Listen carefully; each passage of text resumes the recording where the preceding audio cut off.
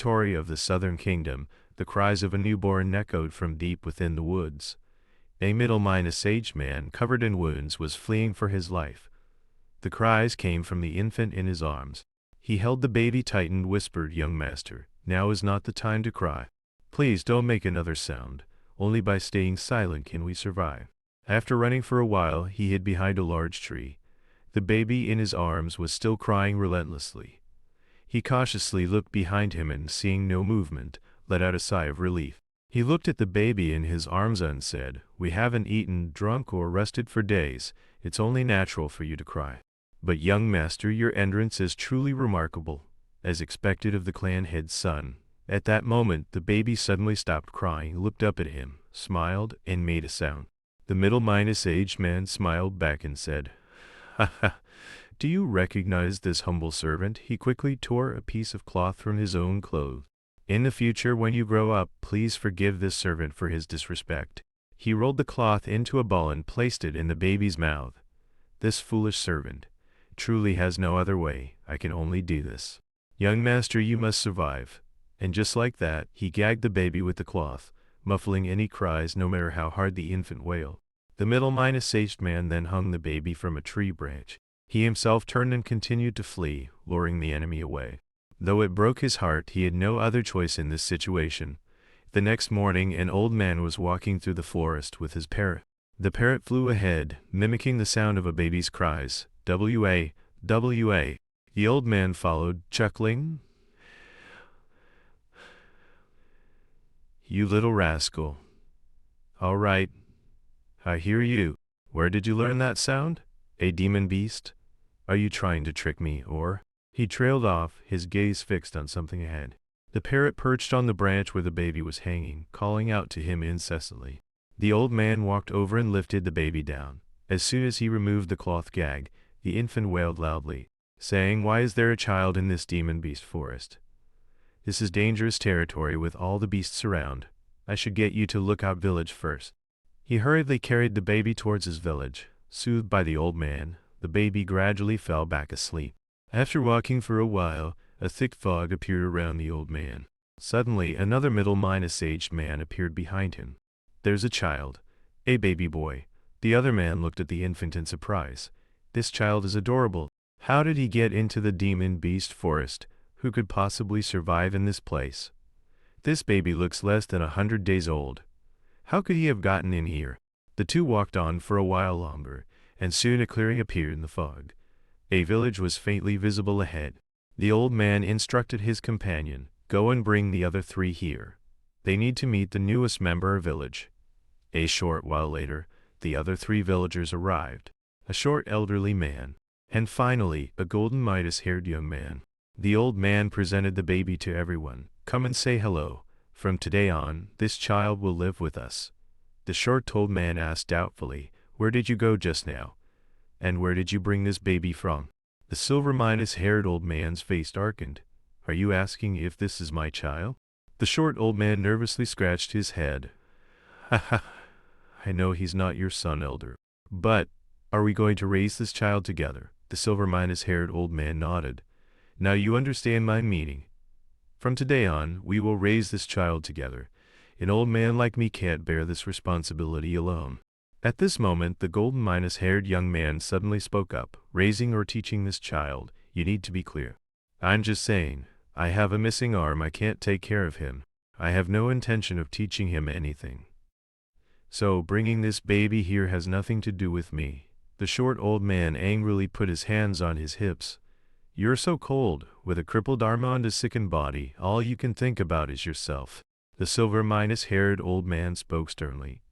"Trask, do not speak such venomous words. Is there anyone here who isn't sickened? Haven't all of our inner cores been destroyed?" The short old man let out a cold laugh. "You just called me by my name. Didn't you say we weren't to reveal our identities or inquire about each other's past in this demon beast forest? Why are you suddenly exposing us now? Elder, do you know the dashing handsome scholar, beautiful as a celestial, who captivated countless young maidens? Most importantly, he was renowned for his mastery of medicine and alchemy. Your knowledge of medicine and herbs reminds me of him." The silver Midas-haired old man's face darkened. "Are you mocking me? I am Ji-ho, the one known as the arbiter of life and death. Hearing him reveal his identity, the other four were stunned. Ji-ho glanced at them and chuckled. What's the point of hiding anymore? Let's just reveal everything. I'm sure 4 of the 5 of us here already know each other's identities. The middle-aged man beside him immediately clasped his hands. I'm Huang So-Guan, also known by the moniker of the sorrowful demon sage. Please forgive me, elder, for not revealing my identity to you sooner. The short old man also spoke up. The elder has taken the initiative to reveal his identity. In that case, I will no longer hide. I am Trask, the sky-defying rogue. The bearded old man also smiled and stated his name. I am Goku. Upon hearing his name, Trask was shocked. Ah, so it's you, the figure known to the world as the Black Gold Yaksha. With your strength, it must have been unbearable for you to pretend to be a simple carpenter. Then everyone turned their gaze to the golden-haired young man. The golden-haired young man turned away silently, with no intention of revealing his identity. After a moment, Ji-ho moved past the topic and asked everyone, "Can you guess why I revealed my identity?" Huang So-Guan immediately replied, "We all understand your meaning, elder. You want us to treat this child as our shared disciple, don't you?" Ji-ho nodded. "That's right. Although we are all criminals with destroyed inner cores, this child is different. He is not like us. He needs our protection to survive in this demon beast forest, doesn't he?" Everyone agreed. The elder speaks the truth. Trask moved closer to observe the baby. A good idea, but we should also see if this child has any natural talent. Ji-ho brought the baby closer to his face. Who am I? Of course, I have my own methods. This child is sure to have extraordinary gifts. Before we depart from this world, he will undoubtedly achieve astonishing things. No one objects to raising this child together, correct? The 4 men remained silent, offering no protest.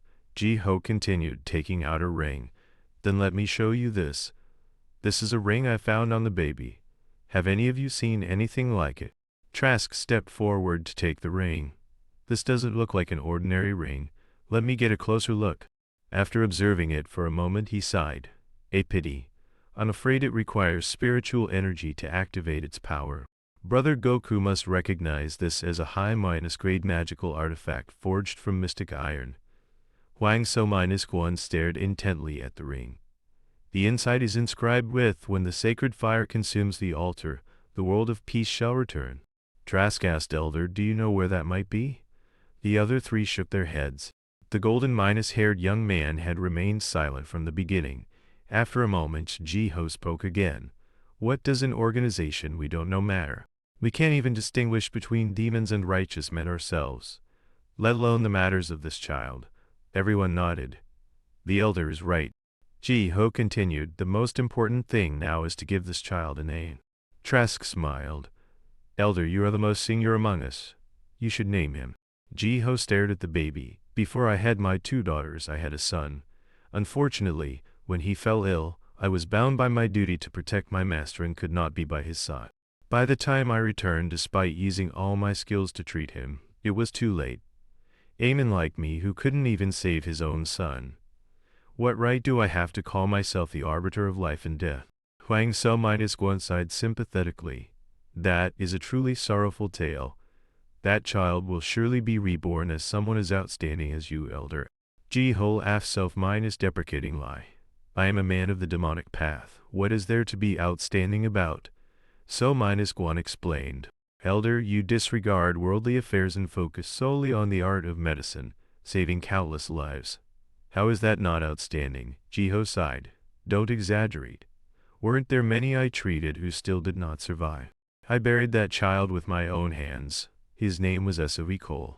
This ring can signify the child's identity, and it's made from mystic iron." "So what about naming him Lord SOV?" Trask smiled. "If Elder Ji-ho has spoken, how could I dare to disagree? I will follow your wishes." Goku also smiled and nodded. "I agree." So-Guan nodded. "It is a fine name indeed." The golden-haired young man replied coolly, "I am not his master." Ji-ho laughed heartily. From this moment on, SOV will be the shared disciple of Ji-ho, the arbiter of life and death. So-Guan chuckled. though I've only heard of it.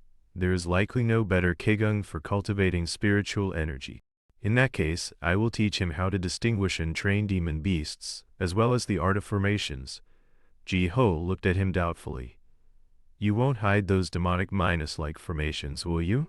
So Minus Guan smiled and explained, the Void Minus Prism formation, the Ghost Valley Concealment formation, and the Illusory Lantern formation. I will teach them all to him. Trask glanced at Goku. Those two are passing on such powerful secret arts to SOV Cole. Brother Goku, you must be feeling the pressure. Goku replied calmly, I will teach him how to forge artifact. Trask's eyes widened in astonishment, exclaiming excitedly, Brother Goku, you truly know how to forge treasures. You don't mean the lesser magical tools or instruments you often mix up, do you? Goku smiled. I am not mistaken. Trask bashfully avoided everyone's gaze and waved his hands. Besides my skills in thievery and escaping, I have nothing to teach him. The instant step and flying lotus step are well minus known survival technique. The earth minus burrowing art and bone minus shrinking technique are also very useful in times of danger.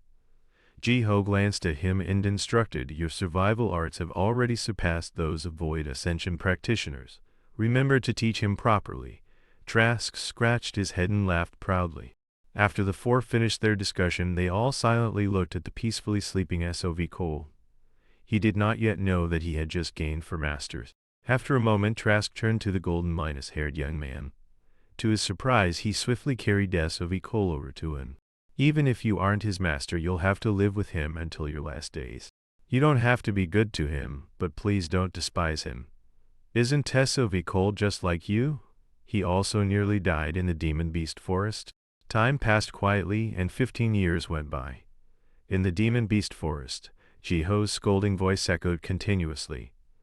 How can you be so stupid? If you don't memorize all the names of these spirit herbs today, you're not going anywhere. After a round of scolding, he walked out. Once he was gone, SOV Cole, who was inside, let out a sigh of relief. Just then, Trask suddenly popped his head in from outside. What are you sighing about? You'll cause an earthquake, kid. SOV Cole, now 10 years old, was studying inside the house. Seeing Trask, he said happily, Fourth Master. The two went outside to talk. Trask asked doubtfully, still haven't memorized the spirit herb names today? SOV Cole nodded. Yes, I'm really an idiot. Trask comforted him. Where are you an idiot? Haven't you learned everything the other masters taught you? It's just that Elder Ji-ho is too brilliant. Everyone thinks so. SOV Cole sighed sadly. Yes, perhaps that's it. Trask added, the older people get, the more they worry, so don't blame yourself too much, and don't blame Elder Ji-ho for being too harsh. SOV Cole laughed sadly, Fourth Master, is it true that First Master doesn't have much time left? Trask looked at him and smiled, then reached out to ruffle his hair. My boy, if Elder Ji-ho were still a Void Ascension practitioner, he could live for another 800 years, maybe even 1,000, but now he's just an old man with a destroyed core. It's normal to grow old and pass away.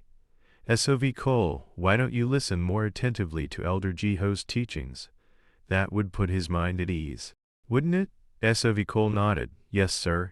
Trask fumbled for something on his chest. All right, our good SOV Cole. I've told you so many times, the masters. Before he could finish, SOV Cole recited loudly, all the masters are very good to me. I must trust and obey everyone. As for others, I must be unconditionally suspicious. I must never trust anyone. Trask took out a few peaches and gave them to him. Here, eat this. SOV Cole said excitedly. Are these immoral peaches? And there are 3 of them, Master? Did you just come back from outside? Trask laughed. Just lucky. I also caught a mountain goat. SOV Cole looked at him with excitement. Fourth Master, I want to go outside too. Trask stood up and stretched, his voice stern. Absolutely not. Have you forgotten what First Master said? SOV Cole sighed sadly. Before breaking through the celestial gate, I am not to leave Lookout Village. Trask smiled and nodded. You're learning Elder Ji-ho's heaven minus piercing Kigan. I'm going to pick more peaches for you, so study hard. SOV Cole watched his retreating back and nodded enthusiastically. Yes, you can count on me, Fourth Master. Soon, the sun set. At midnight, SOV Cole was still diligently reading by candlelight. Just as he was getting sleepy, the sound of a goat bleating from outside startled him awake. He quickly went to the window to look out. In the courtyard, the golden minus-haired young man was using his foot to feed grass to the goat. Seeing how inconvenient it was for him, Cole went out and said, "Let me help you with that." The golden minus-haired young man shook his head. "Let me do it. I'm disabled, not useless. I can't just sit around all the time. If you want, come here and pet this goat." Cole nodded enthusiastically. "Yes, sir." He happily sat down and petted the white goat. "I heard this goat was caught from the outside. The world outside must be full of strange things. But, is the outside world really that dangerous?" The golden minus-haired young man said calmly, "You can't handle the storms of the outside world yet. Isn't that why your masters are always trying to teach you?" Cole nodded dejectedly. Seeing the child who was happy just a moment ago suddenly become so downcast, the golden minus-haired young man couldn't help but sigh. "Come, sit next to me." Once Cole sat beside him, the golden minus-haired young man continued, "You're smart enough to practice the heaven minus-piercing Kigan, but you're not good at memorizing. Are you?" Cole nodded. "Yes, sir." The golden minus-haired young man instructed then, "Before you sleep and after you wake, recite this mantra 3 times. You'll naturally remember it." Cole's eyes widened in surprise. He was about to ask something, but the golden minus-haired young man cut him off. "Don't ask questions, just memorize it first." He then recited the mantra. Hearing these words felt like a lightning strike to Cole. Seeing him dazed, the golden minus-haired young man explained, "Once you've memorized it, I'll explain. Don't put too much pressure on yourself." Cole came back to his senses, smiled, and nodded. "Thank you, sir." The golden minus-haired man asked again, "This is the first time I've told you this secret, isn't it?" Cole nodded. "Yes, sir." Time passed and another 5 years went by. Cole was now 15 years old. He sat before Jiho and recited, according to the formula, add for parts of single minus stem bamboo, to parts of sun minus center herb, 7 parts of bamboo minus skin ginseng, and 3 parts of 5 minus mountain root. Use the high minus heat technique to carefully control the temperature. The elixir will dry and crack. If it's too low, the elixir cannot form. Lying in bed praised him. "Well done, Cole. I have nothing left to teach you. Now you just need to apply the knowledge you've learned. Thanks to you, this old man can enjoy his final years in peace. Even when I'm gone, you must remember to listen to your other masters and be diligent in your cultivation." Cole nodded seriously. "I will remember your teachings, first master. It seems my time is short, but while everyone is here, I will tell a story I have kept hidden for a long time. This prison. Once you enter, you can never escape. But unlike this demon beast forest, there's a way to leave." Trask and the others were shocked. "Elder Jiho, are you telling the truth? So that person wasn't lying?" "What is the method?" Jiho slowly explained. "I was once in charge of alchemy at the Bloodessur Fortress, one of the 3 great demonic sects of the Southern Kingdom. My reputation in medicine was widespread, so some special individuals sought me out for treatment. Among them was a man who was gravely injured, completely bandaged, unable to move. It was this man who told me he was injured while escaping from the demon beast forest. He said that deep within a certain cave, there is a teleportation array that requires spirit stones to activate. A 9-hued serpent dragon guarded the place, but he had already killed it. So Guan said in surprise, "A place where a 9-hued serpent dragon resides must be rich in spiritual energy. It could be a spirit pond or a volcano. If Cole wants to leave the demon beast forest, he must find that place." Jiho nodded. "You are right. We will perish in this demon beast forest, but Cole is different. Cole, come here." Cole rushed to his side. "Yes. Master, please speak." Jiho instructed. "No matter what, you must escape this wicked demon beast forest. All your masters hope you can repay our effort." Cole replied firmly, "Even if it means death, I will repay the kindness of my masters." Jiho smiled. "Of course you must. The heaven minus piercing Qigong you are learning is a divine art, so you must practice diligently to get out. However, this heaven minus piercing Qigong is incomplete." Trask gasped in shock. "Impossible. What do you mean by that? Why would you teach him a flawed martial art?" Jiho explained, "This incomplete heaven minus piercing Qigong is a technique with extremely potent yang energy. The deeper you practice, the easier it is to control the yang energy. Potent yang energy is very beneficial for breaking through cultivation gates, but conversely, if you cannot control it, you will not only suffer physical agony but could also lose everything you've cultivated your entire life. I once treated the side effects of the heaven-piercing Qigong for the master of the Blood Asura fortress, but at that time, blinded by ambition, I secretly stole his Qigong manual. I also wanted to spend more time with my newborn daughters. I thought I could rely on the heaven-piercing Qigong to quickly reach the Celestial Palace stage, but I was discovered and pursued all the way here. He grasped SOV Cole's hand. SOV Cole, to get out you must find a complete set of the heaven-piercing Qigong. SOV Cole nodded. Yes, master, I understand. I will find the complete heaven-piercing Qigong. Ji-ho nodded. Good. If you have the chance in the future, go to the Blood Asura fortress in the southern kingdom. Tell my wife so hi and my 2 daughters, so -co and so news of me, if they are in trouble, help them in my stead. SOV Cole nodded. I will remember, master. After giving his final instructions, Ji-ho closed his eyes and passed away. Afterward, they cremated his body. Although they had been mentally prepared, they could not contain their grief. In the years that followed until he was 18, his masters continued to teach him in turns. These past few days I've been able to feel the celestial gate in my lower abdomen hard as stone. But no matter how I attack it with spiritual energy, I can't break through. Trask exclaimed with joy, you can finally feel the celestial gate. Quick, come sit here. Once SOV Cole was seated before him, he began to explain, for a practitioner, breaking through to the next realm is very difficult. However, you already have the heaven-piercing Qigong. If you cultivate diligently, you'll break through the celestial gate quickly. SOV Cole still asked sadly, how long will it take, if I can't take elixirs to supplement my internal energy? Before he could finish, Trask tapped him on the head. What's with this kid? You're only 18 and you're already complaining about not being able to enter the celestial state. Even practitioners with extraordinary gifts take 100 years, not to mention the countless others who return to the earth before ever reaching the celestial stage. You've learned many formations. SOV Cole nodded blankly. Yes, I know. Trask stepped forward, patted his shoulder, and smiled. Don't go too far. You must return before dark. Absolutely avoid demon beasts. Quickly gather the spirit herbs you need for your elixirs and come back. Given permission to go out, SOV Cole was overjoyed. Yes, fourth master. Early the next morning, SOV Cole left the village alone.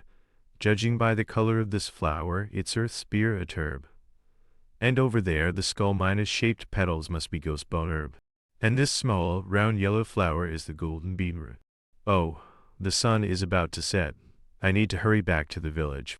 SOV Cole immediately turned back towards the demon beast forest. He ran while executing his footwork, constantly admiring the flying lotus step. It was so much faster and more energy-efficient than using it in the cramped confines of the forest. Fourth master was right.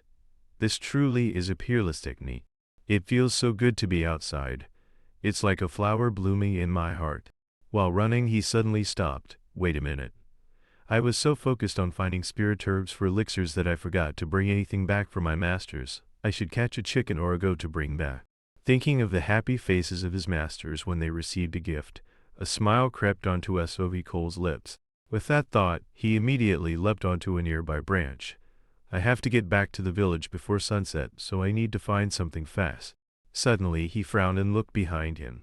Why do I feel a chill all of a sudden? Not far behind him, the goat was grazing. The goat spotted him too and looked up. SOV Cole immediately jumped down from the tree. Hey goat, I have to use the flying lotus step to catch. But, what is this chilling sensation? It's not the same feeling I got when I saw the goat. After a moment's thought, he turned and hid behind a tree. Sigh, this is my first day out. I can't take any risks. I'll catch one next time. Just then, a giant wolf emerged from the nearby bushes. SOV Cole froze when he saw the three-headed wolf in front of him. Its 3 heads turned towards him and let out a fierce howl. SOV Cole recognized it at a glance, a low-level demon beast, the 3-headed wolf. I'm only at the elixir refinement stage, so I can only avoid it. I don't have a weapon anyway. Of the 30-6 stratagems, fleeing is the best. No, the flying lotus step is fast, but it could still catch me before I even turn around. How could this happen? But, facing this situation, I feel surprisingly calm. Even at the moment the 3-headed Dumberwolf attacks me, I'm calm enough to use the instant step to dodge. Although the instant step consumes a lot of spiritual energy, it allows for short distance teleportation in the blink of an eye. How could I lose to the claws of a 3-headed Dumberwolf? The 3-headed Dumberwolf hadn't noticed that SOV Cole had already moved behind it. Its 3 heads were still staring at where he had been, growling. A smile crept onto SOV Cole's lips. I wonder if I can catch it. At that moment, the 3-headed Dumberwolf realized he was behind it and quickly turned, growling as it charged at him.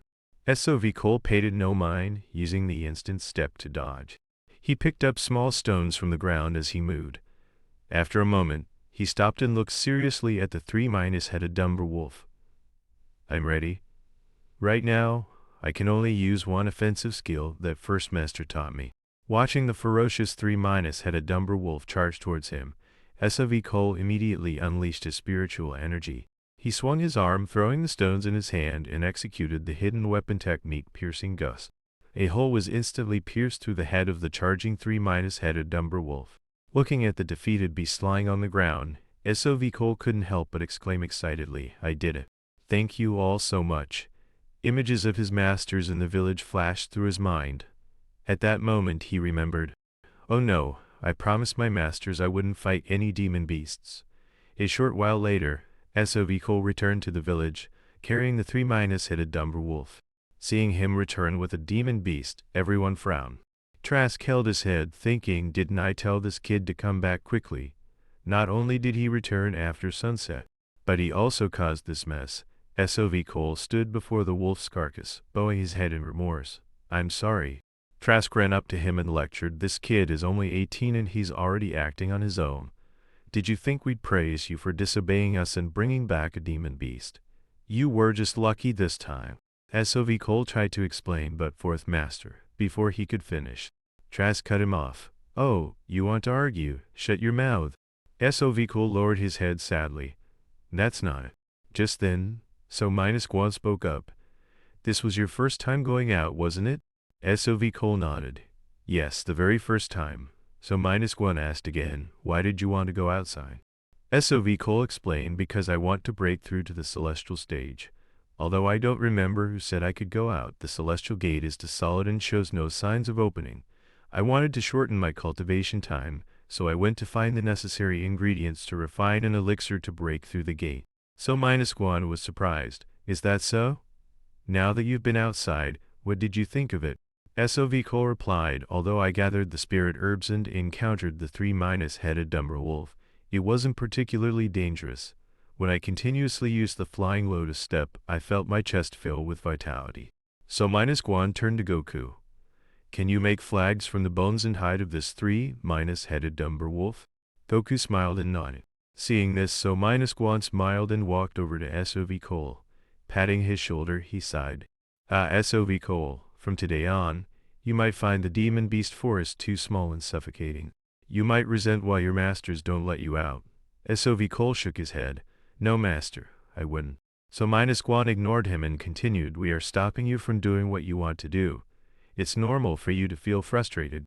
We also want to see you quickly enter the celestial stage. Breaking through the gate is a very difficult and dangerous matter.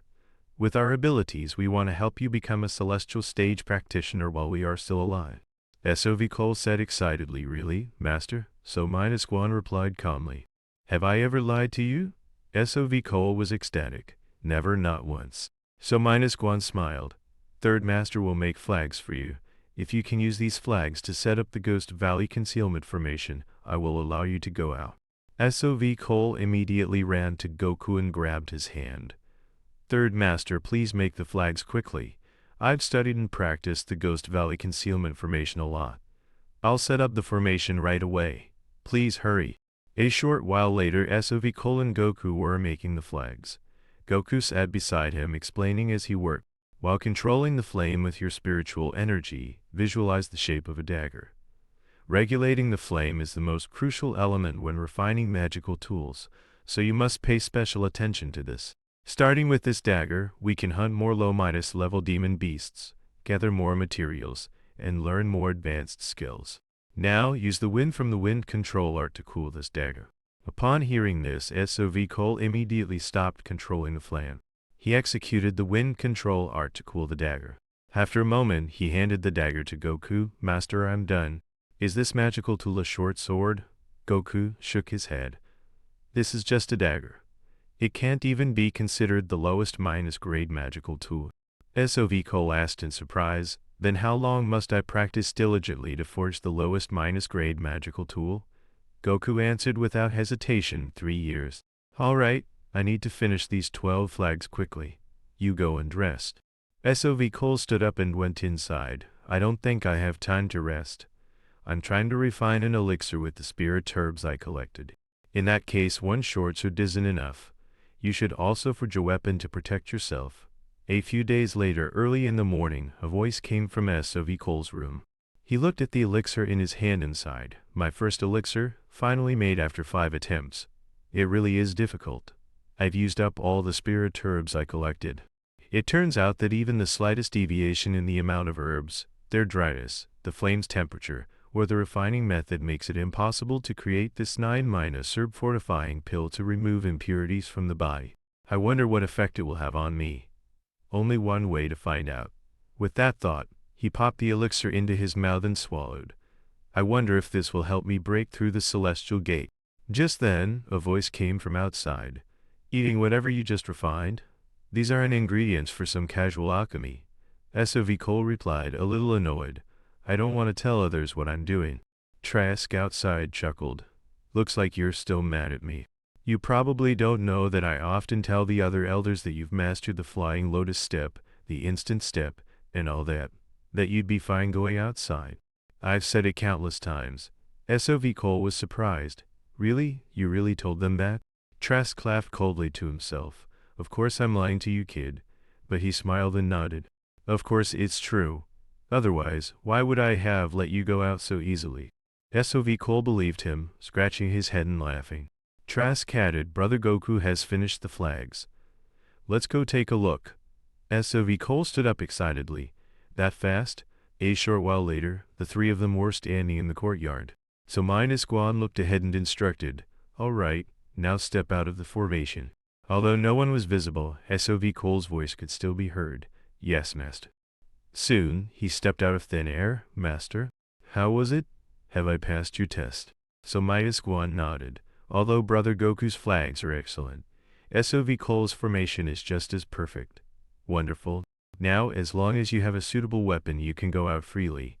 SOV Cole turned and raised his weapons with a smile. 2 short swords, 8 throwing stars, and a piercing bamboo dart. Is this enough? After that day, they no longer stopped SOV Cole from going out. He could move freely outside the village. As he ran through the forest, he sighed to himself. This is going to be difficult. For the past 3 months, I've run all around the demon beast forest.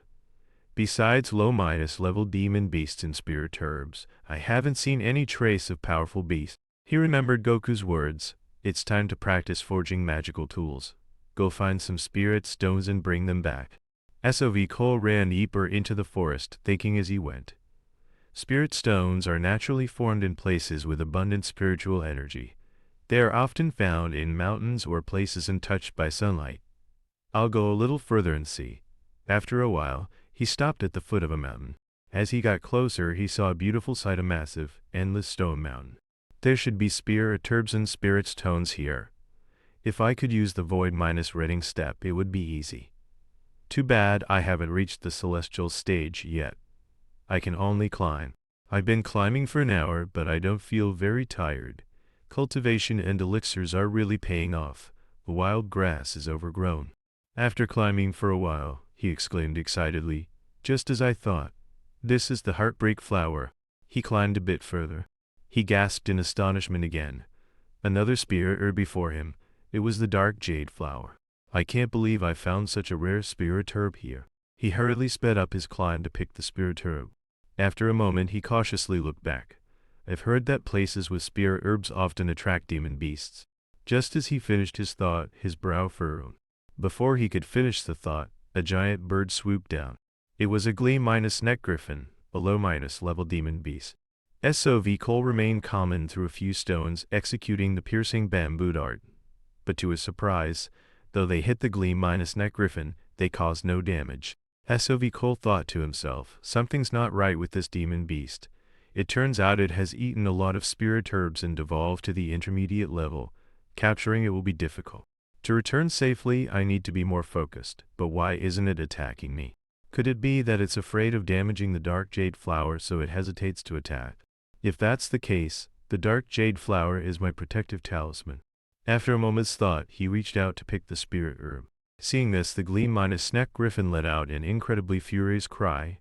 SOV Cole, seeing its reaction, had a realization, just as I thought.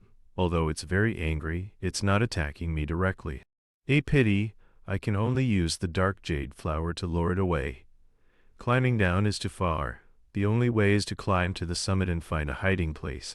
It seems I've been careless and underestimated the demon beast forest, ignoring my master's warnings. Looking at the growling glee-neck griffin beside him, SOV Cole threw the dark jade flower downwards. Just as he predicted, the glee-neck griffin immediately ignored him and flew after the spirit herb. SOV Cole took the opportunity to speed up and run towards the summit. Soon, he could see the peak. He jumped up in relief. Made it. I can hide here. He quickly took out a few formation flags from his satchel. Then he threw them to the ground, deploying the Ghost Valley concealment formation. The glee-neck griffin quickly flew up from below the mountain. It kept looking around, searching for SOV Cole. But SOV Cole was already inside the formation in a state of invisibility. How could it possibly see him? SOV Cole felt extremely tense. Damn, look how angry it is. It definitely won't let me go easily. Just then, the ground suddenly shook violently. A pig-like demon, wreathed in flames, approached from the distance. The moment SOV Cole saw its appearance, he recognized it. A jade-green pig radiating flames. It must be the intermediate-level demon beast, the Jade Flame Boar. The Jade Flame Boar opened its mouth, gathering flame. The glee-neck griffin above also opened its beak, gathering wind power. Hiding in the middle, SOV Cole watched the two demon beasts prepare to clash, his heart pounding even harder. Soon, the wind and flames began to collide, and a terrifying explosion instantly spread outwards. SOV Cole was horrified. Is this the power of a battle between intermediate-level demon beasts? I never imagined it would be this intense. One clash was not enough. The glee-neck griffin shot down like a giant arrow, aiming straight for the Jade Flame Boar. Seeing it dive, SOV Cole grew even more afraid. The Jade Flame Boar below was not to be outdone, opening its mouth and roaring. The two beasts collided head-on, their bodies crashing against each other. The force of their impact affected SOV Cole, and his formation flags were quickly blown away. His body reappeared from its invisible state, and he was thrown backwards. The head-on collision of the two demon beasts immediately caused an earth-shattering explosion. When the dust settled, SOV Cole's tattered figure was revealed. He looked at the devastated scene before him, feeling lucky. If it weren't for that dark jade flower, I would have been crushed by the glee-neck griffin's power. Luckily, the Jade Flame Boar appeared in time. The two beasts that had clashed were now unconscious in the rubble. SOV Cole quickly jumped down. I've heard that intermediate-level demon beasts often have inner cores. I should go look and see what I can find. A short while later, he found the inner core in the Jade Flame Boar's belly. Found it? I can't believe such a small stone can emit flames. With the feathers of the glee-neck griffin, I can now forge a magical tool. After stowing the Jade Flame Boar's inner core, he had another unexpected gain, the dark jade flower, which the glee-neck griffin had caught. After a bit of searching, he quickly jumped out of the pit. The dark jade flower, the Jade Flame Boar's inner core. The glee-neck griffin's feathers, and the spirit's tomes around here. This time, although it was dangerous, the harvest was quite rich. I must quickly pack up and return before dark. The news of SOV Cole hunting an intermediate-level demon beast shocked the entire Lookout village. Goku began to craft a storage pouch for SOV Cole. A storage pouch is an extremely important magical tool for practitioners. Though it's a small bag, it can hold a great many things. It looks like a small cloth pouch but can contain countless useful materials. During the day, SOV Cole used the storage pouch to search for materials in Spirit's tone. At night, he worked hard at refining magical tools and elixirs to aid his breakthrough to the Celestial Gate. Time flew by, and another 3 months passed. Trask stood outside the door watching SOV Cole and said with a smile, "So busy, you've finally refined the elixir." So Guan reminded him, "An incorrectly refined elixir will turn into poison. I trust in your abilities, but I'm here just in case. We've used many elixirs before, so we know how to help if something goes wrong. That's why everyone came, but it seems we worried for nothing." SOV Cole, sitting inside, replied calmly, "I've put my heart and soul into this, so there will be no mistakes." Trask smiled and advised, "You should be a little more humble in front of your second master. Now, hurry up and drink that magical elixir or I'll steal it." So Guan smiled at them. Then SOV Cole put the elixir into his mouth. He then sat in a cross-legged position. Soon sweat beaded on his face. It felt like the jade flame bore's fire was spreading and burning in his stomach and throughout his body. Then, it suddenly turned bone-chillingly cold, a cold that seeped into his very marrow. So Guan, beside him, shouted a reminder, "You must grit your teeth and endure. If you open your mouth, half the spiritual energy you've accumulated will dissipate."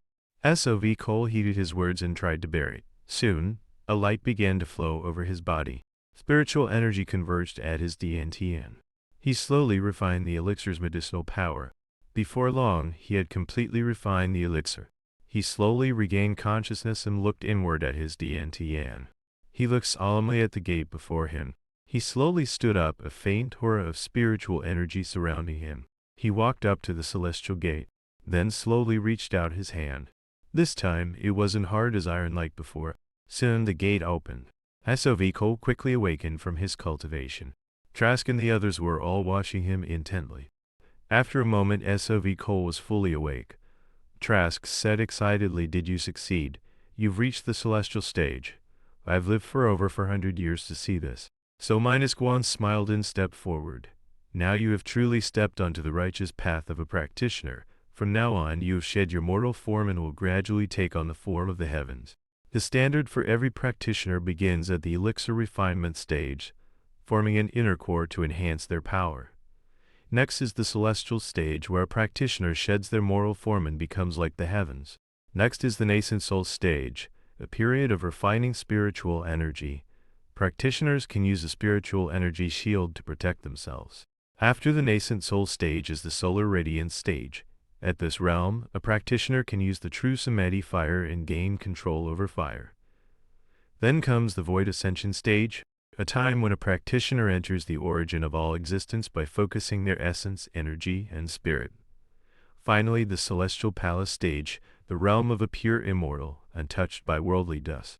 While we have had our cores destroyed and become ordinary people, it would be best if you could become purer and enter the celestial palace stage. SOV Cole nodded and said, "Yes, Master, I will definitely become a celestial palace stage practitioner. Thank you all for being with me during my breakthrough. Ah, how much time has passed?" Goku calmly replied, 1 month after you broke through to the celestial stage. A month later, SOV Cole once again stepped out of the village. Now his movements were no longer as difficult as before. His body was light, and he reached the mountain peak in the blink of an eye. I had planned to come here after reaching the celestial stage, but it doesn't seem like there's anything special. He stood on the mountain peak, looking at the distant sunset, a slight smile on his lips. Although there's nothing special, the feeling of standing on a mountain peak is really new. Suddenly, he noticed a mountain not far away, near the cliff where the Glee-neck griffin and the jade flame boar had fought. Looking from here, I see there's something over there. He quickly executed his lightness skill and ran in that direction. It would be great if there were spirit stones or spirit herbs there. As he got closer, he discovered it was a nest. It's quite large. Is it a demon beast's nest? He immediately took out his weapon from his storage pouch. I can't underestimate the power of a demon beast like last time. This is a good chance to test my newly forged Dazure Scale sword and Dazure Scale shield. As soon as he jumped into the nest, he discovered spirit herbs everywhere. This must be the nest of that Glee-neck griffin from that day. Just then, a sound came from behind him. Without hesitation, SOV Cole turned and raised his azure scale shield to defend. After a long moment he wasn't attacked. He curiously peeked out. Not far away lay a piglet. SOV Cole then let out a sigh of relief. So it's the Jade Flameboar's offspring. Could it be that the Gleam-Neck Griffin kidnapped its child, which is why the Jade Flameboar appeared that day? SOV Cole walked over and picked some spirit herbs to feed the piglet. Seeing it eat with relish, he found it quite interesting. It really enjoys spirit herbs, and it seems very well misbehaved. If I raise it until it can breathe fire, it will be a great help when I'm refining elixirs. SOV Cole then brought the piglet back to the village. Masters, look at this. Everyone was very surprised to see the piglet. This is a newborn Jade Flameboar. Where did you catch it? SOV Cole explained.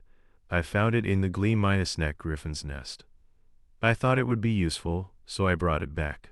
So Guan nodded. Of course it can. I can even tame a fully grown Jade Flameboar, let alone a motherless cub like this. Trask chimed in, speaking of demon beasts, isn't our second master the best in the world? So Guan stroked his beard proudly. Him, not yet the best in the world, but I'm not ashamed wherever I go. Trask laughed coldly. NPH, not ashamed? Do you want to show off your title of the sorrowful demon sage, SOV Cole, when it comes to demon beasts? Don't forget you have a great second master. The piglet paid them no mind and had already lain down, snoring. SOV Cole excitedly asked So Guan, yes master, but how long will it take for this little thing to breathe fire? Goku rubbed his chin and thought. To breathe fire, it will probably take 5 years. SOV Cole sighed in disappointment. 5 years? That long? I thought it could help right away. Trask lectured, you become a practitioner now, kid. 5 years will pass in the blink of an eye. Time flew by. Spring turned to winter and in a flash, 5 years had passed. On a bright, sunny day, SOV Cole stepped out of his house with a sigh. My cultivation seems to have made no progress. If only I could feel the nascent soul gate, that would be great. Just then, Trask jumped down from a tree. This kid's getting impatient. You've only just entered the celestial stage. Even a genius fallen from the heavens couldn't reach the nascent soul stage at the age of 20. SOV Cole sighed. I just feel like the road ahead is uncertain. That's all. Trask rubbed his chin and thought, in my opinion, directly entering the nascent soul stage is indeed a bit far fetched. Why don't you think about using your strength for other things? SOV Cole asked doubtfully. Ah, what other thing? Trask jumped down from him and asked, did Elder Jiho teach you about the ageless elixir? SOV Cole scratched his face. First Master did mention it, but the refining ingredients are quite rare. Although I know the method, finding the materials is a lot of work. Besides, the ageless elixir only helps maintain a youthful appearance. But if you use the ageless elixir while you're young, besides being able to see through the disguise techniques of experts, you can more importantly make your opponent lower their guard and reveal openings. Making others let down their guard is a huge advantage. The next day, at a waterfall in the forest, SOV Cole was gathering spirit herbs. He looked at the mountain, ahead and smiled. So there are so many azure water herbs needed to refine the ageless elixir here. It seems this is just the beginning. Lately I haven't had time to rest due to cultivation. Since I'm here, I might as well relax a bit. Since I have to cultivate anyway, I might as well refine a few extra ageless elixirs for my masters and senior uncle. Just as he was soaking his feet, enjoying the comfort, he suddenly jumped up and looked behind him. Without hesitation, he took out formation flags from his storage pouch. He quickly deployed the Ghost Valley concealment formation. After hiding, SOV Cole began to analyze. That's the sound of people. Why are there living people in the demon beast forest? It could also be a hiding practitioner. Soon, 2 women approached. They were completely unaware of SOV Cole right beside them. As soon as they saw the stream, they started chatting excitedly. Sister Bo Young, it's so hot. I'm going for a swim first. Then I'll join you. SOV Cole looked at the 2 of them, utterly astonished. They're different from me and my masters. Could they be women? The 2 walked in talk animatedly. You should take care of your youthful skin. Rest in the shade. How could I? Let's swim together. SOV Cole thought to himself as he looked at the 2 women, although I've never met a woman before. My instincts tell me they are very beautiful. seeing the two laughing and playing in front of him. He immediately closed his eyes to calm himself. No, I must calm down. If I meet people in the demon beast forest, I must pretend not to see them and avoid them. He said I must never trust a woman's words, nor should I get close to them. The two women quickly undressed and jumped into the lake to swim. SOV Cole blushed as he looked at the clothes on the shore. Storage pouches. So they're practitioners. If they are celestial stage practitioners, then their storage pouches must contain magical tools. The easiest way to get magical tools is to steal another practitioner's storage pouch. This was what Trask had taught him. Remembering his master's warning, SOV Cole was still very hesitant. Just then, another person emerged from the bushes behind them. Without hesitation, the person excitedly rushed forward and snatched the two storage pouches.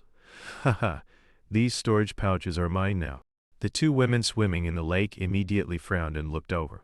The middle-aged man had just touched the storage pouches when his eyes went wide.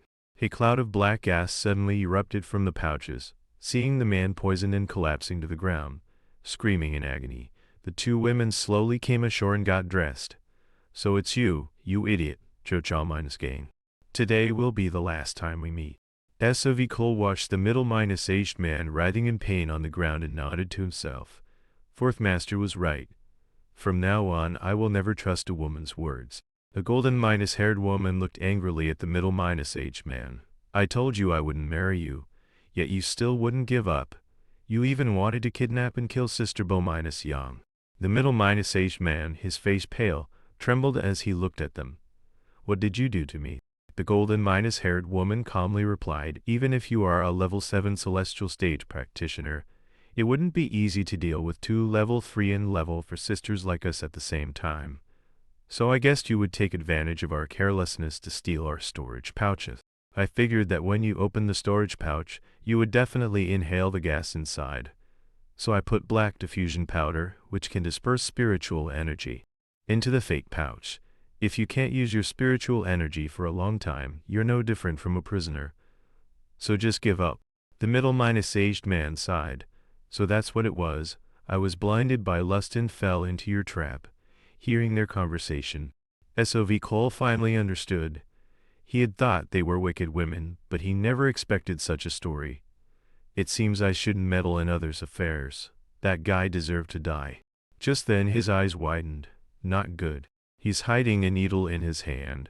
The middle-aged man took advantage of the two women's carelessness, seizing the opportunity to launch the needle at them. Caught by surprise, the two couldn't react in time and could only stand their mouths agape. Just as the needle was about to hit the two women, several stones suddenly flew out, knocking the needle away. The middle-aged man shouted angrily, "Damn it! Who is it? Which bastard dares to ruin my plans?" The two women were shocked. You're not affected by the black diffusion powder. The middle-aged man formed a hand seal and laughed coldly. NPH, seeing you too lazily bathing in this valley, I already suspected it was a trap. I knew you had put black diffusion powder in that storage pouch. If I was already prepared, what is this kind of poison? Being born and raised in the demon beast forest, one must use their brain. If I couldn't even handle these outside traps, how could I have survived here?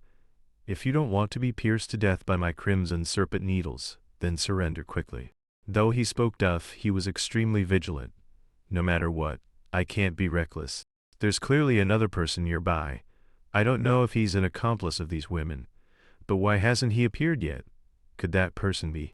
Just then, the brown-haired woman clasped her hands and called out, "Benefactor, thank you for your help. Although we have received your aid, this humble one still presumptuously asks for your assistance once more. If you would be so compassionate as to help us, we will surely repay your kindness." The middle-aged man laughed coldly. I thought you had a backup plan in case your trap failed. It turns out it was just someone passing by who helped you. Saying that, he turned and laughed loudly. I won't blame you for exposing my little charade. On the contrary, if you help me subdue these young ladies, I'll give you a handsome reward. Hearing this, the two women's faces immediately darkened. The middle-aged man ignored them and continued his tempting offer. I'll give you everything in their storage pouches. I'll even add a low-grade magical tool that I possess. Hiding in the back, SOV Cole silently analyzed. That guy is Cho-cha minus gang, a level 7 celestial stage cultivator. I've reached level for the celestial stage, and with those two young ladies we can definitely defeat him. With that thought, he immediately stepped out of the formation. Everyone was surprised to see him appear, he was that close. Cho-cha minus gang's heart sank. I can't even discern his cultivation level. How is that possible? To be able to hide his cultivation like that, could he high level? After a moment's thought, he said to Sov Cole, Ahin, what is your cultivation level? You seem like a prisoner yet also like a practitioner. Speak up and let me hear. Sov Cole inwardly praised Fourth Master's concealment art is truly amazing. To be able to hide my raw strength from them is great. He clasped his hands and said, I have only recently formed my inner core. I am currently at level 3 of the elixir refinement stage. Cho-cha minus gang stroked his beard and nodded. Just entered the early elixir refinement stage. About to awaken your true power. It's understandable that I can't see your cultivation level. However, for an elixir refinement practitioner, your concealment art is excellent, and you could even see through the needle I was hiding. As Sov Cole calmly explained, it's thanks to a magical tool that forms a formation that I can hide so well. As for spotting the needle, it's because I've undergone special training to enhance my eyesight. Cho-cha minus gang nodded and pointed at the two women. So that's how it is. I wonder if you have any other magical tools. Take them out and help us deal with these two wenches. Sov Cole clasped his hands and replied, I also have a sword and shield left to me by my parents. Cho-cha minus gang nodded. Oh, minus gang nodded. Is that so? He laughed to himself. Compared to his elixir refinement cultivation, this kid has quite a few treasures. After dealing with those two, I'll kill you and take all your magical tools. Hehe. He spoke up, little brother, then I'll have to trouble you to lend a hand. I'll give you some good advice later to advance your cultivation. Without hesitation, Sov Cole took out his magical tools. Since the elder has spoken, how could I refuse? I will do my best to help. The brown haired woman gripped her Longsworth and shouted, You scum. It's true what they say, all men are bastards. Today I will kill you and that wretched Cho-cha minus gang. With that she swung her sword, sending a slash towards the two of them. Sov Cole used his shield to block her sword energy. He was completely unharmed. He blocked her attack. Sov Cole lowered his shield and glanced at Cho-cha minus gang. When she attacked, he didn't even dodge. Is he testing me? He's still suspicious, which is why he's cooperating with me for now. While Sov Cole was thinking, Cho-cha minus gang suddenly clapped him on the shoulder. Little brother, you did well. Now, just stand by my side and use your shield artifact to block their attacks. I'll subdue them. As he spoke, to the astonishment of the two women, he immediately activated his artifact, sending one of them flying. The golden haired woman saw her companion get hit and cried out in alarm, Sister, are you all right? The brown haired woman wiped the blood from the corner of her mouth and shook her head. I'm fine. Cho-cha minus gang laughed triumphantly. With just that little bit of strength you want to kill someone? If you want to fight, put some effort into it. I won't be holding back anymore. With that, he activated his artifact again and launched another attack. The brown haired woman gritted her teeth, swung her sword, and executed Crimson Veil. A red light blossomed around the two of them, instantly creating a defensive light barrier. Cho-cha minus gang's attack was immediately blocked by the barrier. The golden haired woman quickly thought, Cho-cha minus gang is underestimating us. He's not using his full power. In that case, we'll see who the final victor is. With that thought, she brandished her fan, and two streams of pink spiritual energy shot out from it. Following Cho-cha minus gang's attack path, they struck towards his arm. Seeing him about to be hit, Sov Cole rushed forward and used his shield to block the blow for him. Escaping a close call, he let out a sigh of relief. Luckily, you blocked her sneak attack.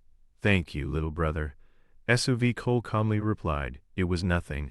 Cho-cha minus gang furiously unleashed a powerful spiritual energy. You damn wretches, I was going easy on you, and you still dare to strike me? From now on, don't expect any mercy from me. With that, he once again urged his artifact to attack. Then he shouted to Sov Cole, little brother, switch to your sword and attack. Obscure their vision. Sov Cole nodded. Yes, elder, leave it to me. With that, he unhesitatingly charged forward, swinging his sword at the two women. The brown-haired woman cried out in alarm, "He's coming! Junior sister, get behind me!" Cho-Cha-Gang's attack slammed into the defensive barrier again. Cho-Cha-Gang took out another artifact. "Let's try this one." Instantly, several jade pearls flew towards the two women. The jade pearls collided with the defensive barrier, creating a violent tremor.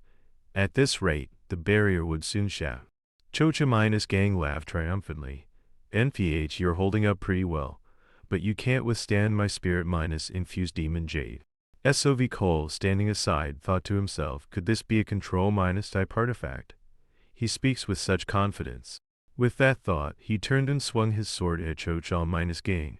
Cho-Cha-Gang, who was reveling in his impending success, suddenly had his expression changed drastically. He reacted extremely quickly. As SOV Cole's sword came down, he retreated to dodge. SOV Cole wasn't surprised by the miss and immediately took out his throwing needles, executing a movement technique to close the distance. Then he opened his mouth and spat out flames, attacking him. Burned by the flames, Cho-Cha-Gang screamed madly, "You bastard, I'll kill you." SOV Cole gave him no chance to react. The hidden weapon in his hand shot out instantly. "Taste my piercing bamboo flash."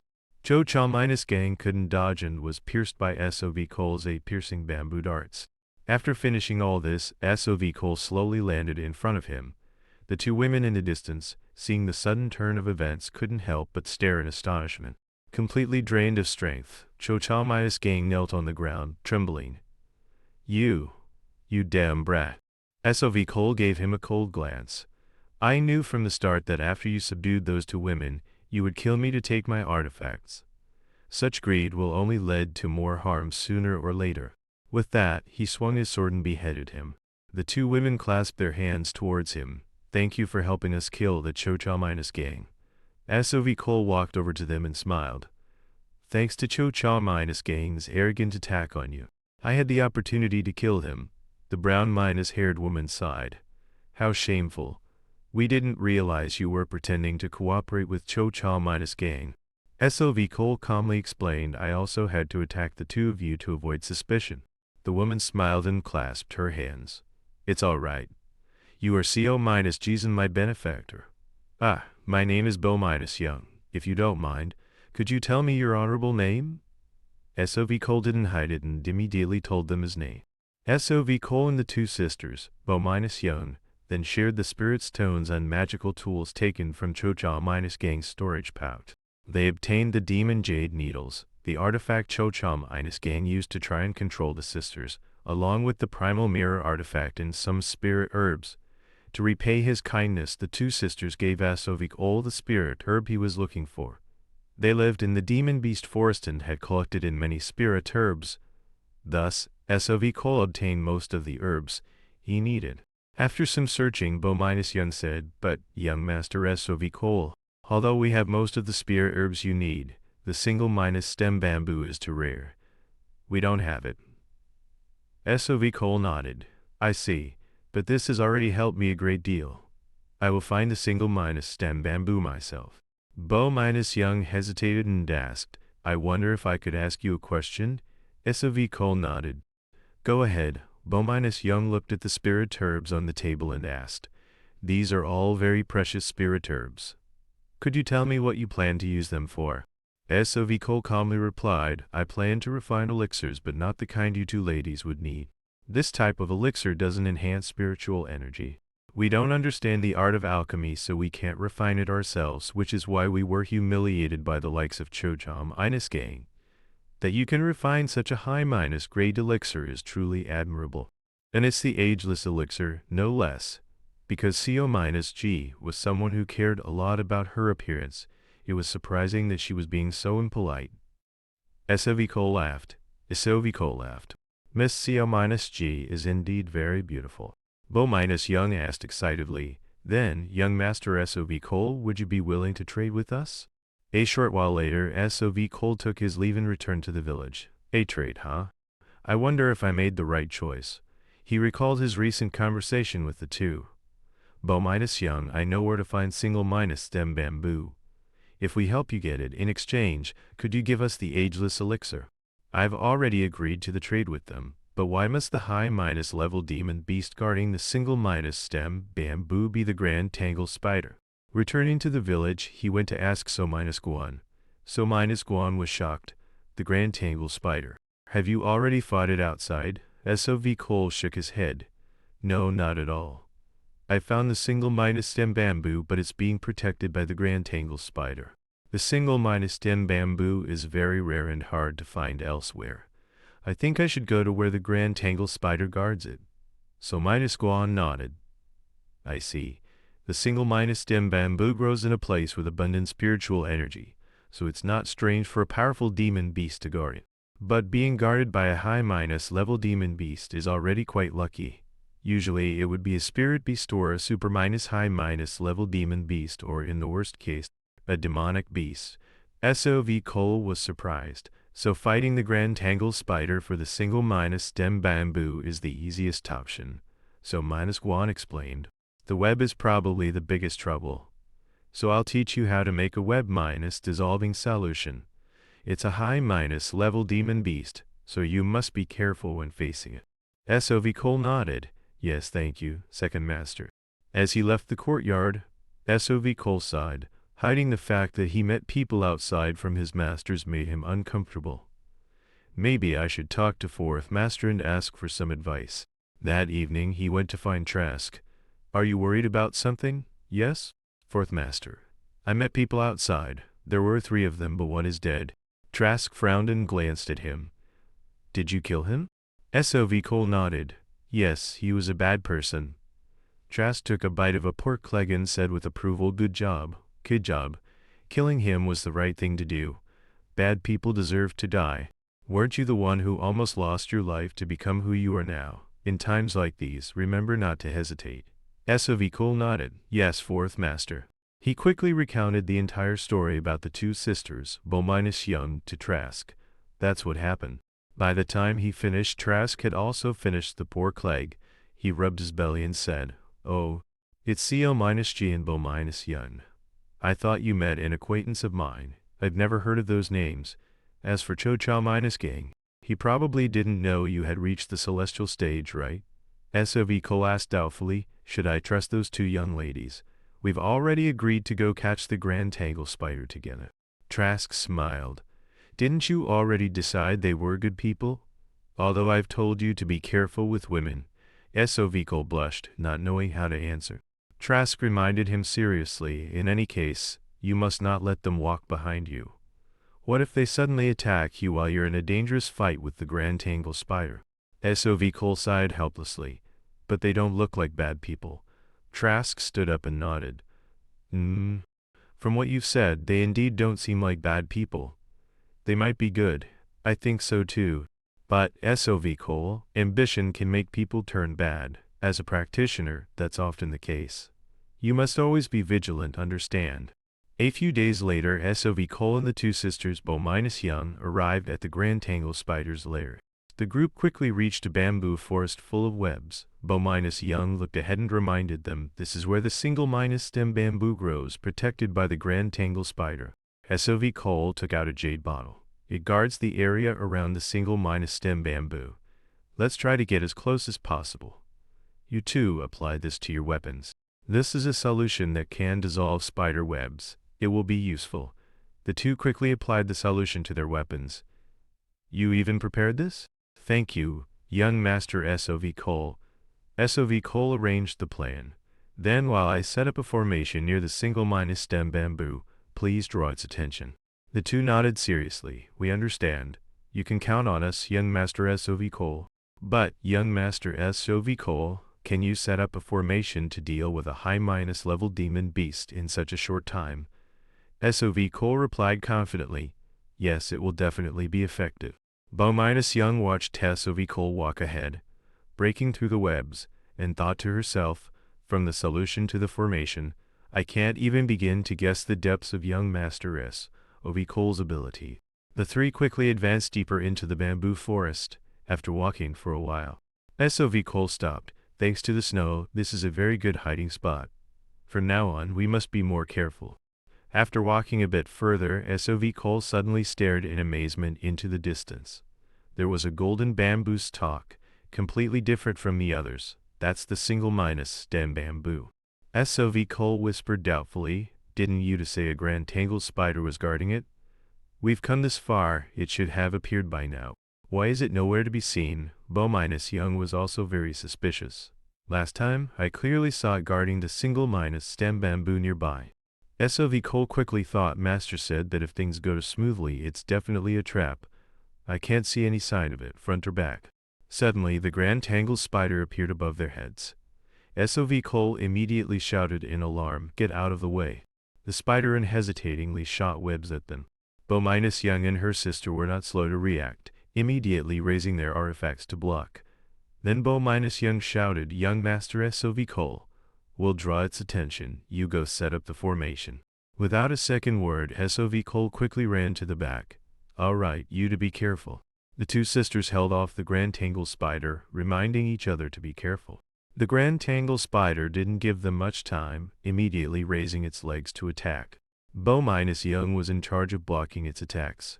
As soon as she parried, she shouted, "CO minus G." Now, without hesitation, CO minus G activated her artifact, and countless butterflies flew out, swarming towards the grand tangle spider. Then, to the spider's confusion, they landed on its body. CO minus G clenched her fists excitedly. With the grand tangle spider at the center, a powerful explosion instantly spread out. After a long wait with no movement from the spider, CO minus G asked Bo minus Young, "Sister, should we attack?" Bo minus Young stared intently ahead. "Wait, it's been standing still this whole time. I have a bad feeling about this." Soon, the grand tangle spider emerged from the smoke and dust. Bo minus Young and her sister had been watching its every move. As soon as they saw it emerge, they retreated. CO minus G again waved her hand, activating her artifact to attack the spider. The attack struck the spider's head directly. As soon as it touched the spider's head, the attack transformed into a flower. Immediately after, the spiritual energy erupted violently, striking the spider's head again. Despite such a fierce attack, when the dust settled, the spider's figure was revealed, completely unharmed. Seeing this, Bo minus Young said in shock, "You hit it with the phoenix needle's consecutive flames, yet it's not even injured. How tough is its shell?" The spider, having been continuously attacked, began to counterattack. It opened its mouth, gathering spiritual energy in front of it.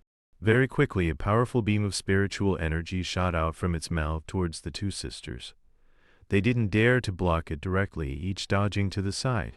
Both of them couldn't help but marvel, such terrifying cold energy. Just when they didn't know what to do, SOV Cole charged forward from behind with his sword and shield. "I've finished setting up the formation. You two have worked hard, leave the rest to me." As soon as he finished speaking, he executed a movement technique and, in an instant, appeared on the spider's back. Then, without hesitation, he stabbed down with his sword, but even this strike couldn't break through its defense. The spider turned its head and opened its mouth to attack him. Seeing the powerful spiritual energy gathering in its mouth, SOV Cole's expression tightened. He shouted and quickly dodged, not lingering any longer. He immediately jumped off its back and retreated. He was utterly shocked. My abyssal sword didn't even leave a scratch, as expected of a high minus level demon beast. Then how about this? With that thought, he immediately threw the hidden weapon in his hand. Seeing the hidden weapon fly towards a single minus stem bamboo, the grand tangle spider recklessly turned and chased after it. The hidden weapon was knocked away before it could even touch the single minus stem bamboo. SOV Cole had a realization. Just as I thought, it's doing everything to protect the single minus stem bamboo. Let's use the bamboo as bait to lure it into the trap. The two sisters understood his meaning and continued to attack the spider from each side. Very quickly, the spider entered the range of SOV Cole's formation. SOV Cole was thrilled. Just a little more and it will fall into the trap. Once the spider was completely inside the formation, he immediately executed the technique. Now, activate the void minus prison formation. The spider, realizing it had fallen into a trap, roared and frantically swung its legs, attacking the formation. But it couldn't break free. Cold sweat poured down Bo minus Young's face like rain. She looked at SOV Cole and thought, could he have set up such a powerful formation in such a short time? Just as she was distracted, SOV Cole shouted, "Quick, attack it while it's trapped." The two sisters didn't hesitate and immediately activated their artifacts to attack. The spider, trapped by the formation, couldn't dodge and could only stand there like a punching bag. They even used their ultimate move several times, but besides making the spider even angrier, they saw no wounds on it. Young sighed. Its shell is too hard. Our attacks are useless. SOV Cole immediately grabbed his sword and charged. In any case, I have to finish it. Seeing him charge, the spider opened its mouth and gathered spiritual energy. SOV Cole didn't dodge this time and continued to charge. As the spider attacked, he raised his abyssal shield to block. The spider's attack was completely blocked by the shield. SOV Cole's pace didn't slow in the slightest as he continued to charge towards the spider. With one attack failed, the spider didn't attack again. Two fangs suddenly emerged from its mouth, clearly coated with its venom. As SOV Cole got closer, it opened its mouth and bit at him. SOV Cole once again raised his abyssal shield to block. The two sisters behind them shouted worriedly, "Young Master SOV Cole, be careful." Although he was held tight by the spider's legs, SOV Cole let out a cold laugh. "You're strong, but it's a pity. Now die." With that, he swung his sword and pierced through the spider's head. The spider, struck in a vital spot, immediately collapsed and died on the spot. The two sisters, seeing this, ran over happily. "Young Master SOV Cole, are you all right?" SOV Cole turned and smiled at them. "Yes, ladies, I'm fine." Just as he finished speaking, his eyes grew hazy, and he showed signs of fainting. The two sisters, seeing this, panicked. "Young Master SOV Cole, what's wrong?" They hurriedly ran to support him. "Young Master SOV Cole, wake up." She checked SOV Cole's body and cried out in alarm. His pulse is very weak, and his breathing is faint. The two girls beside him were frantic with worry, while he lay calmly in their arms, thinking to himself, "I'm sorry for deceiving you, ladies, but this was Fourth Master's request. To see if you are trustworthy, this is the only way. If they want to kill me, I'll immediately use the demon jade needles to pierce their forehead. If they abandon me and quietly take the single minus stem bamboo, I'll control them and take it back. But if they intend to help me, I will never doubt them again." After a moment, CO-G suggested, "Sister, let's take him back to our place first. If we can study the venom from the spider's fangs, we might be able to find an antidote." Young nodded in agreement. "You're right. If we study the venom carefully, we might discover something." Seeing CO-G about to carry SOV Cole away, Young stopped her. "Wait, bring the single minus stem bamboo too. If young Master SOV Cole wakes up and doesn't see it, even if he suspects we hid it, we won't be able to explain. I'll get the single minus stem bamboo in the spider's corpse. You take young Master SOV Cole home first." CO-G nodded. "Yes, sister, be careful on your way back." Then she hurriedly carried SOV Cole and ran back to their home. "We will do our best to find an antidote for you." SOV Cole sighed to himself. "This is going to be troublesome. I didn't want to doubt you and even used the turtle's breath technique to test you. How am I going to explain this reasonably now?" Very quickly, CO-G brought SOV Cole back to their residence. Not long after, Young also caught up from behind. "I'm back. Use the spirit herbs to draw out the poison." As soon as she entered, she saw SOV Cole lying naked on the bed with CO-G sitting beside him, constantly touching him. CO-G was startled and quickly explained, that I was paralyzing his circulation and blood vessels to prevent the poison from spreading faster." After saying that, she blushed and ran outside. "I'm going to extract the venom from the Grand Tangle spider's fangs to study it. I need to bring its corpse to do that. I almost forgot. Sister, come with me." And CO-G, no matter how much you like young Master SOV Cole, you shouldn't be doing that paralyzing thing. Once they were completely gone, SOV Cole let out a sigh of relief. "I can't believe they trust and help me so much. I feel so ashamed for doubting them. Now what would happen if I suddenly stood up?" As he sat up, his eyes were drawn to some books on the table. He quickly walked over to pick them up, alchemy instruction books. There really aren't many useful alchemy guides, and the content is too simple. More importantly, they're all burnt, so there's hardly any readable content. Could Miss CO-G and Miss Young have learned alchemy from these books? Very quickly, the footsteps of the two sisters were heard from outside again. SOV Cole didn't have time to think and hurriedly ran back to the bed. CO-G walked to the bedside and stared at him. You can open your eyes now, can't you? Seeing SOV Cole still unresponsive and motionless, she reached out and lifted the blanket. I know you're awake. SOV Cole sat up in surprise, saying in confusion, Miss, how did you know? CO-G calmly replied, the state of the blanket I covered you with is different from before. How could someone paralyzed by poison move it? SOV Cole had a helpless expression. Miss is very observant. I was indeed paralyzed by the poison, but it seems I've recovered. CO-G looked doubtful. Is that even possible? SOV Cole smiled and explained, since I was young, I've eaten various poisonous grasses, a little at a time, to build up an immunity. CO-G took the single stem bamboo from her storage pouch. It seems I was worrying too much, but it's good that you've recovered. As promised, this is your single stem bamboo. My sister has also brought back the corpse of the grand Tangle spider. SOV Cole held the single stem bamboo and laughed excitedly. Thanks to you too, I've gathered all the ingredients. I hope I can successfully refine the ageless elixir. When I do, I'll give you each one. CO-G smiled and nodded. I'm looking forward to it. A moment later, Bo-Young walked in from outside. CO-G, you were just here. Where did you go? Were you still taking the chance to touch young Master SOV Cole? As soon as she entered, she said excitedly, Young Master SOV Cole, you're awake. That's wonderful. SOV Cole smiled.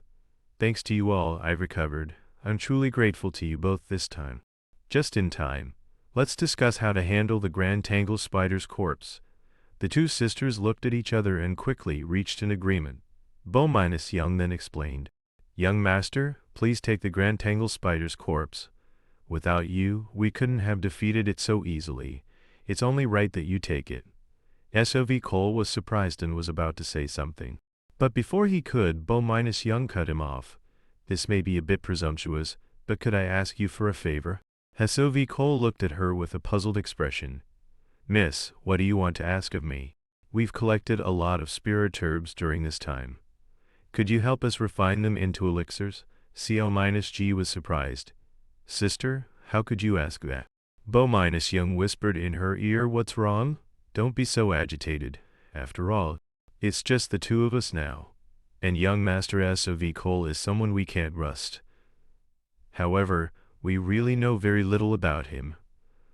Young Master SOV Cole, I have a few questions I'd like to ask you. How old are you, young Master? SOV Cole calmly replied, 20-3, almost 20-4. The two were shocked, their mouths agape. What? Only 20-3? And you've already reached level 4 of the celestial stage, just like us? SOV Cole looked confused. What's wrong? The two lowered their heads sadly. It's hard to believe. My sister and I cultivated diligently for a full 100 years to reach our current level. Bo-Young asked again, were you born in the demon beast forest, young Master SOV Cole? That means someone took care of you and taught you. Could you tell us what they were like? CO-G was startled. Sister, asking so many questions is rude. It has nothing to do with us asking for help with alchemy. SOV Cole thought to himself, I can't just reveal my master's identities. After a moment, he sighed. Unfortunately, my master has passed away. He lived in seclusion and never told me about his past. I can't answer your question, miss.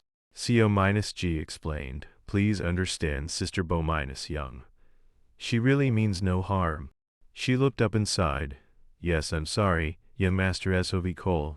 This concerns our fate, so I was a bit presumptuous. As practitioners living in the demon beast forest, everyone has their own story. I forgot that for a moment. I have a few things to tell you about the spirit herbs I'm asking you to refine. We are from the Unmasking sect, a small sect founded by art families in the southern kingdom. The Unmasking sect was once a sect that specialized in growing spirit herbs and refining elixirs. But one day, after being attacked by a sect called the Mage in a Sioux Mountain villa, it was wiped out in a single morning. There was fire, smoke, and corpses everywhere.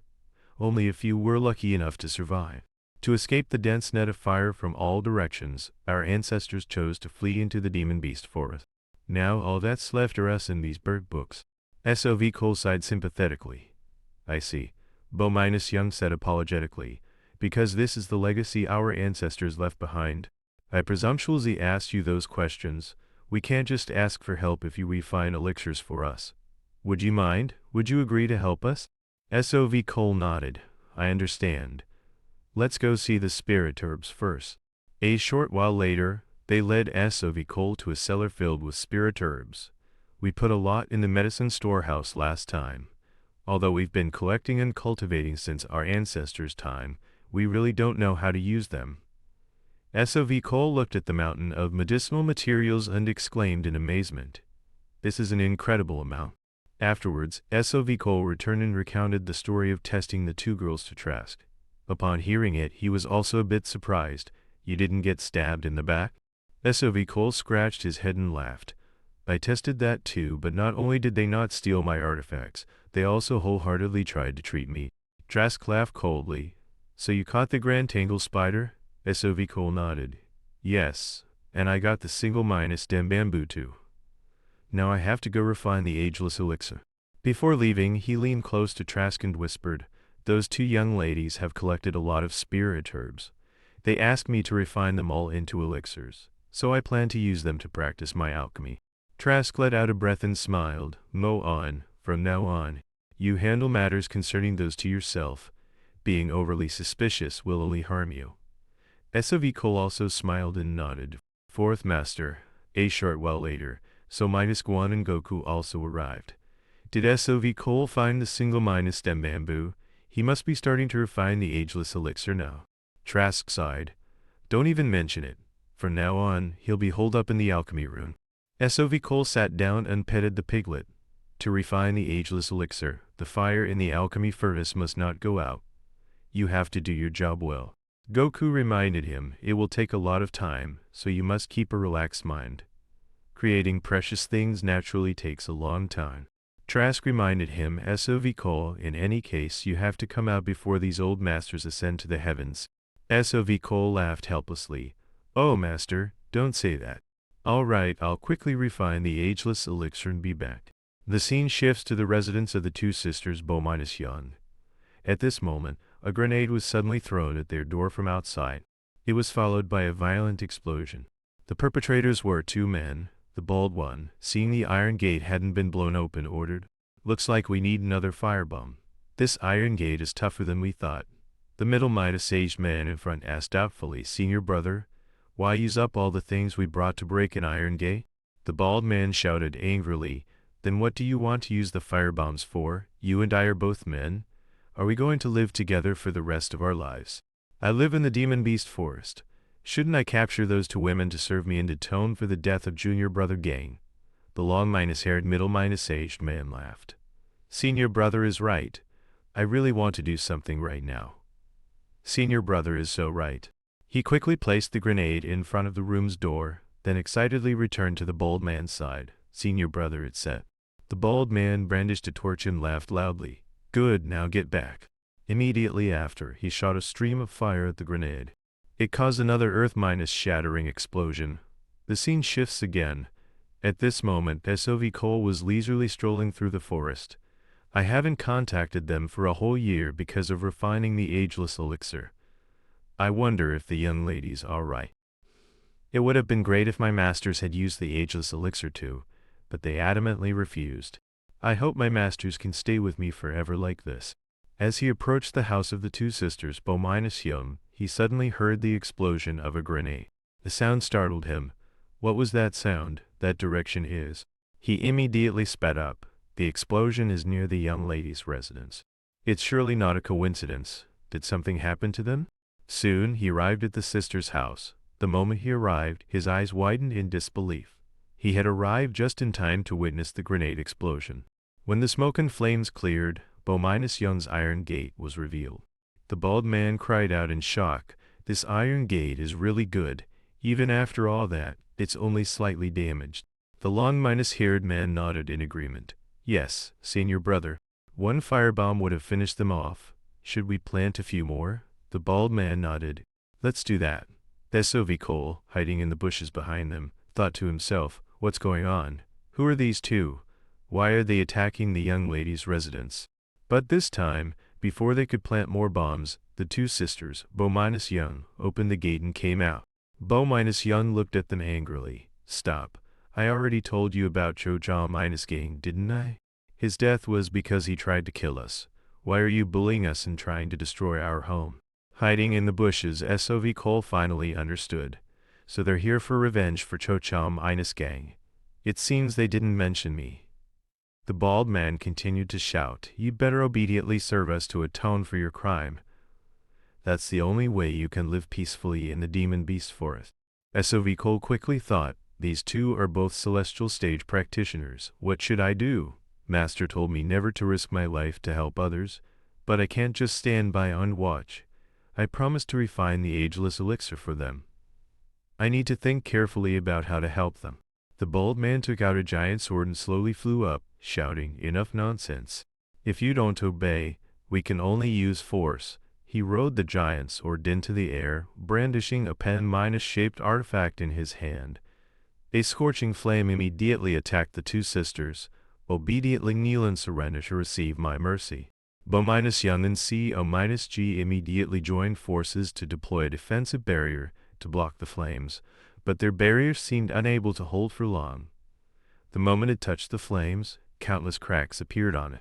While they were focused on defending against the flames, the bald man suddenly circled behind them.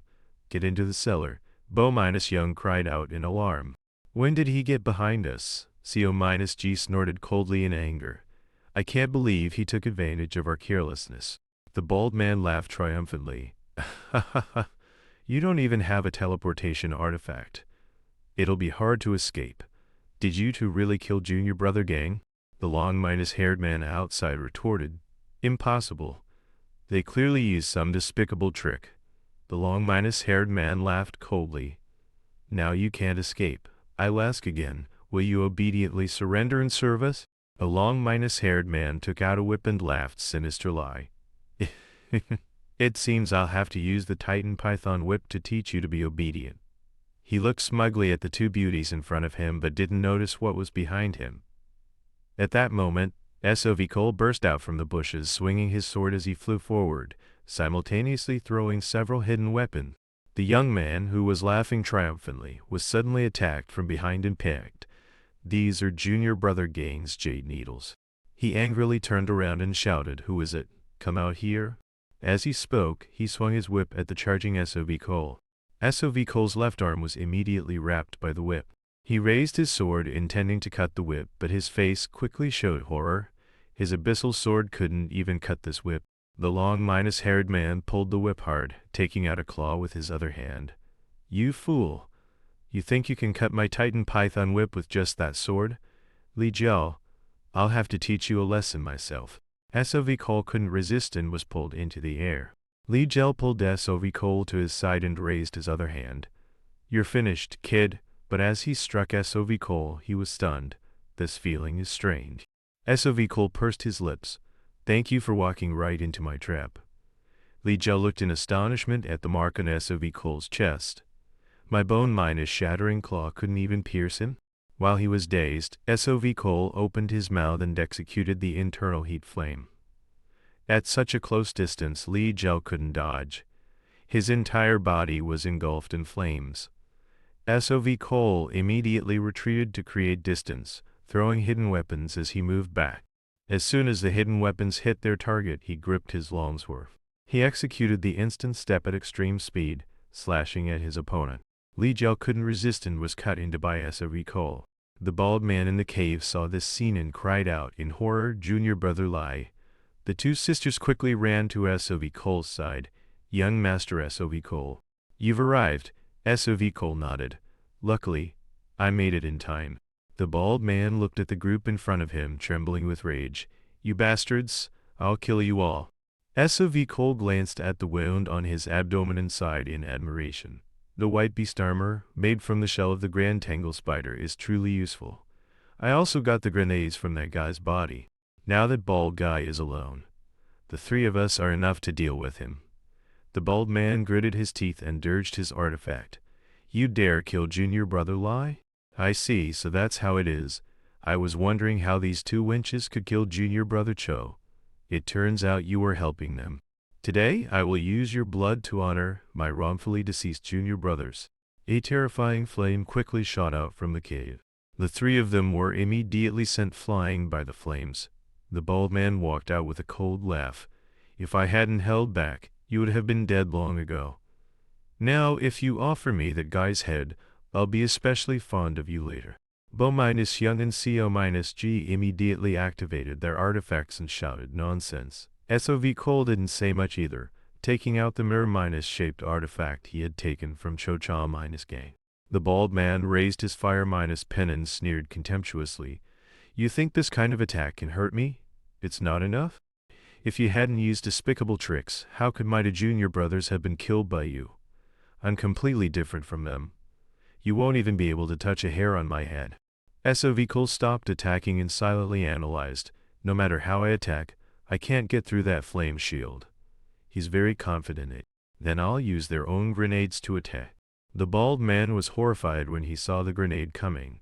If I use my flame mantle to block that, it'll be blown to bits. Thinking this, he decided not to use the fire-pen to block the grenade. Seeing the grenade about to hit him in the face, he leaned to the side to dodge. The grenade flew straight into the wine cellar. Although the fiery flame bomb is more powerful than a normal artifact, you think you can hit me by just throwing it? SOV Cole laughed coldly and yanked the string in his hand. The bald man was startled by his action, turned his head and saw the grenade being pulled back towards him. SOV Cole snorted coldly. You only trust in your flame mantle. The bald man couldn't react in time and was hit in the face by the grenade. With him at the center, a violent explosion erupted. SOV Cole clenched his fists and let out a sigh of relief. Without the white beast armor and the spider silk artifact, it would have been very difficult to defeat him so easily. After a moment, he turned to the two sisters, Bo-Young. Bo-Young was still in shock. Young Master SOV Cole, you saved us twice now. How can we ever repay your kindness? Co-G was not as calm as Bo-Young and rushed forward to hug SOV Cole tightly. There was no news of you for a whole year. I thought you were dead. SOV Cole laughed. Is that so? Luckily, I made it in time. Luckily, I made it in time, and I was also lucky enough to keep my promise to you. The two were surprised. Young Master, what do you mean by that? Afterwards, they all went into the cave, chatting happily. You really succeeded in refining the elixir. SOV Cole took out 2 wooden boxes and placed them on the table. Yes, as promised, one for each of you. Bo-Young took a wooden box and opened it to see the elixir inside. She was deeply moved. Is this the ageless elixir? I can't believe I get to use such an elixir. Co-G was just as excited. Yes, I can't believe it either. SOV Cole took out a few more wooden boxes. You two have helped me a lot. Besides, I've also tried refining other types of elixirs. I've also successfully refined a spirit-enhancing elixir. The two young ladies were overjoyed. Thank you, young Master SOV Cole. A moment later, SOV Cole's expression turned serious. Now, as promised before, I will teach you how to refine elixirs using the spirit herbs you've collected. However, I'm an outsider. Is it appropriate for me to use the relics left by your sect? Co-G answered frankly, we already said it last time. If we don't trust you, young Master SOV Cole, who can we trust? Bo-Young nodded in agreement. That's right. You've saved us twice, SOV Cole nodded. Since you've said so, I understand. However, refining all these medicinal materials will take quite a bit of effort. Time flew by, and another 5 years passed. On a beautiful night, So-Guan was in the final moments of his life. He lay on his bed, looked at SOV Cole, and smiled. SOV Cole, I am very proud of you. Although I didn't teach you much, your cultivation has continued to grow. It's been 5 years since you refined the ageless elixir. This is also a great achievement during your genius period. SOV Cole beside him nodded sadly. Yes, second master. So-Guan closed his eyes and sighed. I don't know why I've lived this long. I was once the master of the heavenly demon valley, yet because of my greed to tame a demonic beast, I lost my spiritual energy and became a cripple. Don't do foolish things like I did, SOV Cole. SOV Cole nodded seriously. Yes, master, I will remember your teachings. So-Guan reached out and touched his face. However, in the final moments of my life, I was very lucky to have met you. If it's you, I'm sure you will reach the realm of eternal life. Help me take care of the turtle or kader. Don't forget to light the torches at night. After saying these words he closed his eyes and passed away. SOV Cole nodded sadly. Yes, second master. Some time later SOV Cole and Trask went to the graves of the masters to pay their respects. Trask looked at the graves and sighed. It hasn't been long since Brother So-1 passed, and now Brother Goku is gone too. I know that life is inherently tasteless. They live so quietly until the end, with nothing to be happy about in their final moments. I don't have much time left either, so you can just wait slowly, SOV Cole said in surprise, Master. Don't talk like that. Trask turned his head to look at him and smiled. Ah, SOV Cole. You already know the lives of the other masters, don't you? Now I will slowly tell you about my life. You know I'm a famous thief in the world of practitioners, right? I was born without immortal bones, but after learning of the existence of practitioners, I embarked on the path of stealing spirit medicines to seek eternal life. Thanks to that, at the age of 40, I was able to shed my mortal body and gain immortal bones, becoming a practitioner. There was truly nothing I couldn't steal. Thinking back, I don't even know when people started calling me the Sky-defying rogue. It's a good thing my inner core is incomplete. Otherwise I would have stolen even your ageless elixir. SOV Cole's face fell. Compared to the mountain of kindness from the masters, the ageless elixir is nothing. I already said I wanted to give you the ageless elixir last time. Trask angrily lectured. Have you forgotten everything I taught you? If I and the other masters hadn't had our cores destroyed, what do you think we were painstakingly teaching you for? Hearing this, SOV Cole's expression immediately tightened, becoming serious. Trask continued to explain. I've said it before. As a practitioner, you must find every way to control your own destiny. Whether it's me or your other masters, you can't trust anyone. We taught you for this very reason. Who knows? Brother Goku and your second master might have had the same thought. However, at least now, I no longer think that way. Hearing this, SOV Cole's face scrunched up like a bitter melon. Seeing him like this, Trask reached out to ruffle his hair and pinched his cheek to comfort him. Why are you making such a big deal out of this, kid? I said I don't think that way anymore. It's a good thing you came to us so that those of us who became criminals at the end of our lives could still be acknowledged. Thank you, SOV Cole. At this point, he glanced at the senior beside him. However, I still have one question. The senior looked at him doubtfully. What? Trask immediately got to the point. No matter how I think, I can't guess your identity. Can you tell me now? The senior asked doubtfully. We're talking about matters of life and death, and you suddenly want to know my identity. Trask smiled. If I die without knowing, I'll always regret it. Tell me. This is the first and last time I'll ask you. All this time, whether I knew or not, haven't I always been helping you? The senior calmly replied. What if you ask for something else at the moment of your death? My name is Peng-Shi-Hyung. Trask was shocked to hear the name. Peng, the Aegis Sword Lord of the Martial Arts Gate. You are the Aegis Sword Lord Peng-Shi-Hyung. Peng-Shi-Hyung nodded dejectedly. That's right. Trask's tone immediately changed. Heavens, I never expected that Senior Peng would also be imprisoned in this demon beast forest. The fact that Elder Jiho was a peerless genius already left me speechless. I never thought this small village would also have an even more formidable genius. It's too surprising. Senior Peng, can you tell me the secret to becoming a Void Ascension practitioner at only 300 years old? Peng-Shi-Hyung shook his head. I have nothing to say to you. Trask laughed heartily. That's right. Even if I knew, what could I do with it? He pointed at SOV Cole and said, then can you tell SOV Cole this secret? Even if Senior Peng wanted to be SOV Cole's first master, all the other masters, including Elder Jiho, would have agreed. Peng-Shi-Hyung turned and walked away. That will never happen. Trask continued, being chased to this place. You must be plotting some terrible plan, right? You don't intend to take revenge? Peng-Shi-Hyung remained silent. Trask continued to manipulate him. SOV Cole will definitely leave this demon beast forest. You know he's not an ungrateful person. If you teach him, he will definitely help you get revenge. No matter how Trask tried to manipulate him, Peng-Shi-Hyung remained unmoved. He turned and walked away. Just pretend you didn't hear anything. I'm going to rest. Time flew by, and another 2 years passed. The little pig and SOV Cole sat under a tree, chatting. The little pig had now grown into a large boar. Trask petted its head and explained, "That was the last time I was caught. I revealed all the hiding places of the treasures I stole in exchange for my life. But I absolutely did not reveal the location of one of the most mysterious and strange treasures. I will tell you where I buried the key called the Baize Seal Breaker. You must find out the use of that secret treasure.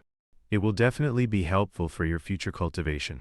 This is probably the last thing I can do to help you." After Trask died, SOV Cole went to ask Senior Pun to teach him. First, to take revenge for him, I was ambushed by others. They cut off both my arms. Then they threw me into this demon beast forest. You must investigate who did this to me and then avenge me. SOV Cole clasped his hands and replied seriously, "I will definitely escape the demon beast forest and avenge you." Senior Pun continued, "The second condition is that I will pass on the entire Aegis sword style, the Mystic Yin Kigan, the Ice Illusion art, and the sword control art to you. You must use the Aegis sword style to kill me." SOV Cole looked up at him in shock, unable to understand. Senior Pung repeated, "Killing me is the second condition." Time flew by, and in a flash, 7 years had passed. Senior Pung stood on the mountain peak, his face now covered in wrinkles. He glanced at SOV Cole behind him and asked, "Are you ready now?" SOV Cole gripped his long swerve and nodded. "Yes, master." Senior Pung closed his eyes and smiled. "Then, as you wish." SOV Cole clasped his hands and bowed his head. "This disciple understands, master." He stood there, closed his eyes and felt, "Masters, please watch this disciple to the very end." After a moment, he opened his eyes and stared straight ahead. He executed the flying lotus step and charged forward. Senior Pung, in the distance, thought to himself, "Ah, SOV Cole, one day you will understand. In this world of practitioners, kind-hearted children like you will be constantly taken advantage of by evil people. Now I also understand why Rask always rambled on to you. I believe this kindness will become your strength. For someone like me who has walked the path of Aegis, accepting you as my successor was not an easy decision. I hope that one day you will understand." SOV Cole charged forward, executing various techniques, then stopped to channel the Mystic Yin Kiga. He leapt into the air, arriving in front of Senior Pung. Senior Pung looked at him with a satisfied smile. "Thank you, SOV Cole. Just like your other masters who have departed. Even someone like me who had given up hope on the world finally found meaning in existence because of you." He stood there, smiling, waiting for SOV Cole's sword to strike. Seeing him hesitate, he shouted, "Come on." SOV Cole gritted his teeth, raised his sword, and executed flying smoke, touching lightning. Struck by this blow, Senior Pung felt no pain. "This is the Aegis sword style I have longed to see again." SOV Cole's last master had also departed from the world. Now, in this demon beast forest, only he remained wandering alone. He stood before the graves of his 5 masters, clenching his fists. Then he knelt down. "Masters, this disciple must now leave Lookout Village. Even in the outside world, I will live by the teachings of my masters. To those who should be treated with kindness, I will be kinder than the Buddhist Afghani. To those who should be treated with cruelty, I will be more ferocious than a yaksha. To the enemies of my masters, I will become an existence they fear more than a yaksha. I will definitely avenge all of you." After paying his respects to his 5 masters, SOV Colon the little boar rode a sword and flew away. A short while later, he landed at the residence of the 2 sisters Bo-Young. "Is anyone home?" Very quickly, CO-G stepped out from inside. As soon as she came out, she said to SOV Cole, 950-7 months and 12 days. "Do you know what that means, young master?" SOV Cole smiled. "A lot has happened." CO-G asked again, "It's been a long time since we've seen you. And it looks like you're planning to go somewhere, aren't you?" SOV Cole nodded. "That's right." CO-G asked doubtfully, "Where do you want to go? Besides this demon beast forest, where else do you have to go?" SOV Cole explained, "I want to leave the demon beast forest." Hearing this, CO-G looked troubled. Who here doesn't think that? If Bo-Young and I could, we would also want to escape this place. SOV Cole smiled. "I'm not entirely sure, but I have a clue. As long as there's a glimmer of hope, I will pursue it to the end." CO-G sighed. "I hope you won't be wasting your time looking for a needle in a haystack." SOV Cole smiled. "Before I achieve something, it always looks like a distant dream. Everything I do will give me an answer." CO-G sadly turned away. After a moment she reluctantly turned back and smiled. I sincerely pray that your wish comes true. SOV Cole clasped his hands. Thank you, Miss CO-G. CO-G took his hand and smiled. If you get tired, you can come here anytime. SOV Cole nodded. I understand. Goodbye, you two. SOV Cole continued on his journey. At night, he and the little boar rested on a mountain peak. He recalled what Bo-Young had said before about the 9-hued serpent dragon's cave. That you could survive. I only know of 4 places. I'll tell you the specific locations, but you must be careful. SOV Cole sat by the fire deep in thought. This is already the 4th place, but it's still not the right one. I boasted that I would get out, but I still haven't found the most important clue. Just as he was sighing, the little boar suddenly woke up and started sniffing the ground incessantly. It focused on sniffing, even sucking water from the opposite cliff face. SOV Cole walked over to it and smiled. What's wrong? Looks like you're bored too. If you keep sucking like that, what if it collapses? Suddenly, he took a closer look at the cliff the little boar was sucking water from. There's a crack here, wait a minute. Air is leaking through, it seems there's something inside. Without hesitation, SOV Cole swung his sword and struck the cliff. Dust flew everywhere. He looked in amazement at the tunnel before him. If it suddenly collapses, everyone will be buried here. After walking for a while, he discovered something ahead. Soon he saw a woman bound and imprisoned here. She was constantly calling for help. Is anyone there? Please, save me. SOV Cole slowly walked up to her. Who are you? Why are you like this? The woman replied dejectedly, because I refused those who wanted me to be a spy, they imprisoned me here. SOV Cole was shocked. Heavens, so you were harmed by wicked people. Wait a moment, I'll release you right away. The woman lowered her head, a sinister smile on her face. Really? Then she raised her head, feigning great surprise. Thank you, young master. If you save me, I will do my utmost to repay you. SOV Cole squatted down and picked up the chain binding her, sighing. To think they would use a chain filled with such spiritual energy to bind a young lady. The woman put on a pitiful and innocent act. I don't know either. Every moment, I just want to leave this place quickly. SOV Cole asked her again if she knew where this place was. The woman shook her head. I don't know. They brought me here and tied me up. SOV Cole's lip twitched. The demon beast forest is a dangerous place, full of strange, demonic beasts. I've heard that demonic beasts can bewitch people and take on their form. The woman looked puzzled. What do you mean by that, young master? I'm so tired. Please release me quickly. SOV Cole took something out of his storage pouch. I wonder if you know of a grass called turtle or codherb. It's a type of grass that emits a scent that demonic beasts hate. This is the essence extracted from the scent of that grass. The woman saw the jade bottle in SOV Cole's hand, and her expression immediately tensed. SOV Cole slowly opened the bottle. Actually, I've never seen it with my own eyes, so I'm a bit curious. Will demonic beasts really stay away when they smell the turtle orchid herb? The woman smelling the turtle orchid herb had her expression change instantly. She glared, gritted her teeth and became extremely ferocious. She quickly reverted to her true form, a demoness. Get away, you crazy human. SOV Cole didn't leave and just sat there waving the turtle orchid herb in front of the demoness. No matter how the demoness begged, he had no intention of letting her go. A moment later, he slowly took out his abyssal sword from his storage pouch. The demoness cried out in fear, Wait. Human, as long as you release me, I will absolutely not harm you. On the contrary, I'll do whatever you say. SOV Cole asked coldly, anything? The demoness hurriedly replied, Yes, I'll do anything I can. I've been locked in these chains for over 200 years, so I can hardly move anymore. I can't hardly move any moo. SOV Cole stroked his chin and stared at her, thinking, all right, let's assume that's true. Now let's talk about the terms of the exchange. The demoness looked puzzled. Name your price. SOV Cole got straight to the point. Do you know the lair of the 9-hued serpent dragon?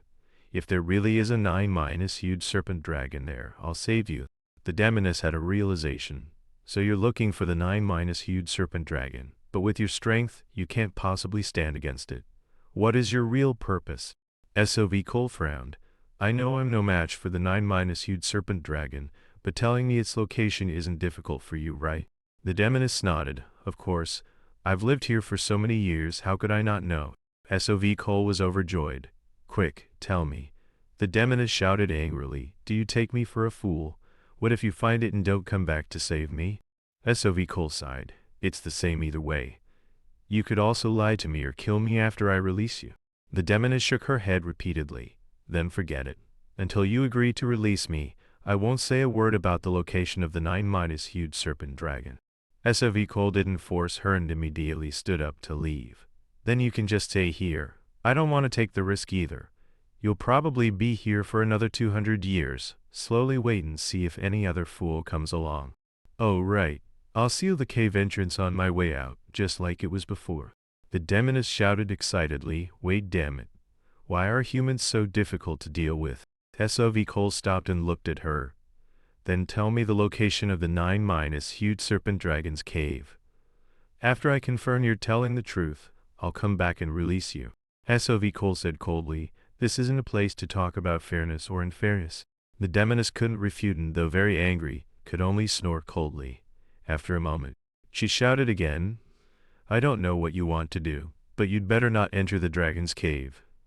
If a fool like you gets yourself killed, who will come and save me? SOV Cole calmly replied, I have my own plans for that. The demoness snorted coldly. What an arrogant brat. Even a low-level demonic beast like me is hard to deal with. A solar radiant stage practitioner as strong as I was before could be easily defeated by the 9-hued serpent dragon. So you must be careful. Right. What's your name? SOV Cole didn't give his real name and instead used the name of the deceased Cho-Cha- gang. What kind of demon are you? The demoness chuckled. I am a siren fox demon. Like the rest of my kind, I always repay my debts. You'd better not try to trick me, not even a little. Cho-Cha- gang, if you release me, I will repay you with all my heart. But if you deceive me, you will never have a moment of peace in this life, remember that. SOV Cole clasped his hands and said seriously, I will remember. The fox demon nodded. Good. Then I will tell you the location of the 9-hued serpent dragon. After talking with the fox demon, SOV Cole rode his sword and left. I can't believe I met a demonic beast here. Luckily, this siren fox demon was bound by iron chains. Otherwise, I would have been trapped there. From now on, I must be more vigilant around demonic beasts. After all, this is the demon beast forest. The scene shifts to somewhere else in the demon beast forest. A middle-aged man was standing before an altar, praying frantically. The people of Shu-Gok village have come to thank you for your grace. You have treated us like your own children, protecting us and allowing us to live safely in this place. We do not know how to express our gratitude for such great kindness. To thank the great favor of the dragon god, we have brought 3 virgins to serve you. Please continue to take care of and protect us in the future. After praying, he turned to the 3 women behind him and instructed, from now on, you are not to leave this altar until the dragon god descends. Understood. The 3 women replied in unison, yes, village head. The middle-aged man glanced at the purple-haired woman. Especially you, Gu-Dung. Take good care of the others. Gu-Dung nodded. Yes, I will. The village head reminded them coldly again, if you anger the dragon god, the entire village will suffer his wrath. You must serve the dragon god with all your heart. Remember? SOV Cole, hiding on a distant mountain peak, watched and cursed to himself. How cruel, offering living sacrifices. But the dragon god they're sacrificing to must be the 9-hued serpent dragon. It seems I've found the right place. In reality, there's no dragon god at all. 90% of the time, they are worshipping the 9-hued serpent dragon. Looking at the sacrifice below, it seems it will appear here. After a moment's thought, SOV Cole took out his formation flags and set up a formation on the cliff. Then he stood up and looked down. I need more information. He left Jadeling hidden in the formation and jumped down. The 3 women brought for the sacrifice were now fast asleep. With extreme speed, SOV Cole landed beside the purple-haired woman. Without a second word, he picked her up and left. The woman's eyes flew open as she looked at him. She was shocked. The dragon god is so handsome, completely different from the rumors. SOV Cole quickly brought her into the Ghost Valley concealment formation. Seeing how gentle SOV Cole was, the woman was even more puzzled. He's treating me so gently, and he's so handsome. After a moment of thought, she asked S.O.V. Cole, "Are you the dragon god?" S.O.V. Cole shook his head. "Miss, I am not the dragon god you speak of." The woman was agitated. "What do you mean? If you're not the dragon god, then who are you?" S.O.V. Cole clasped his hands and explained, "I am just a practitioner who happened to be passing by. I have something to ask you, so I took the liberty of disturbing you."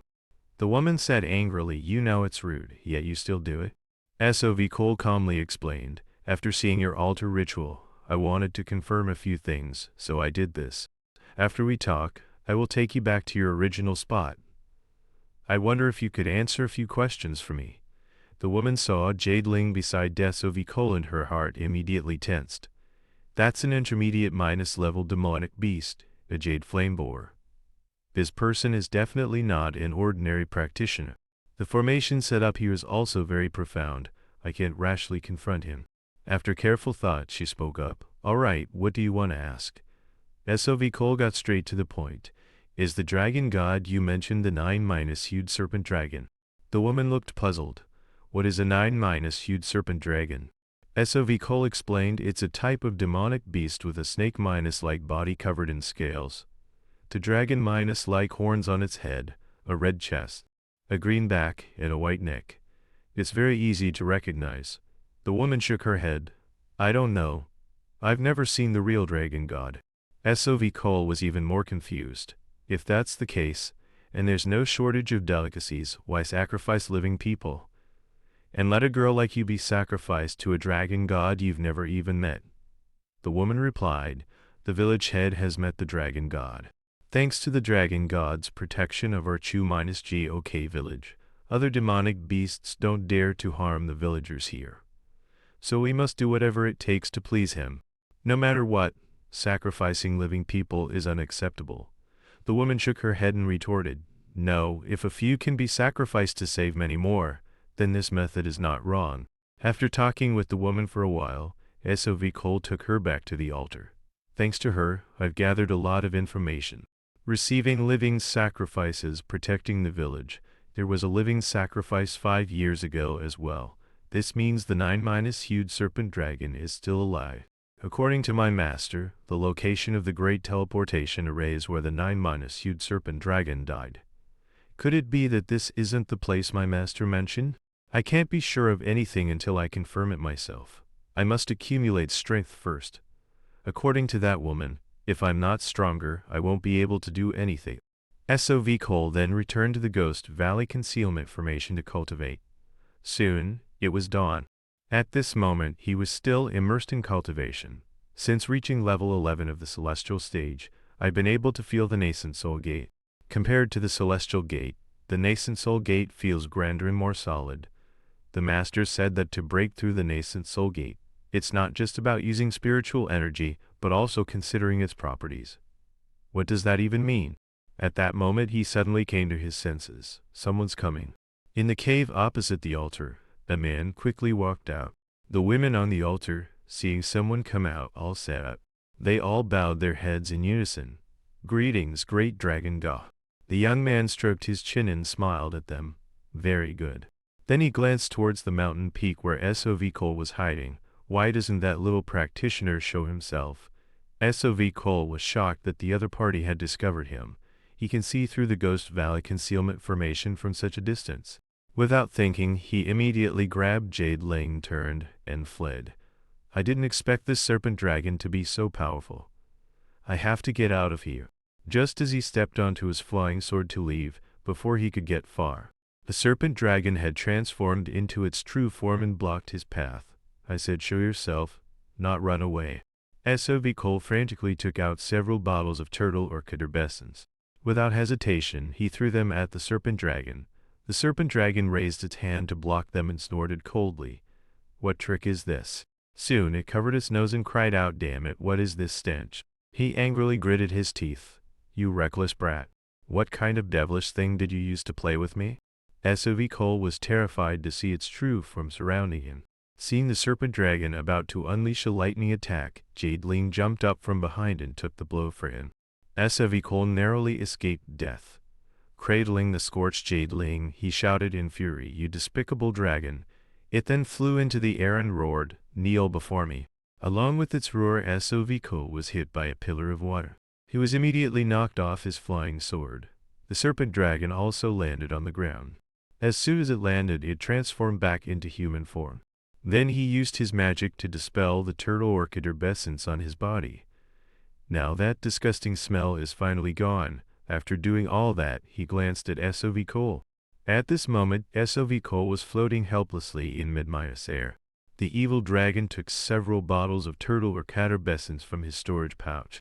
Then he channeled his spiritual energy to destroy them. This stuff is disgusting.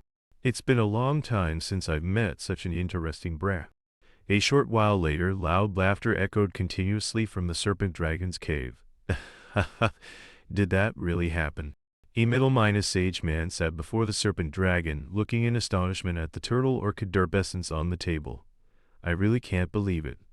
I never thought this small bottle would be filled with the scent of turtle orchid herb. I was wondering why you brought a human back here.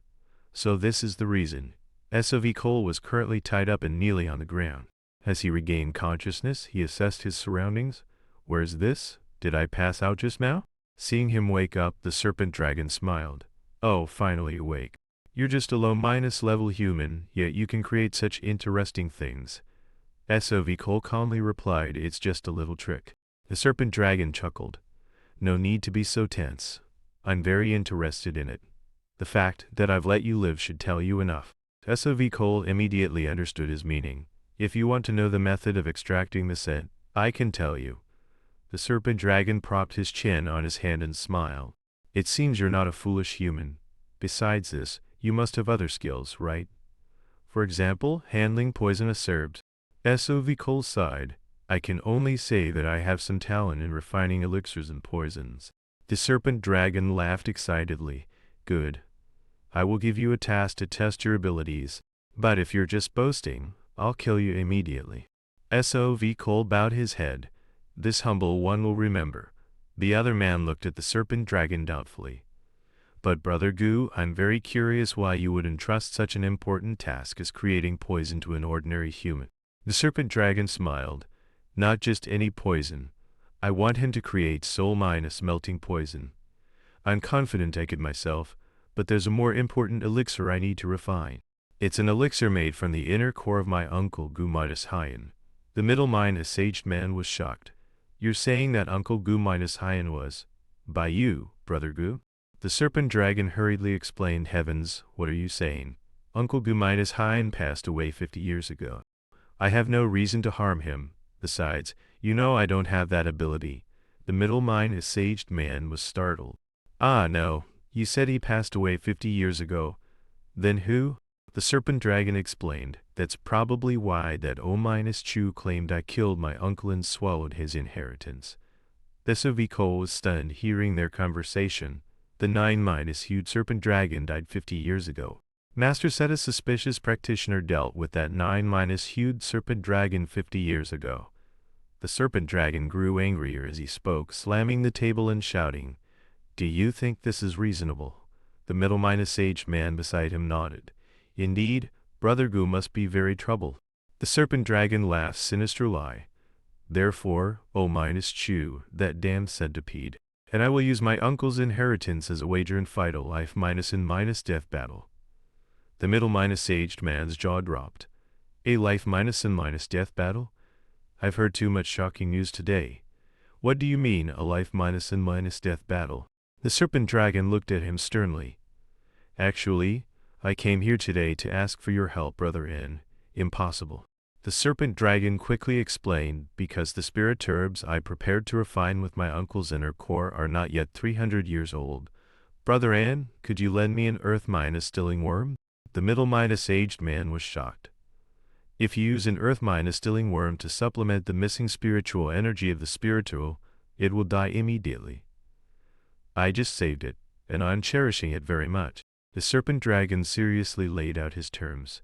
If I can use the elixir refined from my uncle's inner core, I will surely win the life-and-death battle. If I win and O-Chu dies, the suffering of not being able to meet again. O minus choose treasured item, that blood minus jade centipede will belong to you, brother Ann. The middle minus aged man was even more shocked. He immediately grabbed the serpent dragon's hand excitedly. Such a precious treasure. The inner core of a blood minus jade centipede, although it clashes with my own, is more precious to me than anything. I will do my best. SOV Cole made up his mind. When the serpent dragon and the beast named Do minus Chu fight their life minus and minus death battle, that will be my chance. I must find a way to survive until then. After finishing his discussion with Enmo, the serpent dragon smiled at SOV Cole. Now I'm fully prepared. He took a cloth pouch from his chest and threw it to SOV Cole. Human, swallow it. Before SOV Cole could react, the woman behind him forced the elixir into his mouth. The serpent dragon sat on his throne and slowly explained, "This is what will control you. If you don't take the antidote, you will surely die in half a month. After 3 days, you will feel an unbearable itch. After a week, all the hair on your body will fall out. After 10 days, your meridians will rot, and you will be unable to move. After half a month, your internal organs will rot, and you will die. You'd better not do anything stupid like run away." He then took out a book. This is the guide to creating soul minus melting poison. Study it carefully and try to make it. Alright, so minus young, take him to the medicine storehouse. Keep a close watch on him. The woman behind him nodded. Yes, dragon god. Then she urged SOV Cole to stand up. Let's go. We must carry out the dragon god's orders quickly.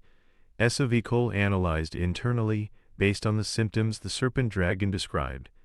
This is clearly iron centipede poison. If I create the soul minus melting poison while also searching for the ingredients for the antidote, I can take advantage of this weakness. Thinking this, he couldn't help but smile. Soon, he was led to another room by So minus Young. SOV Cole, walking in front, couldn't help but ask, "Are you also from Chu minus GOK village? How long have you been here?" The woman said impatiently, "Is it necessary to know so much right now? You're about to die." SOV Cole laughed bitterly. "Even if I do as you say, you won't let me go, will you?" The woman replied inferently, "If you're not an idiot, you should know the answer." SOV Cole sadly turned and continued walking. "Ah, I see. I understand." After that, the two didn't speak again and quickly continued on. A short while later, they finally arrived. The woman looked at the warehouse in front of her and explained, "We're here. This is the dragon god's medicinal ingredient storehouse." SOV Cole looked at the room filled with spirit medicines and couldn't help but exclaim, "Amazing!" He was secretly overjoyed. "Great! This way, I can create the soul minus melting poison and also refine the antidote." So minus Young stepped forward and untied him. "From now on, I will monitor your every move. So don't do anything foolish like our master said." "Understood." SOV Cole smiled and nodded. "Yes, I remember." Thus, SOV Cole began to study the book the serpent dragon gave him. According to the creation method in the book, making soul minus melting poison usually takes 2 months, but I only have a month and a half. That serpent dragon will surely check on me slowly. The next day, while SOV Cole was refining elixirs, So minus Young suddenly came and said, "Young master, the master is looking for you." SOV Cole was quickly brought before the serpent dragon. As soon as he arrived, the serpent dragon asked, "How is it? Is the creation of the soul minus melting poison going well?" SOV Cole calmly replied, "Actually, it was completed last night." The serpent dragon was shocked. "What? It's done that quickly? According to the method, it should take more than 2 months. Don't lie to me." SOV Cole quickly took out a vial of poison from his storage pouch. This was the soul minus melting poison he had created. SOV Cole calmly explained to the serpent dragon, "As I said before, I have a great talent for creating poisons and elixirs. Luckily, the new method I came up with was effective." The serpent dragon looked at the vial of poison and pondered for a moment. Then he reached out and took it. "Then we must test this soul minus melting poison. Let's see if the thing you, a genius, created is effective." To SOV Cole's astonishment, he flung his hand and splashed the poison towards SOV Cole's face. The poison splashed directly onto the face of the woman standing behind him. Hit by the poison, she immediately clutched her head and screamed in agony. The serpent dragon stepped forward to examine her and said with a laugh, "Oh ho, I thought it would be very effective, but it seems it only causes paralysis, not death. TSK. Although soul minus melting poison doesn't have lethal power, it's troublesome enough to create. This is very satisfactory. I want to reward you. What do you want?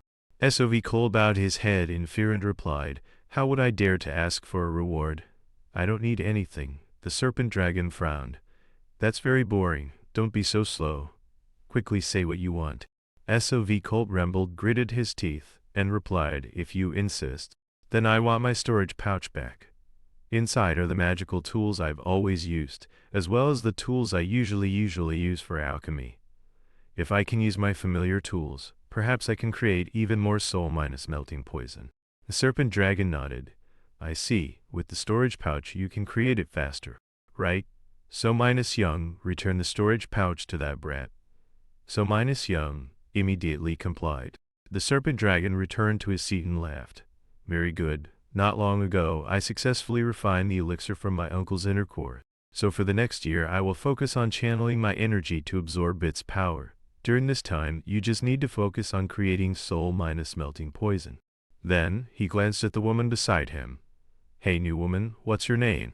The woman calmly replied, please call this humble one Jiangu minus Dun. The serpent dragon nodded. Alright, Jiangu minus Dun. From now on you will create soul minus melting poison with that brat. If you don't know how learn, you must learn how to create soul minus melting poison and also prove its effectiveness. Gu minus Dung nodded. Yes, this humble one remembers. SOV Cole, kneeling below, let out a sigh of relief. Great. A whole year of spare time beyond my expectations. If I don't take this opportunity, there won't be another one.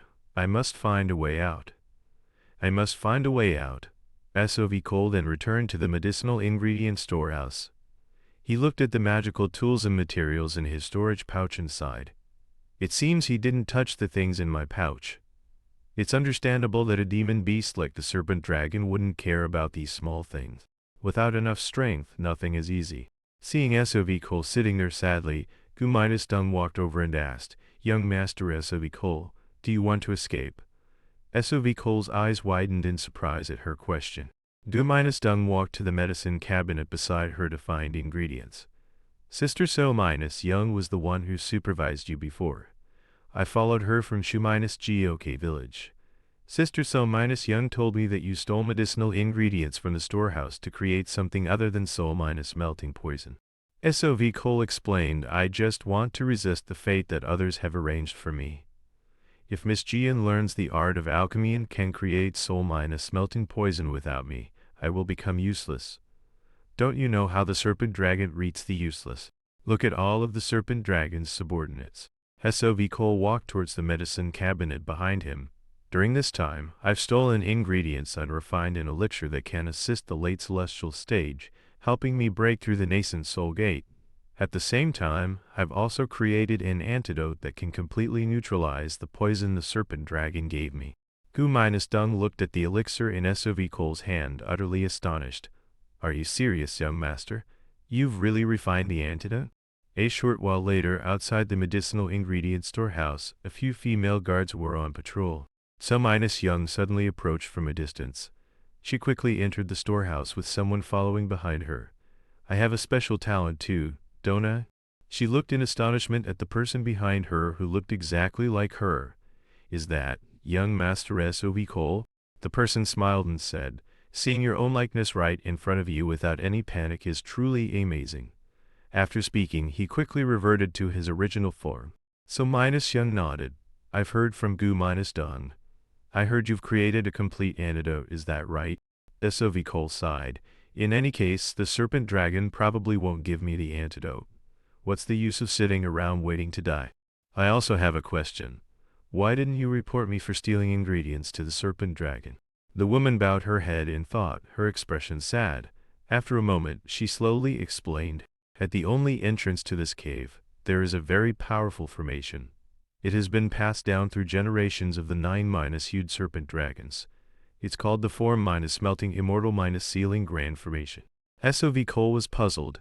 Why are you telling me these things? Before he could finish, so minus Young cut him off. The reason isn't important. What's important is whether you can escape from here. SOV Cole rubbed his chin and nodded. All right, I won't ask any more questions. So, Do you know how to break that formation? So minus Young explained, only the serpent dragon's 8 trusted female subordinates know the way to the formation. Each of them is a nascent soul stage practitioner personally trained by the serpent dragon. Although I'm not sure if they would betray the serpent dragon to help you, since you've found a way to counteract the serpent dragon's poison, I think some of them would be willing to negotiate. I've already spoken with them. They are willing to meet you, young Master S.O.V. Cole, at any time. S.O.V. Cole clasped his hands and nodded sincerely. Thank you, miss.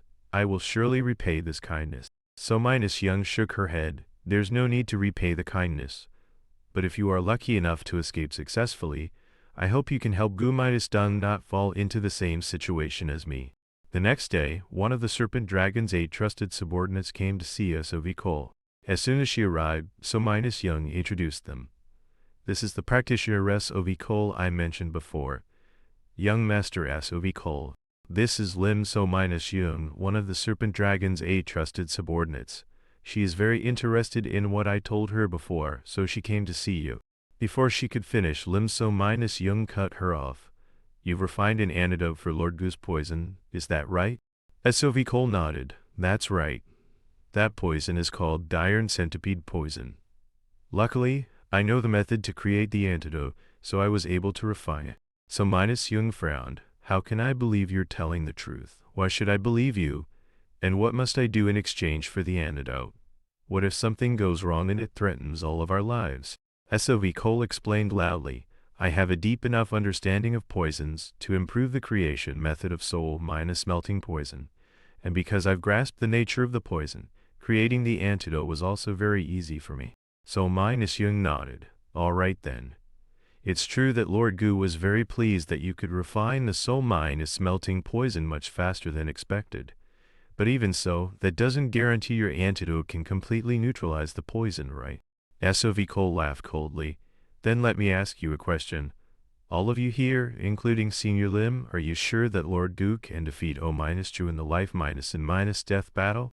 What if Lord Gu is defeated? None of you will have the antidote, and you will all eventually die. So minus Young laughed heartily. Well said.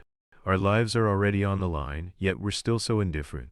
It turns out only you can see the situation clearly. All right, then tell me what you want to do. Isn't it just that you want me to help you escape the cave? S.O.V. Cole shook his head. Of course not. If you let me go while Lord Gu is away, you and the other female subordinates will all be punished by him. I want the opposite. So minus Young looked puzzled. The opposite? S.O.V. Cole laughed coldly. That's right, you said I can't leave here alive. What I want is for you, Senior, to kill me. The scene shifts to where the serpent dragon was in seclusion. At this moment, the formation outside suddenly developed countless cracks. To the bewilderment of the few female guards outside, a terrifying spiritual energy immediately erupted from within. He excitedly felt the power flowing through his body. I didn't expect the effect to be so powerful. What a wonderful source of spiritual energy. I feel like I could swallow that O-Ju whole right now. After a moment of excitement, he calmed down and asked his subordinate, all right, did anything happen while I was in seclusion? The woman behind him stammered, my lord, that. A short while later, Lord Gu went to So-Young's place, having heard that S.O.V. Cole was dead. He said in confusion, the person in charge of making the soul-melting poison is dead. Impossible, how could that be? Didn't you give him the antidote? So-Young sighed. It is shameful to report this to you, my lord. Jian Gu-Dung was in charge of supervising him and learning the art of alchemy. She progressed very quickly. Therefore he was afraid of becoming useless and tried to escape the cave on his own. He was caught in the 4-melting immortal-sealing grand formation and died. Lord Gu finally understood. So that's how it is. What about the task I gave him? So-Young explained. Before he fled, he worked very hard and had refined 10 vats of soul-melting poison. He also systematically taught Jian Gu-Dung the creation method. Gu-Dung can now refine soul-melting poison on her own. Lord Gu asked again, when did he die? So-Young replied, this humble one discovered his body yesterday. Lord Gu turned to leave. I was planning to kill him after my seclusion anyway. He found his own way to die, which saves me the effort. Throw that filthy corpse outside for the demon beasts to eat. So-Young nodded. Yes, This humble one obeys. Afterwards, SOV Cole's body was taken out of the cave and thrown into the forest. Soon, a wolf following the scent slowly approached. It saw the delicious meal before it, and its mouth began to water. Just as it was about to pounce and devour it, SOV Cole's hand suddenly moved. The wolf, seeing him suddenly wake up, was terrified and immediately turned and fled. SOV Cole let out a sigh of relief. Luckily, it didn't discover my turtle's breath technique. I finally escaped that hellish cave. I really want to celebrate, but unfortunately, there's not much time left. In half a month, Lord Gu and Do-Chu will have their life minus and minus death duel. I must quickly find the cave where O-Chu is hiding. With that thought, he immediately sent his sword and left. A short while later, he flew to a forest situated between two volcanoes. He quickly landed below. At the foot of the volcano was a cave dwelling. SOV Cole observed the dwelling and silently assessed it. It looks just like Senior Lin described. This must be Gu-Hyen's residence that O-Chu has occupied. Then the form minus melting immortal minus sealing grand formation must be up ahead. After a moment's thought, he carefully moved forward. Soon he entered the range of the formation. The moment it was activated, countless fiery vortexes appeared in front of him. SOV Cole didn't retreat but stood proudly observing. He observed for a moment. He sighed. Stronger than I thought. I have to pass through the gate of life between these vortexes. Even knowing how to break the formation, it's not certain I can get through. The gate of life of the form minus smelting immortal minus sealing grand formation lies in the gap between the gates of death. He seized the opportunity when the gap between the gates of death appeared and immediately executed his extreme speed, charging forward. A short while later, he finally successfully broke through the grand formation and reached the other side. He turned his head to look at the formation behind him and marveled. I escaped once, but escaping again would be very difficult. Because of Gu-Hyen's inner core, Lord Gu's spiritual energy has become much stronger. He has a 90% chance of winning. Before Lord Gu kills O-Chu and comes looking for this place, I must find the teleportation grand formation. Afterwards, SOV Cole quickly searched every corner of the cave dwelling. He thought dejectedly, I've searched this entire cave for 2 days but haven't found anything that looks like a teleportation grand formation. Could it be that the formation isn't in this dwelling? If that's not it, it's very likely that the practitioner my master met was lying. Did I risk my life to come here for a teleportation grand formation that doesn't even exist? He angrily picked up a stone, threw it forward and cursed. The stone flew straight ahead and fell into the lava lake in front. At that moment, SOV Cole suddenly had a realization. Puzzled, he slowly approached the lava lake, thinking the temperature and appearance clearly indicate boiling lava, but why was the sound of it falling so strange? He thought for a moment. He tied something and lowered it down. He thought to himself, it doesn't feel like lava. It sounds more like falling into a lake of water. I've tried lowering it very deep, but it still hasn't touched the bottom. SOV Cole held the dagger, deep in thought. After a moment, he decided to dip his hand in to test it. The moment his hand touched the water, he had a realization. Just as I thought. It looks like lava on the surface, but it's actually a lake. Why use this trick to deceive people? Is there a secret hidden below? There's no other way. I'll have to go down and check it out myself. SOV Cole then quickly jumped into the water and dived down. A short while later, he finally reached the center of the lake bottom. There really is something here. SOV Cole nodded to himself. To go to such lengths to hide it. They really were hiding something. He quickly swam over to the object. Seeing the 8 trigrams formation before him, he was overjoyed. Master was right. The teleportation grand formation is really here. He immediately took out several spirit stones from his pouch. First, Master said that teleportation requires spirit stones. Where will activating this formation take me? Right now I have 80 low minus grade spirit stones and 30 mid minus grade spirit stones. If I put into many, those stones will be wasted, but more is better than less. To leave the demon beast forest, this should be enough. As soon as the spirit stones were placed on the formation, the spiritual energy inside was instantly absorbed. Seeing this, SOV Cole couldn't help but marvel. It's already absorbed all the spiritual energy from a mid minus grade spirit stone. Where is it connecting to? The rate of spirit stone consumption is too fast. I've already used up all my remaining spirit stones. He placed his hand on the formation. There's no other way. Even if I have to use my own spiritual energy, I must activate this teleportation grand formation. A short while later, SOV Cole's expression tightened. Damn it, the spiritual energy is being drained too quickly. Before long, the spiritual energy in his body was completely drained by the formation. He couldn't hold his breath any longer. His body quickly grew tired and he lost consciousness. And just like that, he fainted on the grand formation. The ring he wore around his neck happened to fall onto the formation. A stream of spiritual energy quickly flowed out from it and into the formation. With the added spiritual energy from the ring, the required amount to activate the formation was finally met. SOV Cole, lying on it, was quickly enveloped in light and teleported away. The scene shifts to Legia County, Henan Kingdom.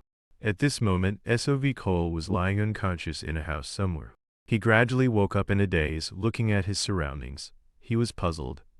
Where is this? I clearly fainted on the road after leaving the teleportation grand formation. Just then, he felt the state of his body. The celestial gate is sealed again. The teleportation grand formation drained all my spiritual energy. It even drained my potential. My cultivation has now dropped to only level 5 of the elixir refinement stage. First Master once said that a drop in cultivation like this can happen sometimes, but the knowledge and experience of breaking through the gate will be retained. I can definitely recover my original cultivation level quickly, so I don't need to worry too much about this. But I can't remember why I'm here. Just as SOV Cole was deep in thought, an old man appeared from outside. Seeing SOV Cole awake, he smiled happily. Hey, you're awake? SOV Cole looked puzzled. What are you saying? The old man didn't understand him either. He said, confused, what language is this? It's the first time I've ever heard it. Are you from another country? Although I've heard languages from other countries, I can't understand you at all. SOV Cole analyzed internally. It's not the language of the Southern Kingdom where my masters once lived. Could I have been teleported to another country? After a moment's thought, the old man stood up and ran outside. You wait here. I'll go call the official translator from the Yamen. He should be able to understand what you're saying. Although SOV Cole didn't understand what he was saying, he still smiled happily. Because he was still alive and had left the demon beast forest. That alone was enough to celebrate. Time flew by, and in a flash, 5 months had passed since he started living with the old man. They could now communicate normally. The old man came in from outside and asked, Brother SOV Cole, are you packed? SOV Cole smiled and nodded. Yes, Brother John Bo.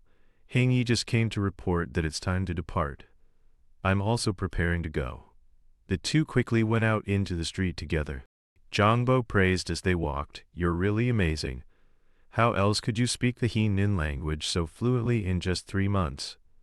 SOV Cole replied modestly, It's all thanks to you, big brother, and Hang Yi, who have always helped me both materially and spiritually. However, where is the old master going that he's bringing so many people? Jongbo sighed. This brother of mine, you're a bit slow on the uptake.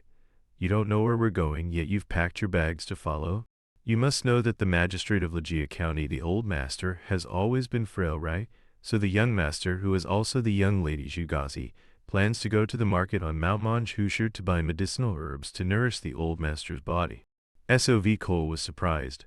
The market also sells medicinal herbs. Then why not just buy from a nearby market for convenience? Jongbo leaned close and whispered, We are going to Mount Manchushir. Don't be surprised, but I've heard it's a market opened by immortals.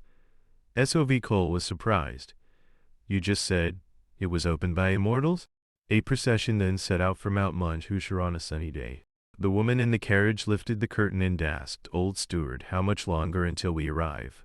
The middle-aged man on horseback replied, Miss, we have another 2 days' journey.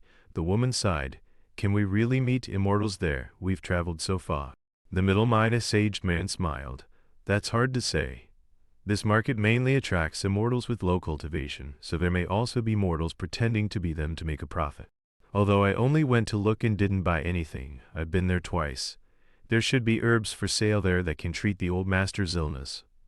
2 days later, the group arrived at the immortal market on Mount Manchushir. The woman led the way to look around with Jongbo and the others behind her. After walking for a while, she turned to Jongbo, who was holding the money, and asked Jongbo, Are you still holding it? Jongbo replied confidently, Of course. It's more precious than this humble one's life.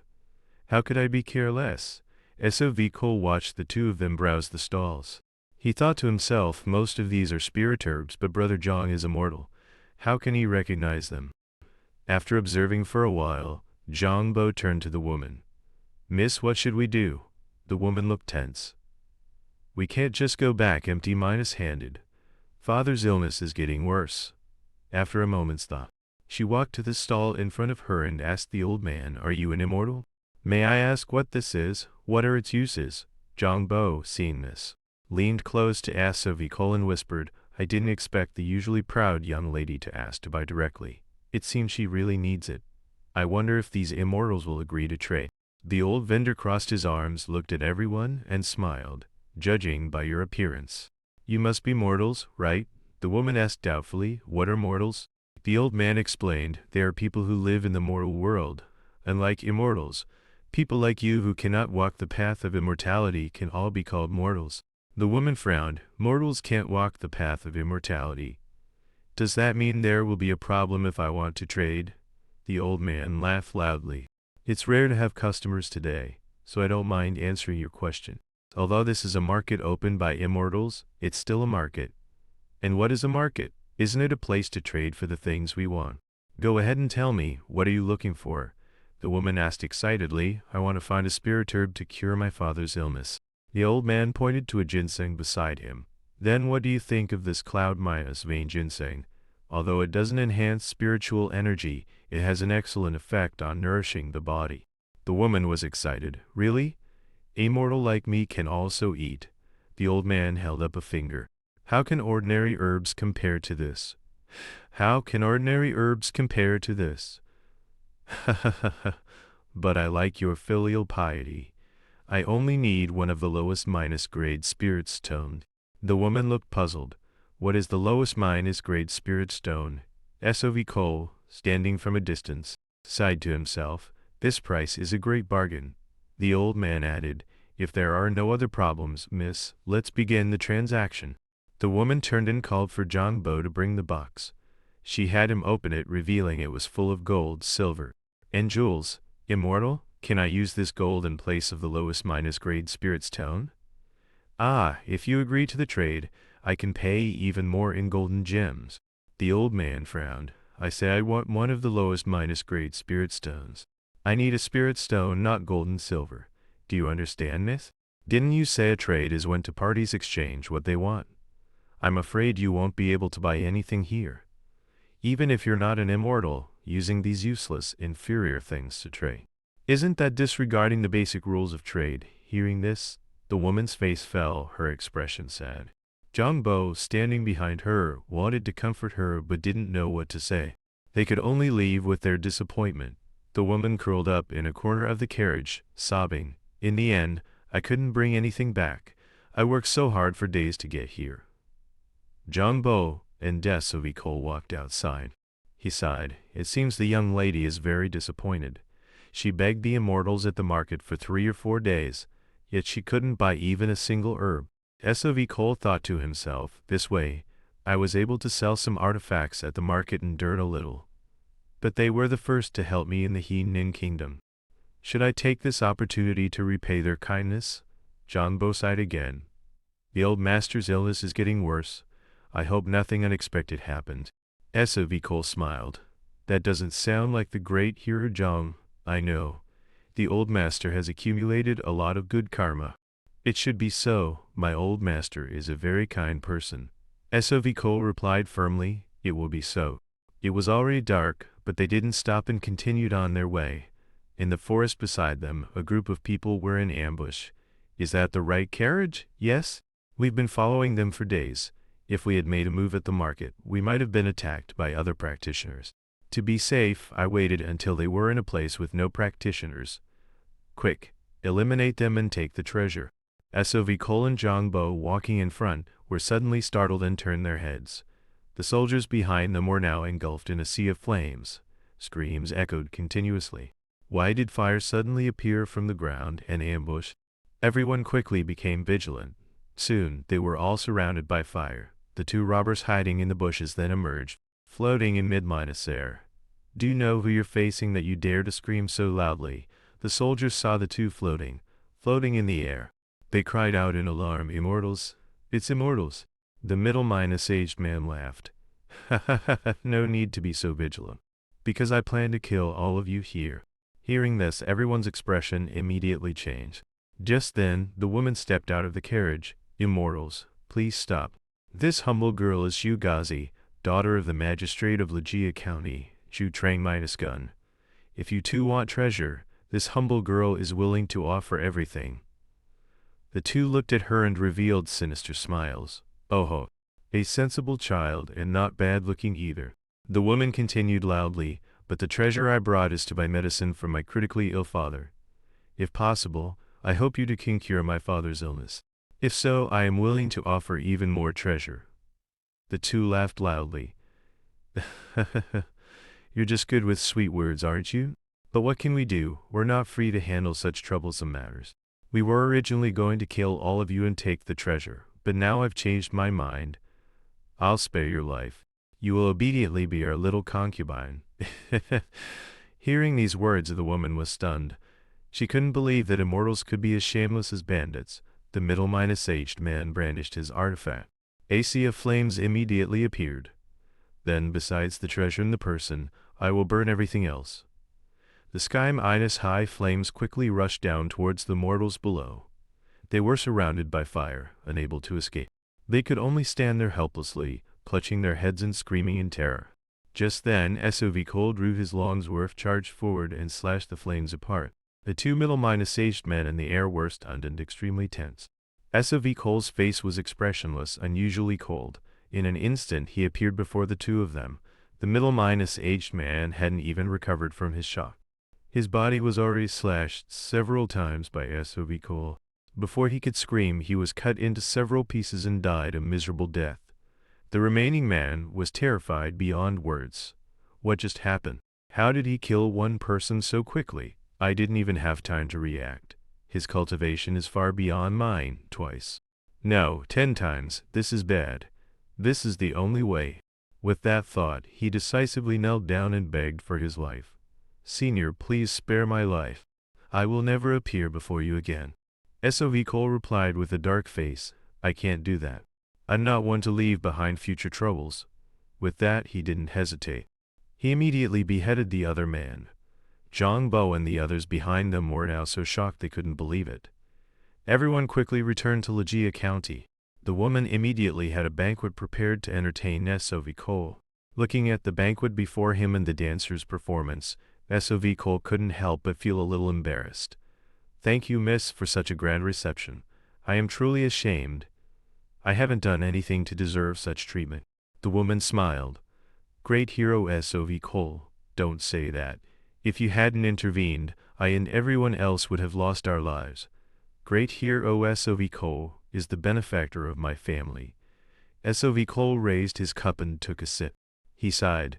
It was you, miss, who saved and cared for a stranger who had fainted on the road. I am not an ungrateful person. I have received your help.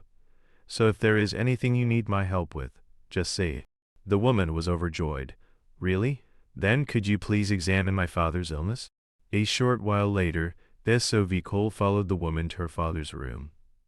She looked at the frail middle-aged man lying on the bed inside. His breathing is irregular, and he feels pain even in his sleep. I've invited many doctors to see him, but they don't even know the cause of his illness. SOV Cole didn't say much and immediately sat down to take his pulse. Spiritual energy quickly flowed from SOV Cole into the entire meridian system of the middle-aged man. After a moment, SOV Cole finally found the cause. There's a parasitic goo worm in his abdomen. Even if it's the lowest level demon beast, why would a goo worm parasitize an ordinary person instead of a practitioner? Seeing SOV Cole deep in thought and silent, the woman asked anxiously, Young Master SOV Cole, is my father's condition not good? SOV Cole didn't answer immediately, still thinking. Dealing with a goo worm is simple, but it seems this matter is related to a practitioner. After a moment's thought, he channeled his spiritual energy to surround the goo worm in the middle-aged man's body. The woman behind him said anxiously, Young Master SOV Cole, if it's not possible, you can rest first. SOV Cole calmly replied. The woman's eyes widened. What did you just say, Hjord? You only just touched my father's hand.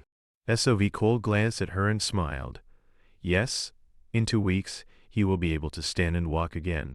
There was a parasitic demon worm called a goo worm in the old master's body. His strength has been gradually weakening because the goo worm was absorbing the nutrients his body needed. If he uses tonics to replenish his ki and blood, eats more nourishing food, and rests well, he will recover fast. The woman was moved to tears. She immediately knelt down and kowtowed to SOV Cole. Young Master SOV Cole, you're my lifelong benefactor. SOV Cole advised her not to be like that. Any practitioner could have easily cured Lord Ju's illness. The woman still bowed her head sincerely. Speaking of practitioners, weren't there some evil practitioners who attacked us on the road? Young Master SOV Cole saved us from their clutches, and also saved my father. I don't know how to repay this kindness.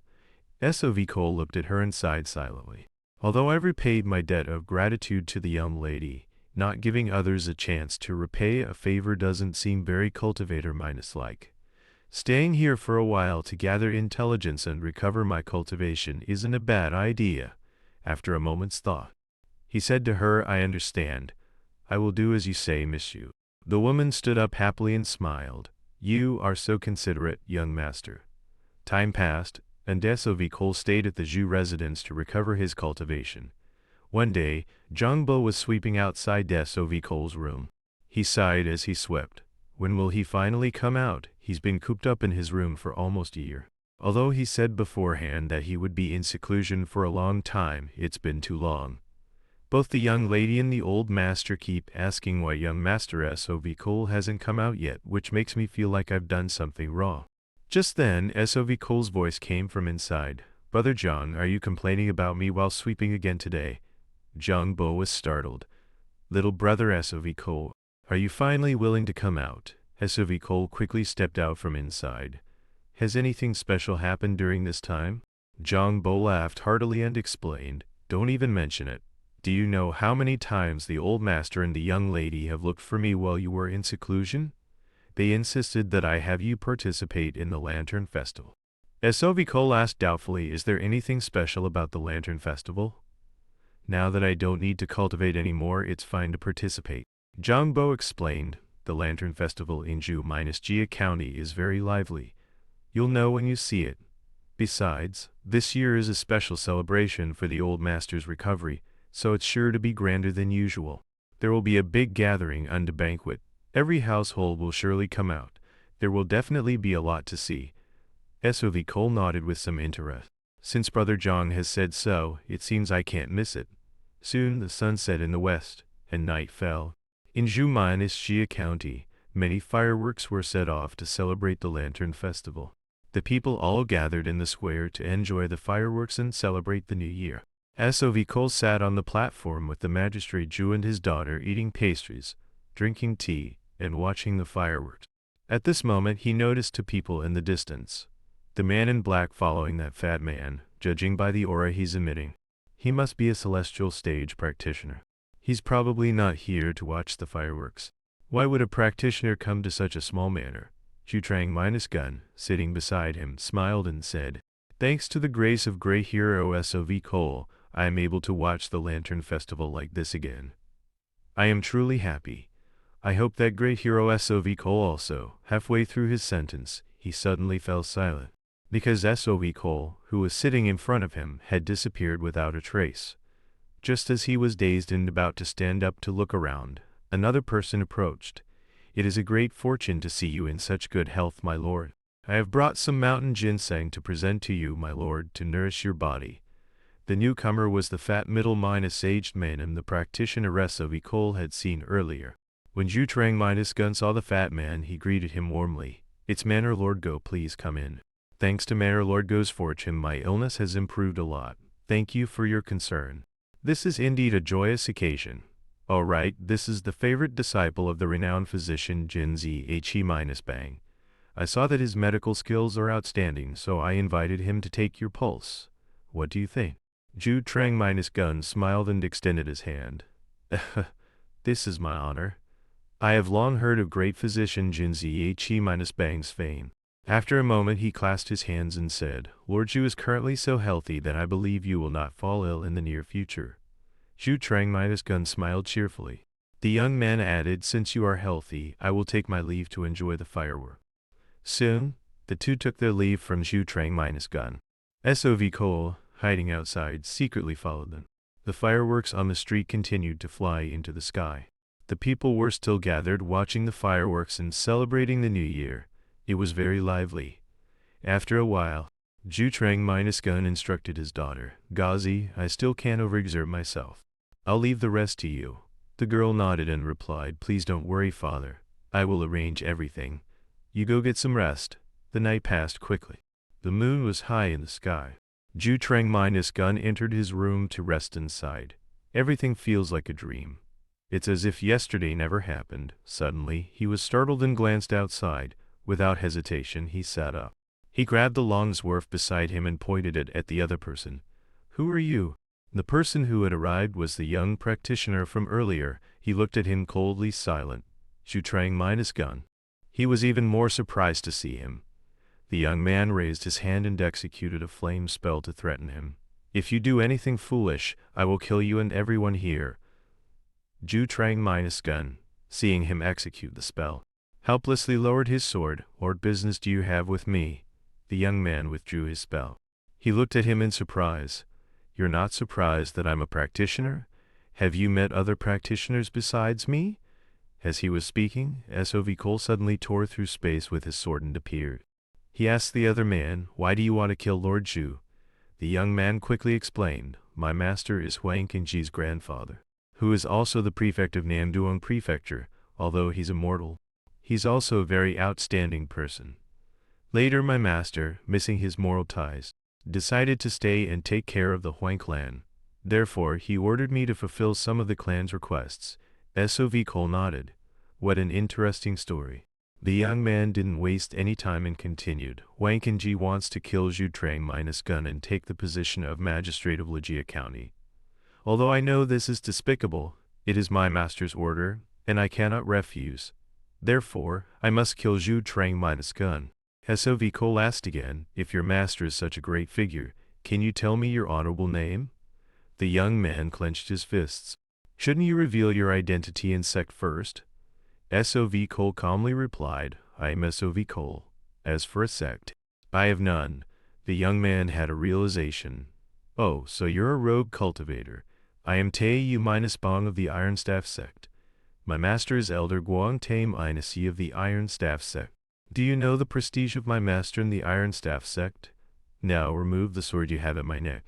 SOV Cole replied coldly, If you promise not to harm Lord Zhu's life, I will withdraw my sword and let you go. Tae-Yu-Bong gritted his teeth in anger. You know this is my master's order, yet you still want to stop me?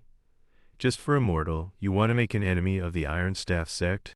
SOV Cole calmly replied, You have other ways to help Huang Qingji without having to harm Lord Zhu. Tae-Yu-Bong had a realization. I see, there's no need to confront a practitioner over a mortal. SOV Cole nodded and withdrew his longsword. The moment SOV Cole's sword left Tae-Yu-Bong's neck, he immediately took out a large talisman. How foolish. Taste my lightning talisman. The lightning from the talisman struck SOV Cole directly. But unexpectedly, SOV Cole was not caught off guard. The moment the lightning struck, it was blocked by the abyssal shield he had taken out. Tae-Yu-Bong, seeing this, his eyes widened and his jaw dropped. SOV Cole, hiding behind the abyssal shield, laughed coldly. You truly are an untrustworthy person. After a moment of shock, Tae-Yu-Bong once again executed two types of spells with his hands. To think you could block my lightning talisman. SOV Cole peeked out from behind and glanced at him. A pity you can't turn back now. Tae-Yu-Bong roared and attacked SOV Cole. What an arrogant brat, just like before. All his attacks were blocked by the abyssal shield. SOV Cole channeled his spiritual energy to summon the Key Origin Sword. Then he channeled more spiritual energy to summon the Azure Origin Sword. Soon, a sword appeared behind Tae-Yu-Bong. What SOV Cole was preparing to execute was the fourth move of the Aegis sword style, Heaven and Earth Unite. Taeyu-Bong was immediately surrounded by the two long swords. He had no other choice. He gritted his teeth and opened the storage pouch at his waist. A giant brown bear immediately emerged from it. Crimson Bear blocked the attack for me. SOV Cole, seeing the brown bear suddenly appear, was secretly pleased. That pouch is a beast-taming pouch. It can imprison demon beasts. I haven't been able to make one because I lack the materials. This is great. The brown bear was quickly pierced through the chest by the sword controlled by SOV Cole. Seeing his demon beast killed so soon after being summoned, Taeyu-Bong couldn't believe it. He trembled and took out another talisman from his storage pouch, but SOV Cole had already appeared behind him at extreme speed. He crossed his arms and looked at him mockingly. Compared to your cultivation, you lack too much practical combat experience. Turned around, you bastard, you dared to laugh at me. SOV Cole gave him no chance to continue shouting and immediately swung his arm. Taeyu-Bong died with his eyes open, after dealing with everything. SOV Cole turned to ask Zhu-Trang-Gun, Lord Zhu, are you alright? Zhu-Trang-Gun nied. Thanks to great hero SOV Cole. He bent down to collect the spoils of war. He instructed, please have a trusted servant handle this place. If news of a practitioner dying here gets out, it could lead to great disaster. Zhu-Trang-Gun nodded. Alright, I understand. SOV Cole put away the spoils and reminded him also. The person who came with Taeyu-Bong is not from the Hui clan, so just making up a reason should be fine. Zhu-Trang-Gun nodded. I will do as you say, great hero. SOV Cole turned to leave. Before leaving, he didn't forget to turn back and instruct one more thing. Please send my regards to the young lady. I have to go somewhere. Goodbye, my lord. The next day at Mount Manhua, Truxun County. In the newly built market for practitioners, SOV Cole sat in a tea house and marveled. A market with so many practitioners gathered like this. It's magical just thinking about it. Just then, a man and a woman approached. Big brother, it's been a year since we've met. I wonder if you still remember my name. I am CO-Wu, and this is my younger sister, CO-Ah. The girl also spoke up. I am CO-Ah from the CO clan of Truxun, SOV Cole said excitedly. So it's you too. The scene flashes back to Mount Manhua a year ago. SOV Cole took advantage of the bustling crowd of Zhonghu people discussing and buying medicinal herbs to sneak away. These practitioners don't need things from mortals, so Miss Shu probably won't be able to trade for anything.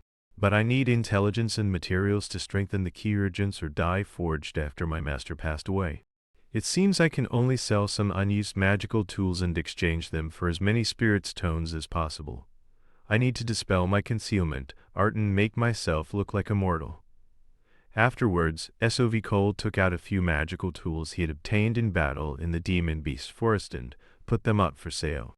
Soon, a crowd of practitioners gathered in front of his stall. Let's see, isn't this a low-grade magical tool? The seller looks so young, yet he's achieved so much. The siblings CO-Wu and CO-Ah happened to be passing by at that moment. I want to buy these two magical tools.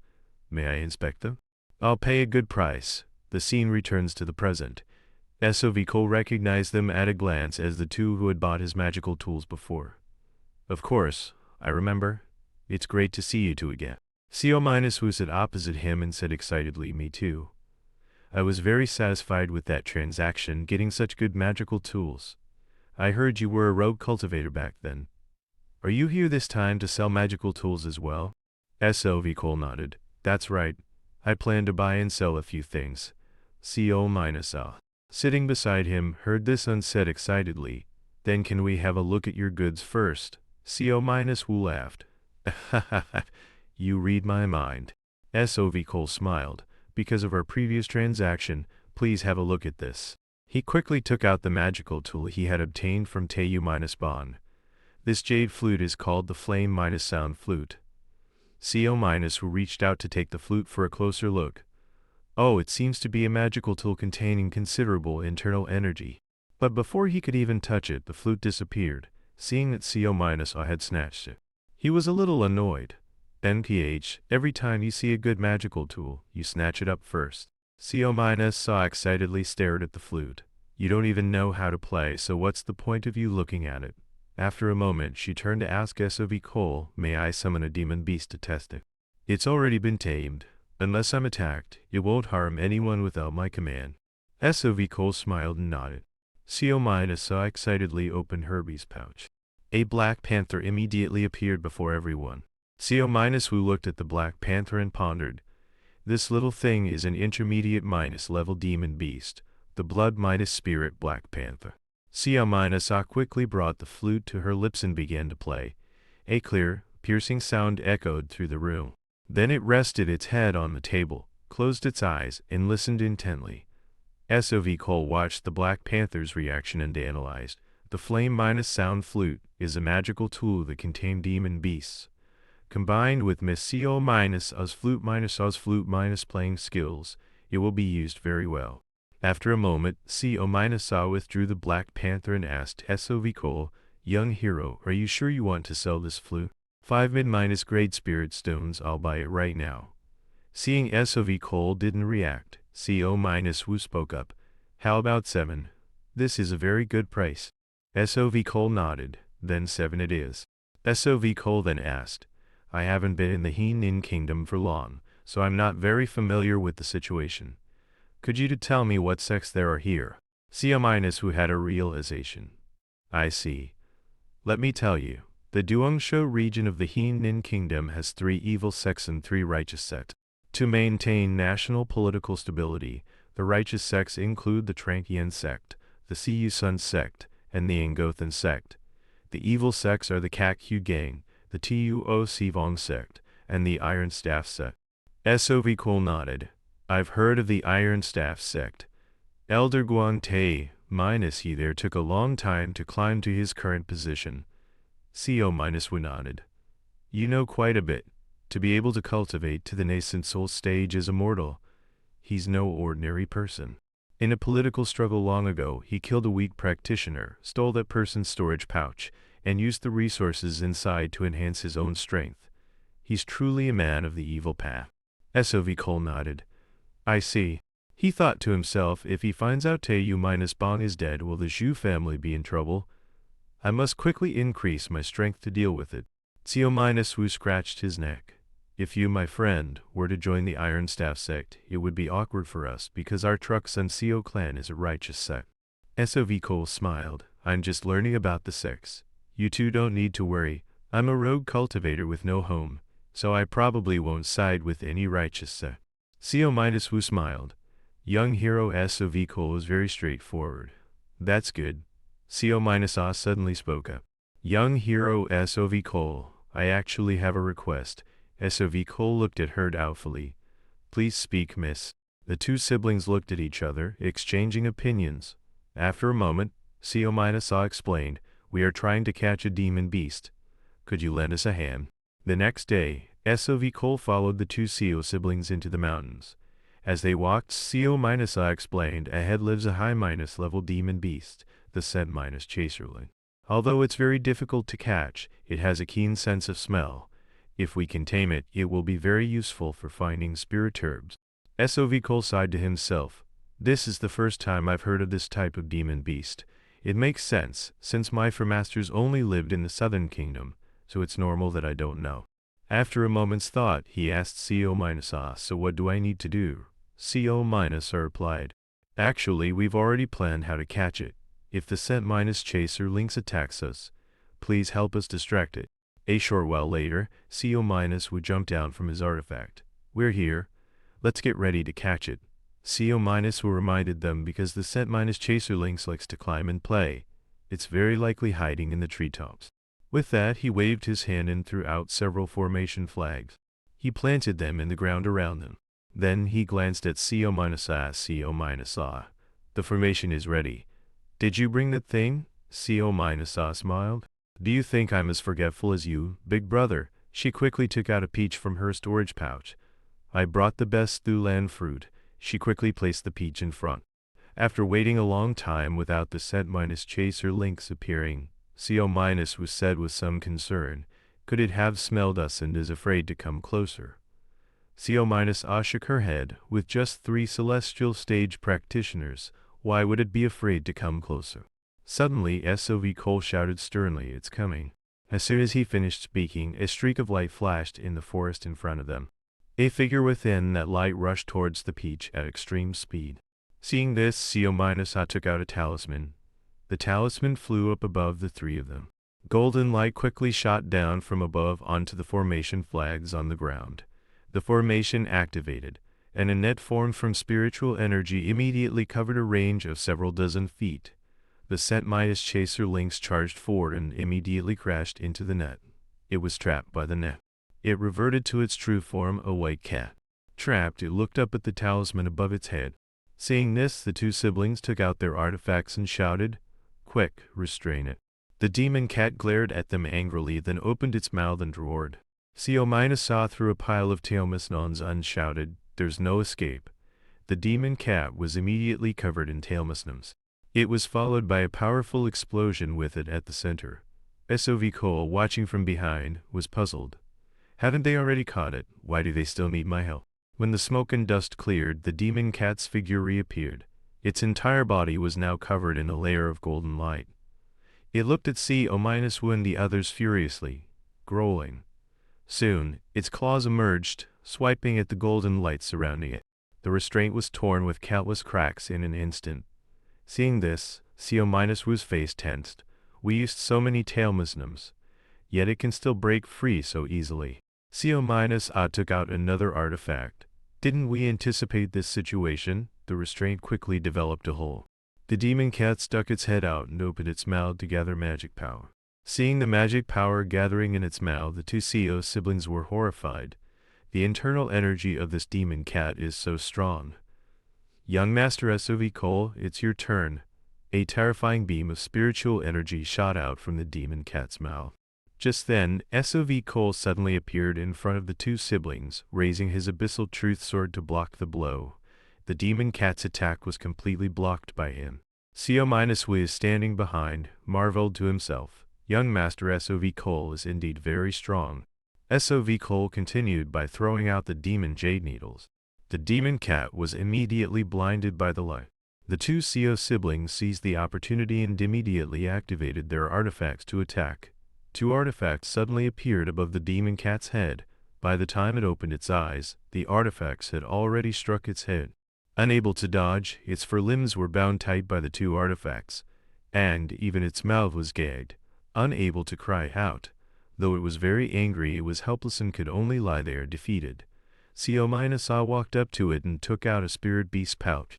She captured it inside, finally caught it. With that, she immediately jumped onto her artifact and flew away.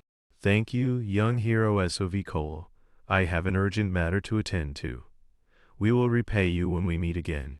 Co- explained, please forgive us, brother Cole. Catching the Set-Minus Chaser Lynx was difficult, but taming it is even harder. Cole smiled doubtfully and asked, I'm fine, but what do you mean by it being hard to tame? Co- explained. If you can't tame a Set-Minus Chaser Lynx within a few days, it will kill itself. Although there are some measures, they are not enough. Now that we have the flame-sound flute, we'll give it a try. Cole laughed. Cole laughed. Other Co- will have to work hard then. Co- took out a storage pouch and gave it to Cole. This is the reward we promised. After paying, he also quickly stood up to leave. Sorry, I must quickly catch up to my sister and lend her a hand. Remember to visit our mare. It will also be a good opportunity for you, young hero Cole. Young hero Cole, goodbye. I still have matters to discuss with you, so you must visit our mountain villa in the future. Cole watched their retreating figures inside. These two siblings are really busy. They needed me to catch the Set-Minus Chaser Lynx. After they left, he walked over and picked up the peach they had used as bait earlier. Since I'm here, I might as well look for some spirit herbs. Soon, 2 days had passed. Cole was now panting under a tree in the forest. Damn it, 2 days and still haven't found anything. I'm so jealous of Co- for catching the Set-Minus Chaser Lynx. Perhaps the Set-Minus Chaser Lynx has already cleaned out all the spirit herbs nearby. At this moment he noticed a cave opposite him. Fog was constantly drifting into it. The space inside must be very large. Should I go in and take a look? Cole then bent down and crawled into the cave. After walking for a while, he heard the sound of a cat meowing. Soon, a Set-Minus Chaser Lynx appeared before him. SOV Cole looked at the kitten and thought to himself, looking at it reminds me of the little boar that died unjustly in Lord Goose Cave. A short while later, he took out the peach from a few days ago and placed it in front of it. Very cautious. But let's see if you're still like this when you see the Lulan fruit. Just as he predicted, the demon cat stopped meowing as soon as it saw the fruit. SOV Cole threw the peach towards it. This is for you, eat it. The demon cat immediately hugged the peach with all of her paws. Seeing it struggle to eat, SOV Cole couldn't help but smile. Here, let me peel it for you. It's all yours. Enjoy. The demon cat then ate with gusto, so happy it forgot everything. It ate so voraciously that it didn't even notice SOV Cole reaching out to pet it. Second master said that when taming a demon beast, you must channel spiritual energy with similar properties to it. As he channeled his spiritual energy, the demon cat was startled and retreated, growling cautiously at him. SOV Cole reached behind him for something. This little thing is not simple. It seems I can only use that method. First, I'll rub its feces on myself to make it less wary. After applying it, he slowly lay down opposite it. Let's see who wins. After a while, the demon cat also calmed down and lay down.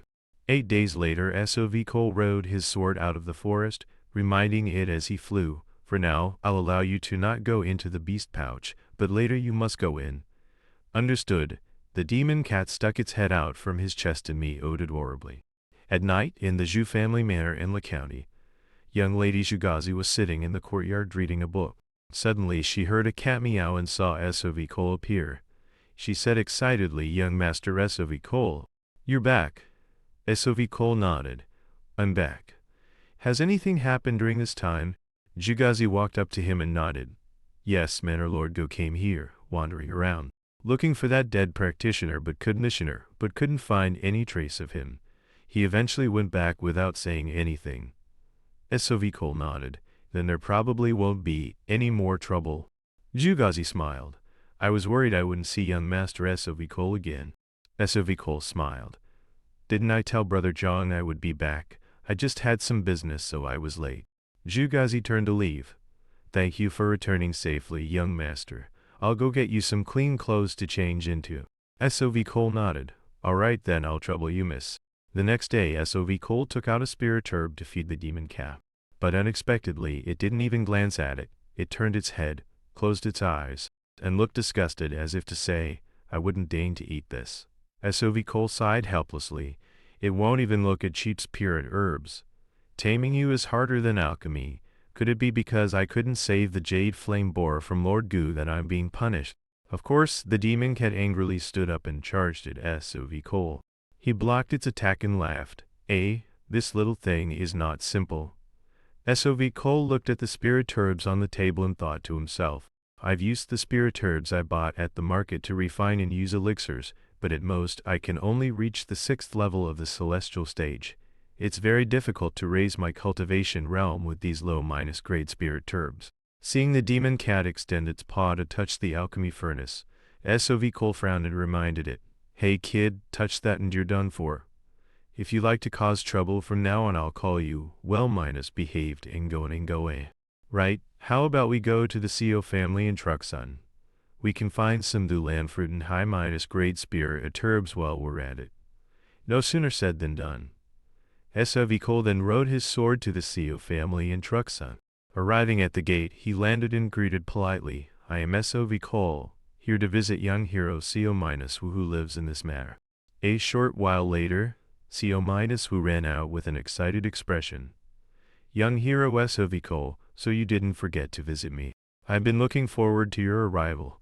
SOV Cole smiled. "Young hero CO, it's been a long time. You said you had something to discuss, so I came out of curiosity. By the way, how is the scent- chaser lynx? Has Miss CO- tamed it yet?" CO- was scratched his head. "About that.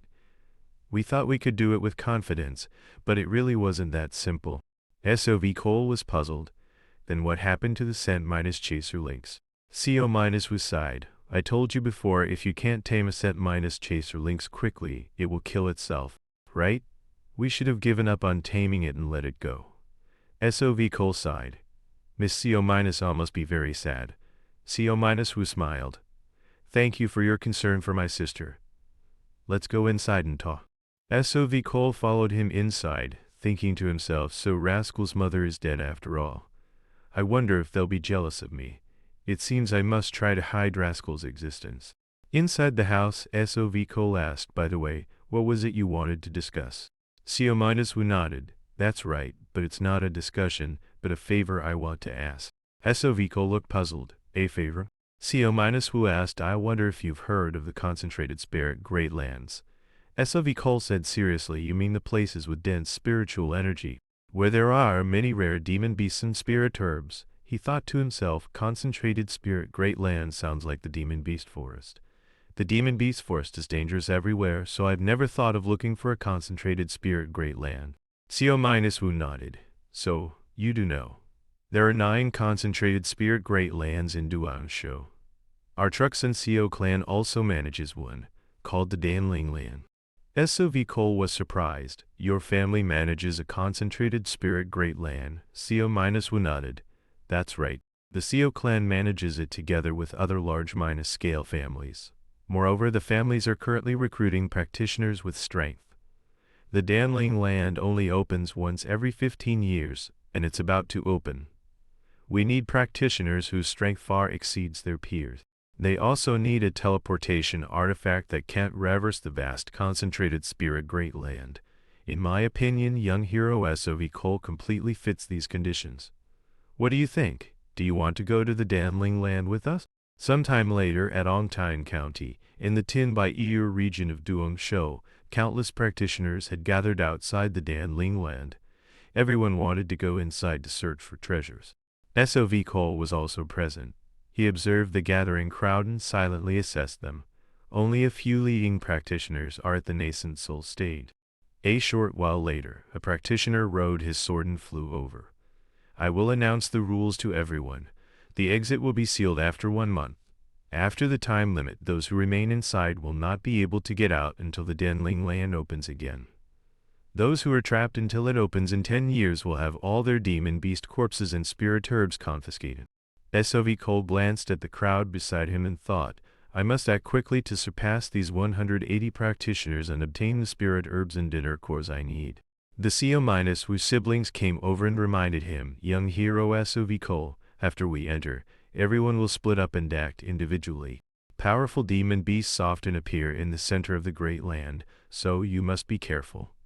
SOV Cole nodded. All right. Thank you both. I hope you both have a great harvest. The person quickly shouted, then the seal will now be released. The entrance is about to open. SOV Cole and the others immediately stood up, preparing their artifacts to enter. Inside the Danling Land, SOV Cole flew for a while before stopping. Everyone has scattered to other places. This place should be fine. He then called out Rascal, petted it, and instructed, every time I pick a spirit herb, you must remember its scent. If you help me find many spirit herbs, I'll let you eat all the Dhulan fruit you want, okay? After flying a bit further, he stopped and stared down at the swamp below. Judging by Rascal's reaction, there must be quite a few spirit herbs nearby. As soon as he landed, his heart skipped a beat. The spiritual energy here is indeed denser than other places. There are spirit herbs everywhere. In the demon beast forest, I would ignore unnecessary spirit herb. But with so many practitioners here, even if I don't use them, I can exchange them for spirit stones. So I'll just pick whatever I see. Sugar fruit herb and water lily herb are both necessary for the post-celestial stage. I've heard they grow by absorbing nutrients from the corpses in the swamp. While walking, SOV Cole suddenly frowned and stopped. Not far away, he saw a swarm of golden bees attacking a middle-aged man. The man angrily took out a gourd-shaped artifact, and flames quickly shot out from it, burning the swarm of bees. SOV Cole slowly and quietly approached, hiding behind a bush to watch the battle. Demon insects. In places with dense spiritual energy, there will also be many rare demon beasts. Just then, he noticed a spirit herb in the middle of the swamp. That's sugar cane herb. It seems to get that herb, I have to face this swarm of demon beasts. Should I take advantage of that person fighting them to go pick the sugar cane herb? Didn't young hero CO-Wu say that spirit herbs in the Danling land don't belong to anyone until they are in hand? Just as he was hesitating, another sound came from a distance. Sorry about this. To the astonishment of SOV: the middle-aged man, a young man suddenly burst out from the forest and ran towards the sugar cane herb. Isn't everything based on individual strength? Don't blame me. The middle-aged man didn't stop him. The young man had just gotten close to the sugar cane herb and hadn't even picked it when his expression changed. A giant monster suddenly emerged from the water and bit at him with its open mouth. Fresh blood immediately splattered everywhere. The young man reacted very quickly, but he still lost an arm. SOV was shocked to see this new monster. That's a high-level demon beast, a water crocodile monster.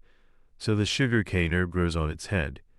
Did that practitioner from before realize something was wrong? The water crocodile monster slowly came ashore and walked towards the young man. The young man couldn't resist and was bitten to death by the monster. The middle-aged man fighting the demon insects cursed, "Damn it, I knew there was a problem. I didn't expect it to be a high-level demon beast." He didn't dare to continue fighting and immediately jumped onto his artifact and flew away. SOV laughed coldly to himself, checked it out and then left. It seems he doesn't have the ability to deal with a high-level demon beast. But I'm different. Although it's a high-level demon beast, it's a water crocodile monster, whose weakness I know well. No need to be afraid. At this moment, the water crocodile monster also discovered SOV's existence, turned its head slightly, and then charged madly at him. SOV was not afraid at all, took out his artifact, and prepared to fight. He executed the instant step and retreated to dodge. A cold smile crept onto his lips. When a water crocodile monster leaves the swamp, its movement speed becomes very slow. If its direction of movement is singular and its speed doesn't suddenly change, then this battle is as good as won. He then swung his hand and executed the first move of the Aegis sword style, flying smoke, touching lightning. The water crocodile monster, opening its mouth to bite, was immediately pierced through the mouth by a lung's worth that went through its entire body. It had no time to react and was killed by SOV in one strike. After dealing with it, SOV withdrew his artifact and smiled. Clean and neat. Then he bent down to pick the spirit herb on its head. Although the water crocodile monster is a good material, handling it would take a lot of time.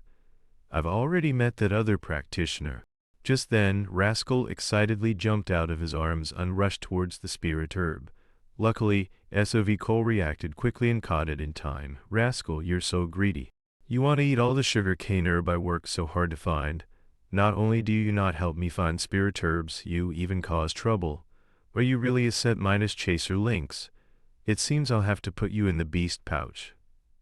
Rascal, hearing this, opened its mouth wide in fear. SOV sighed. Remembering Jadeling, he suddenly missed the jade flame boar.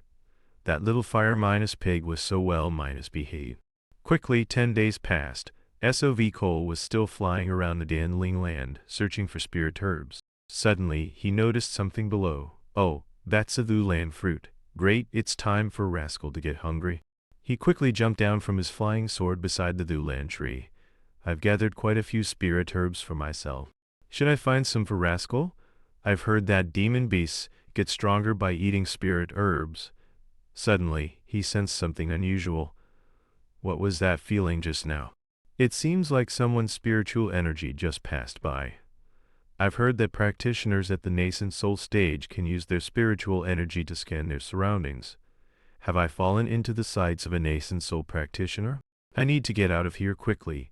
With that thought, he hurriedly jumped onto his flying sword and left. Just as he flew up, a streak of light pursued him from behind. Chasing him was an old man who looked on the verge of death. The old man urgently chased after SOV, shouting, "Brat, stop right there." SOV looked at the person behind him, his heart pounding. This person is the nascent soul stage practitioner I met at the entrance. No matter what, this person definitely doesn't have good intentions. Just as SOV thought, as soon as he caught up, the old man took out his artifact and laughed loudly. The spirit herbs here are limited, so I'll have to reduce the number of rogue cultivators like you first. SOV narrowed his eyes, so his purpose is to kill and rob. Without hesitation, he immediately took out all his artifacts. The opponent is a nascent soul stage practitioner. With my strength, I can't possibly fight back. The old man, seeing him take out so many artifacts, became even more excited. Oh, controlling so many artifacts at once. It seems compared to your celestial stage cultivation, you are truly talented. However, your tricks are just the playthings of the celestial stage. With that, he waved his hand and attacked. Although the old man's attack was powerful, it still couldn't break through the azure scale shield. SOV Cole continued to urge his remaining artifacts to fly out and counterattack. The old man was a bit surprised to see the artifacts coming at him from above and waved his hand to execute a spell. The artifacts flying towards him were blocked by a barrier of light. Oh, as a celestial stage practitioner, you're not bad, but these little tricks can't penetrate my spiritual energy barrier. SOV Cole, without a second word, immediately took out a smoke bomb, quickly enveloping the surroundings in smoke. All his artifacts also immediately retreated into the smoke. SOV Cole's mind raced. I didn't expect the spiritual energy protection of a nascent soul practitioner to be so strong. I hastily used a smoke bomb, but the smoke will soon dissipate. Very quickly the old man flew above him and sneered. Fool! Do you think this crude smoke and deceive the energy minus sensing ability of this body? You're a bit stronger than a typical celestial stage practitioner. With that, he swung his artifact at the smoke. Come out, brat. In the smoke, SOV Cole gripped his Longsworth, his expression grave, waiting cautiously for the old man to approach. When the opponent got close, he swung his sword and executed the Aegis sword style to attack. This move, like before, was completely unable to break through the opponent's defense. The old man laughed loudly within the light barrier. Ha ha, you still don't understand that this is a futile act? SOV Cole frowned and shouted, myriad minus shattering sword. Countless cracks quickly appeared on the Longsworth. To the old man's astonishment, the Longsworth self-minus destructed into countless fragments. Then, with him at the center, a powerful explosion spread out. SOV Cole took this opportunity to quickly turn and flee. Although it's a pity to self-minus destruct the abyssal sword, this is my strongest attack right now. He must have been injured by that attack. I have to take advantage of his carelessness to escape. But things didn't go as planned. The smoke quickly cleared, revealing the old man's figure. At this moment, the old man was so angry that his eyes were bloodshot. He gripped his artifact and roared, "You reckless rogue cultivator. I'll cut you into 1,000 pieces." In an instant, he appeared beside SOV Cole. But before the attack could land, the old man's expression changed. SOV Cole, with no strength left to dodge, thought he was surely dead and was also extremely surprised. In the nick of time, a middle-aged, silver-haired man suddenly appeared in front of him, raising his artifact to block the blow for SOV Cole. Belcor, it seems you still haven't given up your habit of bullying innocent juniors. The old man was shocked to see the newcomer. Master Kaelan, why are you still here? Master Kaelan laughed coldly. What are you? Why are you still alive? Cold sweat beaded on Belcor's forehead. Master Kaelan. Damn it, why is it you? The old man controlled his artifact to retreat as he spoke, seeming very afraid. Damn Master Kaelan, why are you here? Kaelan scratched his ear mockingly. Have you been using elixirs just to strengthen your voice all this time? Your shouting is hurting my ears. Besides, so what if I'm in a place I shouldn't be? Belcor was horrified. Could it be that you've stayed here for 40 years since the last time the barrier opened? Kaelan chuckled. So what? I didn't expect you to be so curious about my affairs. You'd better stop this bullying of juniors. Get out of here. If you're not gone by the count of 3, it means you want to fight me. I find that solution quite agreeable. Seeing the aura radiating from his opponent, Belcor couldn't help but tremble.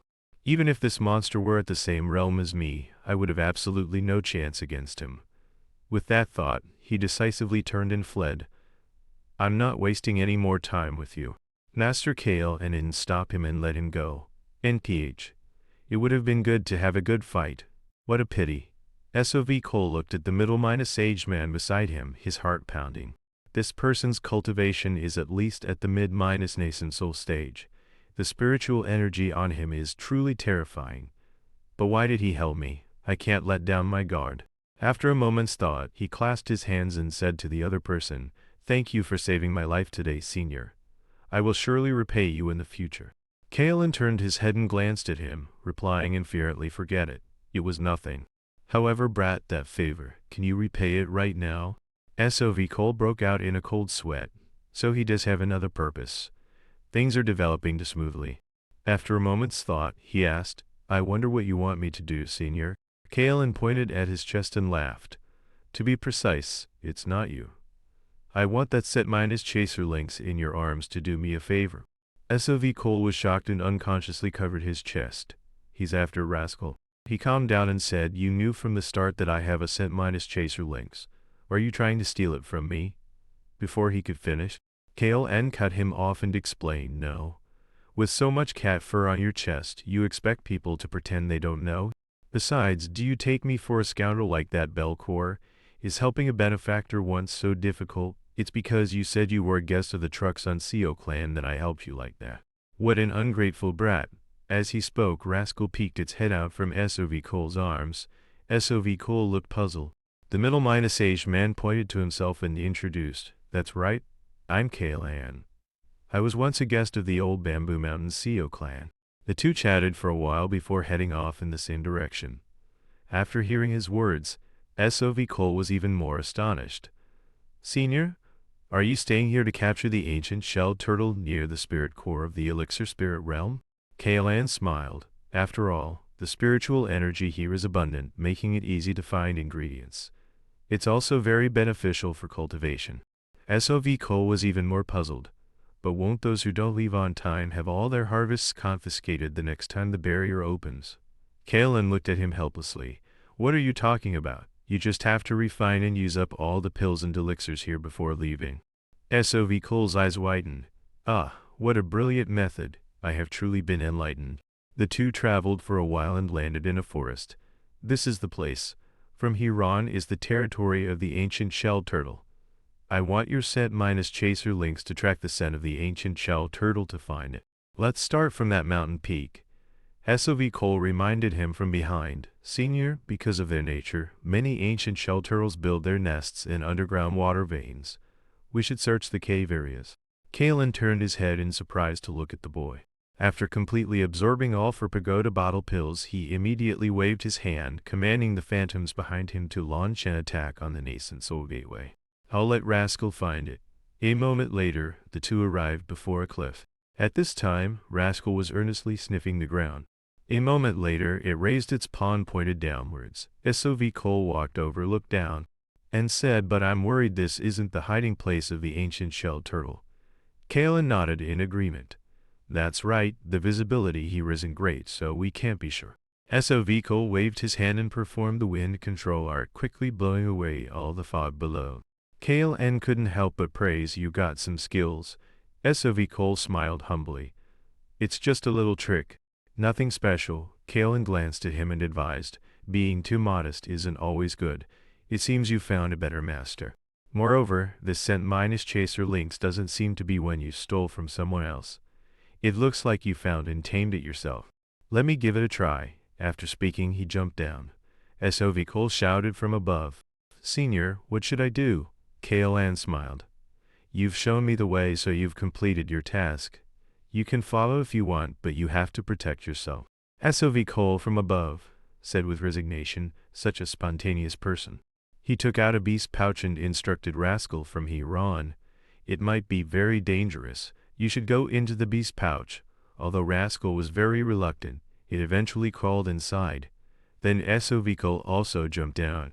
He quickly caught up to Kalen. Seeing him arrive, Kalen immediately made a choosing gesture. Sure. It seems we've woken it up. Soon a strange noise came from deep within the cave. The sound of dripping water, along with something moving, grew closer and closer. Suddenly, a giant monster appeared before the two of them. SOV Cole's heart skipped a beat. So this is the highest minus level demon beast, the ancient shell turtle. Kalen laughed with excitement. I've finally found you, ancient shell turtle. The ancient shell turtle angrily kicked its leg towards the two of them. Neither dared to block the blow directly, and both retreated to dodge. Kalen gripped his weapon tightly and sneered, just as ferocious as the rumors say. He quickly jumped up, swinging his weapon to counter minus attack. His axis circled the ancient shell turtle, striking its leg and then its head. Although his weapon was powerful, it only left a small scratch on the turtle's head. Seeing this, Kalen was shocked. At most, I can only scratch its skin a little. It's incredibly tough. After a moment's hesitation, he took out another weapon. Truly worthy of being the highest minus level demon beast. In that case, I'll have to use my highest minus grade weapon to deal with you. As he finished speaking, a stream of spiritual energy shot from the black bone statue straight towards the ancient shell turtle. Facing the attack, the ancient shell turtle showed no fear. It raised its head to meet the blow. SOV Cole, observing from behind, was terrified. Such terrifying spiritual energy. That bell core is nothing in comparison. Is this the power of someone already at the mid-nascent soul stage? The attack struck the ancient shell turtle's hard shell. A moment later, Kalen sighed. It seems it's still not enough. The ancient shell turtle's head emerged from its shell again, letting out a furious roar. Then its body suddenly began to spin in place. The spinning speed increased, sending surrounding rocks and debris flying everywhere. A purple smoke also began to emanate from its shell. Kalen deployed his spiritual energy to form a defensive shield and sneered, at most, it can only spit out smoke. It seems to feel threatened and wants to obscure our vision to escape. SOV Cole beside him reminded Senior, I don't think that's it. Just as SOV Cole said, Kalen quickly felt that something was wrong. What is this? This thing can actually dissolve my spiritual energy shield. His defensive shield was then corroded at an extremely fast rate. He used a wind spell to try to blow away the mist, but it seemed to have little effect. SOV Cole saw this scene from a distance. He thought to himself, although Senior Kalen is powerful, it seems his wind spells haven't reached a level where they can affect other things. If so, I can lend him a hand. Thinking this, he immediately performed the wind control art. Kalen in front was startled. Hey kid, this purple smoke corrodes spiritual energy. Don't throw your life away. SOV Cole ignored him, gritting his teeth and continuing to cast the spell. Seeing that he could still continue casting the spell, Kalen was endlessly surprised. A cultivator, at only the mid-celestial stage, can cast such a powerful wind spell. The purple smoke emitted by the ancient shell turtle was quickly drawn forward by SOV Cole. Its figure gradually became visible.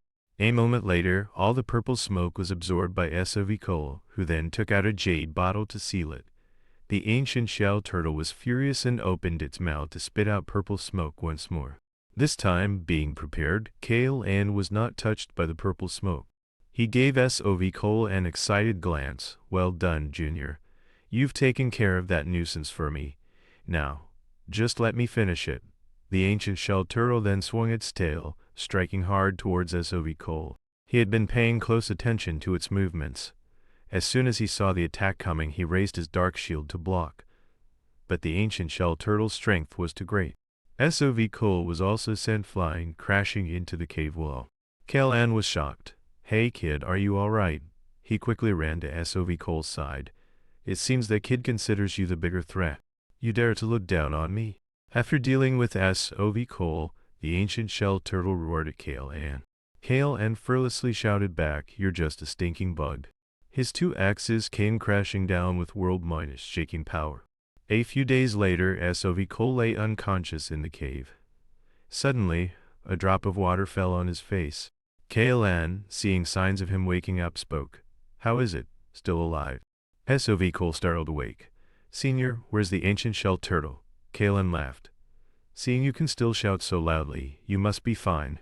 SOV Cole looked at the carefully bandaged wound on his abdomen and asked doubtfully, Did you bandage this for me, Senior? Kalen sneered. Don't think you owe me your life. If you hadn't helped me deal with that mist, I couldn't have defeated it so easily. Following his gaze, the corpse of the ancient shell turtle split in two lay in the distance. SOV Cole clasped his hands in a formal bow. Even so, if Senior hadn't saved me, I would have died. Thank you again for saving my life. Kalen waved his hand. All right, you talk too much. We just helped each other out, don't make such a big deal out of it. SOV Cole was suddenly startled. Senior, how long has it been? It hasn't been half a month, has it? Kalen said casually, you were only unconscious for 2 days. Hearing this, SOV Cole breathed a sigh of relief. Kalen looked at the artifacts on the ground and sighed. Your armor and shield are both destroyed. They seem to be good artifacts. But what I find most strange is your character. I never expected you to come help me without a second thought for the consequences.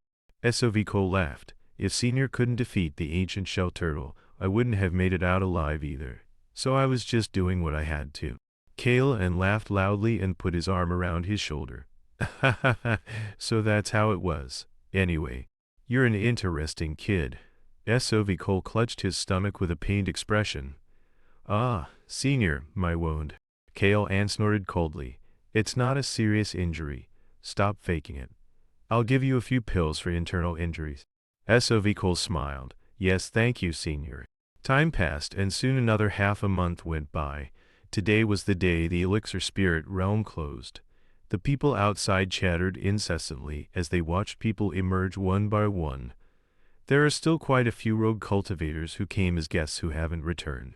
Because they are rogue cultivators, their strength is still very weak. Perhaps they couldn't survive in the elixir spirit realm, or maybe someone harmed them. The CO-Wu siblings had also come out. They stood to one side, looking towards the exit, constantly worried. It's probably just the guests coming out late. Including young Master SOV Cole, there were 11 people in total, but only 5 have returned so far. After waiting for a while and still not seeing SOV Cole, CO-Wu sighed. I was hoping he could return safely. Before he could finish, CO-Op pointed into the distance and shouted, Brother, look. It's young Master SOV Cole. He's out. She jumped up and down excitedly, waving her hands. Young Master SOV Cole. We're over here, welcome back. SOV Cole quickly landed in front of them. CO- enthusiastically stepped forward, clasping his hands in congratulations. Young Master SOV Cole, thank you for returning safely. SOV Cole also smiled happily. Yes, and congratulations to you both for returning safely as well. CO- asked again, how was it? Did you have a good harvest? SOV Cole nodded. Yes, I was very lucky and harvested quite a lot. CO- nodded. That's great. If possible, let's come together again next time, CO- proposed. Young Master SOV Cole. Next time, let's go hunt demon beasts together. Just then, Belker also came out, flying over their heads. Seeing SOV Cole below, safe and sound, he sneered. He was furious inside. Consider yourself lucky this time. At that moment, SOV Cole also noticed his presence, narrowing his eyes as he looked towards Belcor. The old man glanced at him, snorted coldly, and ordered his disciple to leave. SOV Cole watched his departing figure and snorted coldly to himself. The next time we meet, I will absolutely not let you suppress and beat me like you did this time. SOV Cole recalled the scene of being hunted by Gugal in the demon beast fort, then escaping from Belcor's grasp, and finally surviving a blow from the ancient shell turtle. Recalling these events, he couldn't help but sigh. It was all just luck, not strength. He had now returned to the Zhu family estate in Liu County. He sat cross-legged on his bed cultivating, thinking to himself about Gugal's cave. I risked my life to escape. If it weren't for Senior KLM, I probably would have died at the hands of Belk or the ancient shell turtle. Without strength, I can't do anything. The 4 pagoda bottle pills I refined from the ingredients in Gugal's medicine storage. I must use them to surpass my powerless self. I can't waver before a stronger power ever again. This time I must break through the nascent soul gateway. After thinking, he went out to find Zhugazi. I don't know when Guangte-Yi will come looking. By now he must have discovered what happened to his disciple. So I plan to go into seclusion to cultivate in case he attacks here. Zhugazi sighed. I'm so sorry, young Master SOV Cole. We've dragged you into something that has nothing to do with you. SOV Cole smiled. It's Miss Zhu who was dragged into the power struggles of those cultivators. Not me. This is also to repay the kindness of Miss Zhu for saving me when I was unconscious on the roadside. So please don't worry about it.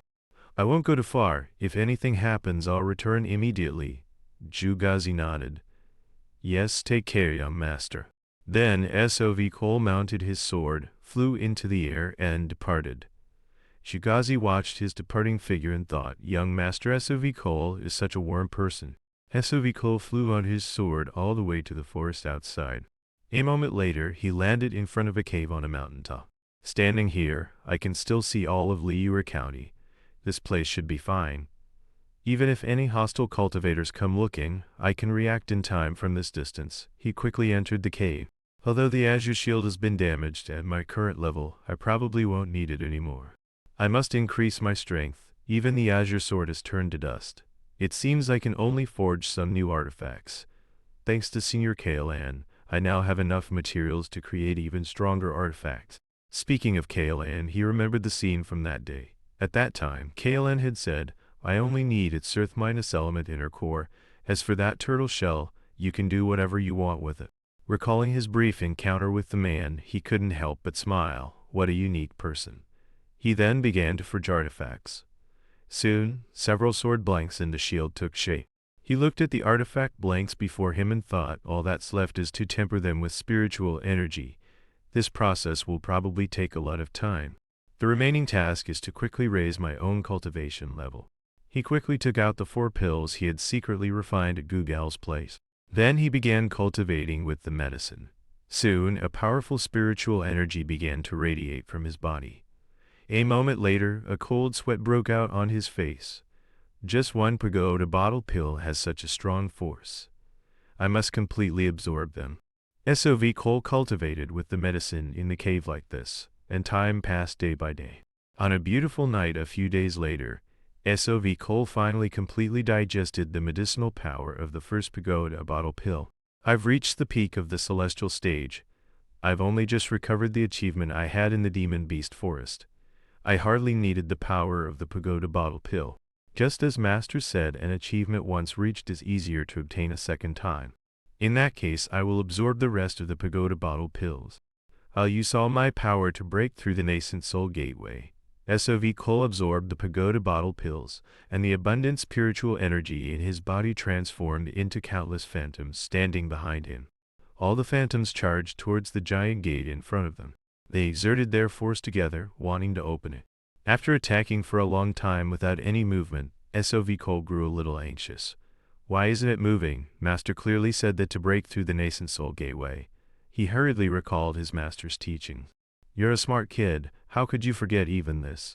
To break through the nascent soul gateway, you can't just think about the amount of spiritual energy. That's right, being constantly harassed by useless people, it's natural for him to be impatient. A cultivator must find peace in their soul. Kid, that peace is tranquility. Yes, before starting any major task, one must carefully examine their own mind. We are certain that you will do well. The corner of SOV Cole's mouth lifted. If Master were here, he would surely teach me this way. Although I learned the profound art which makes my mind clearer, I can't believe I forgot such an important thing. Change and utilize the properties of the pagoda bottle pill's power. Use metal key to make the spiritual energy sharper, and water key to condense it. Use wood key to accelerate the spiritual energy, and fire key to expand its heat. Use earth key to connect it all gently. The nascent soul gateway is heavy and majestic. I must focus more on the sharpness of metal key and the condensing power of water key. Realizing this, all of SOV Cole's phantoms were quickly connected by spiritual energy. Countless cracks soon appeared on the nascent soul gateway. SOV Cole persisted, using even more spiritual energy, erupting even more fiercely. Finally, the nascent soul gateway was shattered. Spiritual energy from the outside quickly poured into SOV Cole's body. He officially advanced to become a nascent soul stage cultivator. He opened his eyes and looked at the scene behind the nascent soul gateway. He let out a breath. I've finally broken through the nascent soul gateway. The scene changes to another place. A middle-aged man sits on a platform, asking the person kneeling below, so you don't know where you-bong went either. The young man kneeling nodded. Yes, master. He disappeared without a trace in Namayo County. It's very likely he has perished. This man is Elder Guang-Te-Yi of the Iron Staff sect, and also the master of Te-Yu-Bong, the one killed by SOV Cole. He thought for a moment and asked again, what did I send him to do? The young man quickly explained at the request of Guang Chang. Your nephew, master, he went to eliminate the magistrate of Liu County. The person who went with him said that after entering the magistrate's mansion, he suddenly disappeared. This man is Guang Te-Yi's sixth disciple, named Che Zhang-Bu. It was said that the mansion was hosting an esteemed guest at the time, supposedly a cultivator. Guang Te-Yi nodded. So that means he was killed by that person? This speculation is very reasonable. Che-Jong-Bu suggested. It must be at least a mid-celestial stage cultivator to be able to kill Tae-Yu-Bong so silently. I request to handle this matter. Guan-Tae-Yi shook his head. I know you are stronger than Tae-Yu-Bong, but if he could kill Tae-Yu-Bong, we still can't judge his true strength. He sacrificed himself for the sex business. This matter should be handled by me personally. Led the way. I want to personally deal with the one who obstructs the affairs of our Iron Staff sect. The scene shifts to the estate in Liu County, S.O.V. Cole's private resting place. He held his shield and sword overjoyed. All this time, compared to my strength, I've never been satisfied with my artifacts. Only at this stage have I obtained suitable equipment. I have advanced to the nascent soul stage. With another 500 years of lifespan, I can meet Master again. I must cultivate diligently and quickly advance to the void-severing stage. I must not be lazy in practicing the primordial heaven key art taught by the Grand Master, as well as the profound yin key art and the evil shattering sword style from Fifth Master. At this moment, he suddenly frowned with vigilance. S.O.V. Cole quickly stepped out of the house, looked up at the sky and asked, "What business brings you gentlemen here?" The arrivals were Guan-Tae-Yi and his disciple. Feeling the aura emanating from S.O.V. Cole, Guan-Tae-Yi said contemptuously, "I can't believe Tae-Yu-Bong was killed by a cultivator at only the mid-celestial stage. It seems he was too lax in his practical combat training." S.O.V. Cole calmly looked at his opponent. "If I'm not mistaken, you must be Elder Guang of the Iron Staff sect." The middle-aged man nodded. "That's right, I am Guan-Tae-Yi. You guessed I would come, which proves Tae-Yu-Bong told you everything. Right? That's enough for introductions. You killed my disciple, so I will take your life. As an elder, I will give you a slight handicap. Take out your artifact."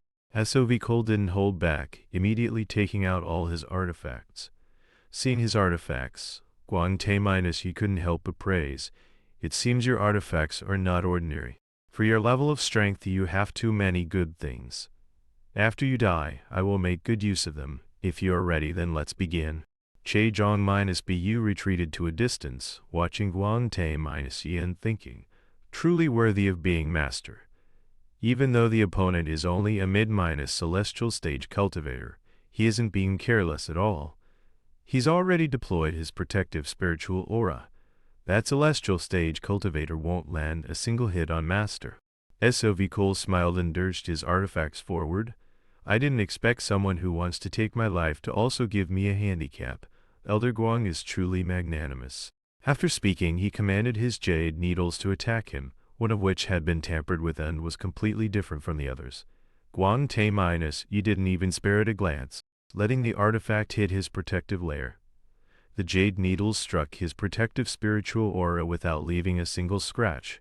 He mocked S.O.V. Cole contemptuously. "Is that all you've got?" He said that, but his heart shuddered. Hiding the real attack among those jokes? You want to trick me with such an obvious tactic? Just as he thought, the lotus seed bead among the other jade pieces was the different one. As soon as the bead hit his protective light screen, it exploded. The area in front of Guan-Tae-Yi was quickly covered in a cloud of black smoke. He still scoffed casually. "Did Tae-Yu-Bong really lose to you with just this little trick?" S.O.V. Cole, from below, laughed and said, "It seems I'll have to return the sentiment to you." Hearing that, Guan-Tae-Yi's expression immediately changed. He noticed the spiritual light screen in front of him. Seeing the screen being corroded, he cried out in disbelief, "What's happening?" What horrified him even more was what happened next. "Impossible. Not only the spiritual screen, but even my spiritual energy is dissipating." "Kid, what trick did you pull?" Just as he finished speaking, S.O.V. Cole suddenly appeared behind him. "After meeting your master, I now understand why Tae-Yu-Bong was so weak in actual combat." With that, he decisively swung his sword. Guan-Tae-Yi excitedly turned and swung his sword to counter. "Die, you insolent fool." But the sword strike only hit an afterimage. While Guan-Tae-Yi was searching in astonishment for S.O.V. Cole's figure, the boy's voice rang out from the side. "Over here, senior." Guan-Tae-Yi had just turned his head, not yet able to react, when he was struck by countless sword energies. S.O.V. Cole praised inwardly, The miasma of the ancient shell turtle is truly effective. No wonder even Senior Kale and couldn't do anything about it. I will make you die without a chance to struggle. Guante-he was thus enveloped by the sword energy and able to escape, only able to scream in despair.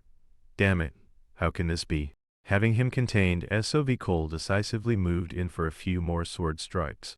Che-Jong-Bu, watching the battle from a distance, was dumbfounded. To be able to push Master into such a state. It seems he is not a celestial stage cultivator. Could he be a nascent soul stage cultivator? It's very possible. A master who can suppress my master in just a few moves must be at the nascent soul stage or higher.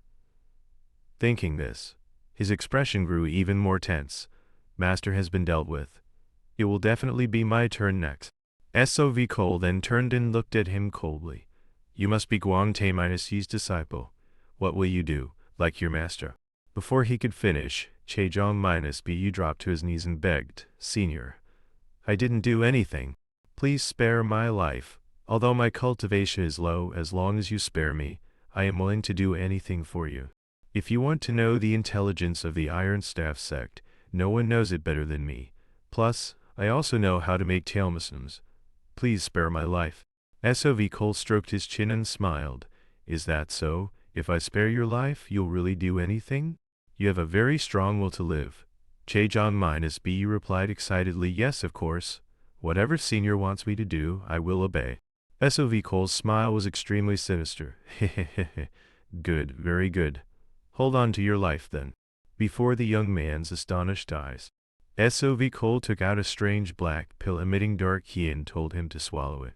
Che-Jong-Bu asked nervously, what is this? Sov looked at him coldly. This is medicine to prevent you from playing tricks. Only I can make the antidote, so I will give you the antidote once every half-year. You said you'd do as I say, so I'm giving you this chance. Otherwise I'd rather take your life. With that, he took a longsword from his storage pouch, making it seem like he would kill him instantly if he didn't comply. Seeing this, Che-Jong-Bu furiously waved his hands. Wait, I will do as Senior says. He looked at the pill in his hand and thought, this probably isn't poison. With his strength, killing me directly would be faster than making me take poison. Seeing his opponent finally swallow the pill, Sov sighed inwardly. This scene reminds me of the time in Gugal's cave. Of course, this isn't a deadly poison like the Iron Crow poison. As soon as Che-Jong-Bu swallowed the pill, he clutched his stomach and convulsed in pain. My spiritual energy is constantly dissipating. Sov checked Guante-He's storage pouch and then asked doubtfully, I heard that Elder Guante-, you killed other cultivators and stole countless artifacts. Why is there only this little stuff? He then reached out to open the lid of a gourd. Che-Jong-Bu screamed in horror, trying to stop him, but it was too late. As soon as Sov opened the gourd's lid, a violent reaction erupted from within. What an idiot. This is the sphere gourd artifact. If you don't use the correct method to open it, it will spray deadly poison in all directions. To dare open an artifact without understanding it, to be so careless as a cultivator is just foolish. In his moment of glee, he suddenly realized something was wrong. Wait, if he dies, then where do I get the antidote I just... Damn it, what the hell is this? No, you can't die. Amidst the young man's panicked screams, the poisonous smoke gradually dissipated. Sov stood there, completely unharmed. So this is the sphere gourd. The poison inside is only this strong. But I didn't expect you to shout you can't die. It seems you're quite honest. He then threw the sphere gourd to the other man. Take this back to your place and study the correct way to open it.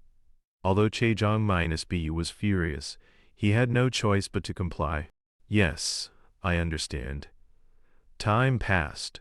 One day Jongbo, tired from sweeping the courtyard, went to a corner to rest. He glanced at Sov's room inside. He brought back another strange person. A full year of secluded cultivation had passed. Inside the room, Sov was staring at a talisman in his hand. After a moment, he asked Che-Jong-Bu, what do you think? I thought I could only make low-level tailmusums. Che-Jong-Bu flattered, Senior is truly amazing. Sov shrugged and smiled. Although it's a bit of a pity, my artifacts have been strengthened quite a bit. Now, let's go to the Iron Staff sect. Chejong Midas Bu smiled. Yes. By now the sect must be suspicious about what happened to Master. Right? No, about why Elder Guang Te Midas he still hasn't returned. SOV Cole asked seriously to avoid suspicion. He said I have to be at the 7th level of the pill refining stage, right? That way I can do fewer chores and act in the shadows. Chejong Minus Bu nodded. Yes, that's right. Without a second word, SOV Cole immediately cast a spell. A moment later he smiled at his opponent. This should be close to the 7th level of the pill refining stage, right? Chejong Minus Bu was terrified. He's really like a monster. The aura on his body is exactly like the 7th level of the pill refining stage. He can disguise his true cultivation level to this extent? No wonder even Master was to see. The two quickly went outside. Then, let's set off. I'm looking forward to seeing how much wealth Guan Te Minus he has accumulated over this time. The scene changes to the mountain gate of the Iron Staff sect. An old man was instructing new disciples. Welcome to the Iron Staff sect. I am Elder Nogache, in charge of training new disciples. The fact that you can stand here proves that I have recognized your strength. But from the moment you join the Iron Staff sect, your leisurely life is over. From now on, you are the lowest minus ranking disciples of this sect. Within the sect, you are the lowest class of society. There's a lot to do, but the spirit's tones you'll be given are very few. Everything depends on your performance, so you must work hard to improve your strength. Only then can you climb up from the bottom of society. The crowd opposite immediately replied in unison, yes, we understand. Nogache smiled and nodded. Very good. Then I will assign the next tasks in order. A moment later, a young man suddenly approached SOV Cole and struck up a conversation. Seeing SOV Cole's puzzled expression, the young man explained, You're the kid that senior brother John Minus Bu recommended, right? Is there any particular job you want to do? SOV Cole nodded. Then I'd like to work with the spirit herbs. The young man laughed. All right, being assigned to the nurturing garden isn't difficult, but the director there is very eccentric. Many people have been kicked out. Are you sure you don't mind? SOV Cole shook his head. Yes, it's fine. Thank you, senior brother. The young man whispered in his ear, I understand. I'll arrange for you to go to the nurturing garden. Then, as for me helping you, I hope you'll put in a good word for me with senior brother John Minus Bu. SOV Cole nodded. Rest assured, senior brother, I will pass on the message. SOV Cole was then assigned to the nurturing garden, the place where the Iron Staff sect cultivated spirit herbs. He walked and praised how interesting, to increase the number of artificially cultivated spirit herbs. It's natural for them to plant these things so spread out. If they want to increase the number of spirit herbs, they must pay attention to the key of the soil. I only sensed the key of one person inside. Could it be because I was too strolling through such a large place while also paying too much attention to the cultivation methods? This job will definitely suit me. After thinking outside for a moment, he slowly pushed open the door and looked inside. Excuse me, is anyone there? Inside, an old man was lying down, smoking a pipe. This was the director of the nurturing garden. Mage, seeing SOV Cole suddenly enter, he asked doubtfully, what is it? SOV Cole hurriedly explained, I am SOV Cole, assigned to work in the nurturing garden this time. Oh, is that so? I see. SOV Cole looked puzzled. Director sir, I was assigned to work here. I don't know where to start. Mage nodded and replied, just do whatever. Suddenly he opened his eyes. Right, wait a moment. Seeing the old man suddenly sit up and stare at him, SOV Cole couldn't help but feel scared. What's wrong? Did he see through my concealment technique? He must be at least at the 12th level of the celestial stage. The old man stared intently at him. SOV Cole was so nervous that cold sweat poured out as he replied, yes. His mind was in turmoil. What if he really saw through me? Should I eliminate him? My plan will be ruined. But contrary to his expectations, the old man calmly said, your physiognomies is very good. Even better than the sect leaders. As he said this, he too was filled with doubt. Am I getting old and my eyes are failing? SOV Cole breathed a sigh of relief. He stammered and nodded. Yes, thank you very much. Mage asked again, it's been a long time since someone with such good features and ability has come here. Do you want me to read your fortune? SOV Cole forced a smile. No, thank you. The old man sighed. What a pity. My fortunes are always very accurate. He then took out a few books and handed them to him. For days from now I will start assigning you work. If you can't memorize it, you can't work, and you can't stay here. The dormitory is in the back. Is there anything else I need to teach you? As if he couldn't think of anything, he lay back down and waved his hand to dismiss him. All right, see you in 4 days. I'm too lazy to do anything now, so don't bother me. SOV Cole nodded. Yes, then I will not disturb your rest.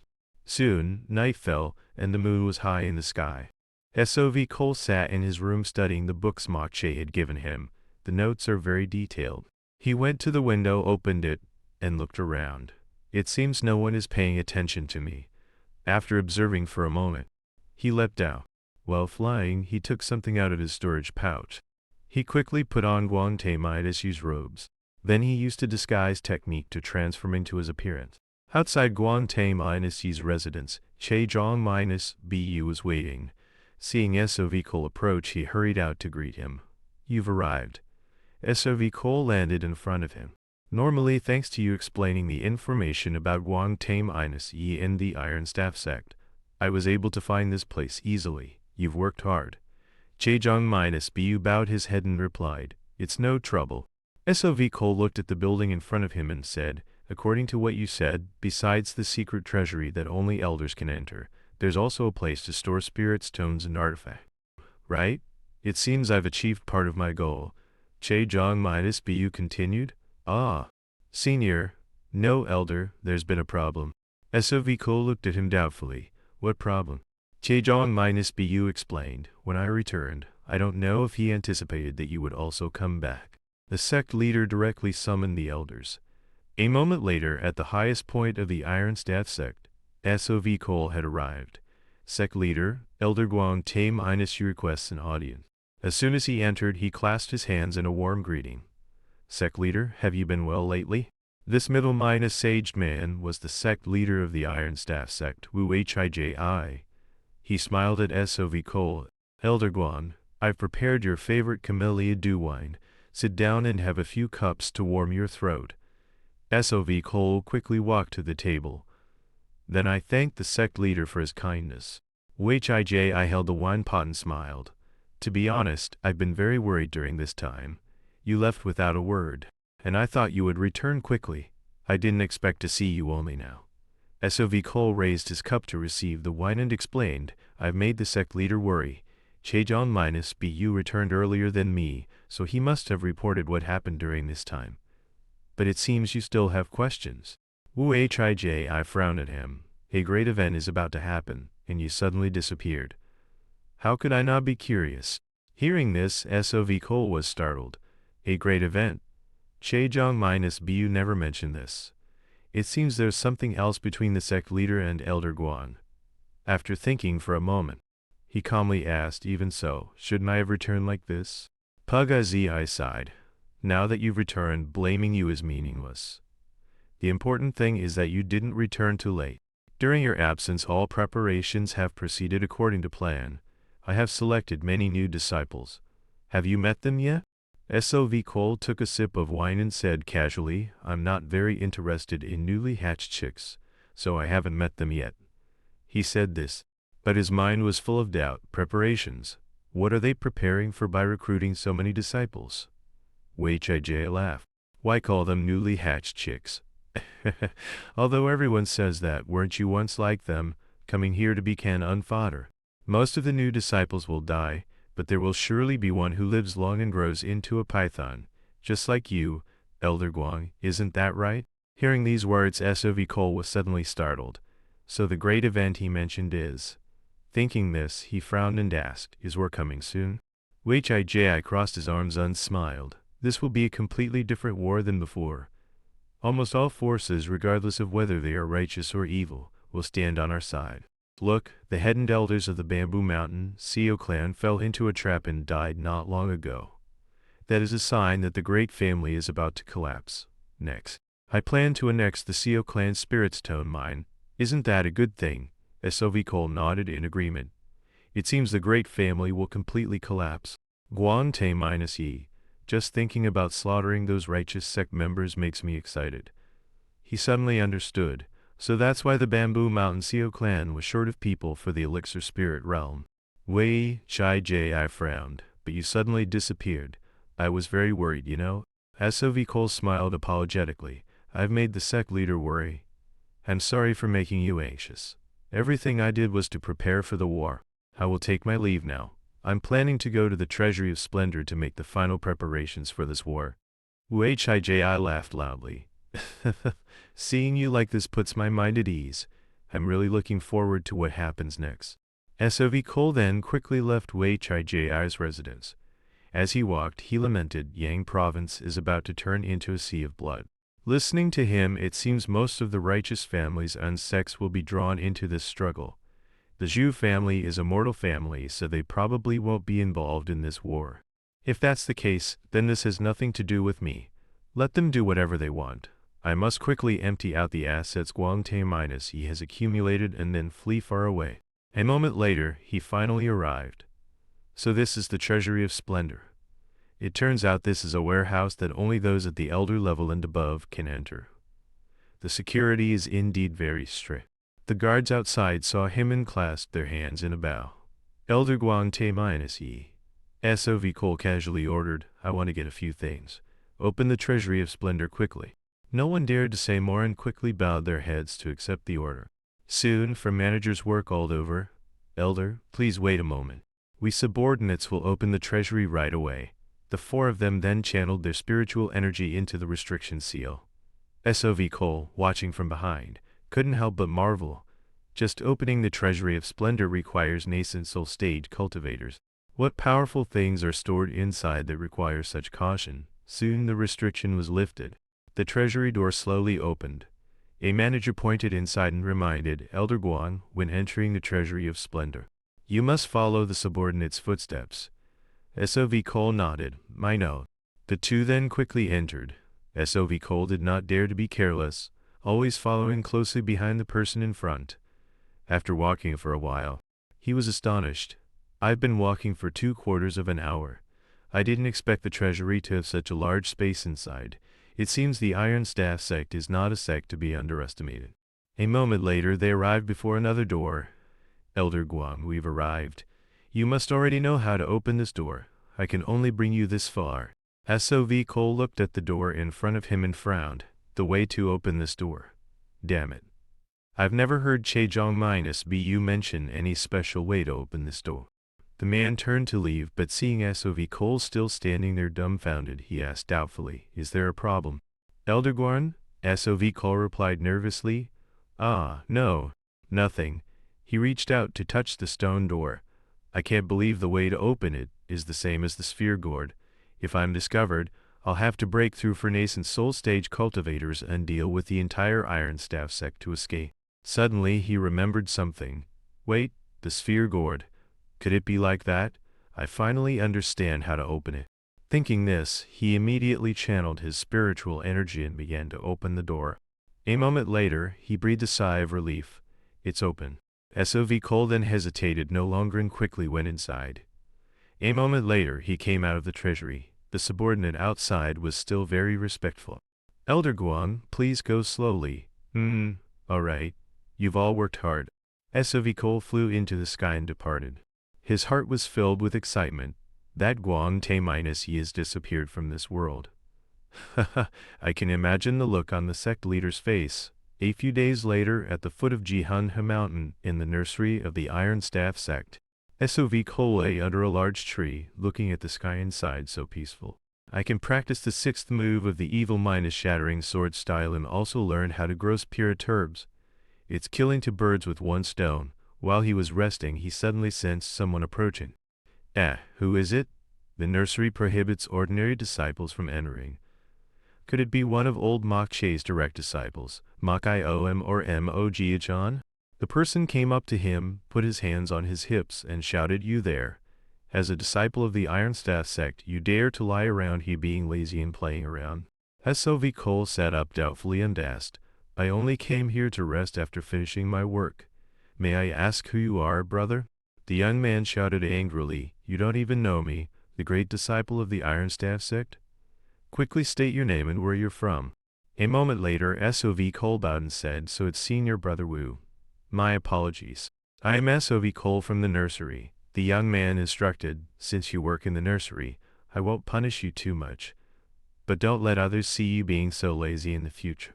SOV Cole smiled and nodded. Yes, I'll remember. But senior brother Wu, why have you come to the nursery, a place forbidden to ordinary disciples? Hearing this, the young man's expression became tense. A moment later, he shouted angrily, I am the great disciple of the sect. Is there any place I can't go? SOV Cole had a sudden realization. Ah, so that's it. I just joined. So I didn't know, he thought to himself, he's the sect leader's son. Could he be here to steal spirit herbs, looking so sneaky? The young man then asked shyly, since you say you don't know. Never mind. Where did junior sister Chom go? SOV Cole looked helpless. I don't know where senior sister Chom is either. I've been working in the nursery for over half a month and still haven't met senior sister Chom. The young man sat down next to SOV Cole and laughed. Ha ha ha. I thought you were a slacker to be working in the nursery, but now it seems that's not the case. You poor thing stuck here. SOV Cole calmly replied, I quite like the life in the nursery. The young man asked again, you're content with just taking care of flowers and grass? That's because you haven't seen junior sister's face. Once you meet her, you might like this place 100 times more. SOV Cole was surprised. Is senior sister really that beautiful? The young man held his head and laughed loudly. You must be new here. You don't even know that the most beautiful woman in the Ironstaff sect is Chom. I really don't understand how the daughter of the nursery director can be so beautiful. Junior sister Chom is always in the nursery. If I don't sneak in, I can't see her. I'm so unlucky, SOV Cole said in surprise. Oh, but didn't senior brother Wu just say you are the great disciple and can go anywhere? Hearing this question, the young man was startled. A moment later, he whispered to SOV Cole, you must keep it a secret from the nursery director and junior sister Chom that I snuck in here.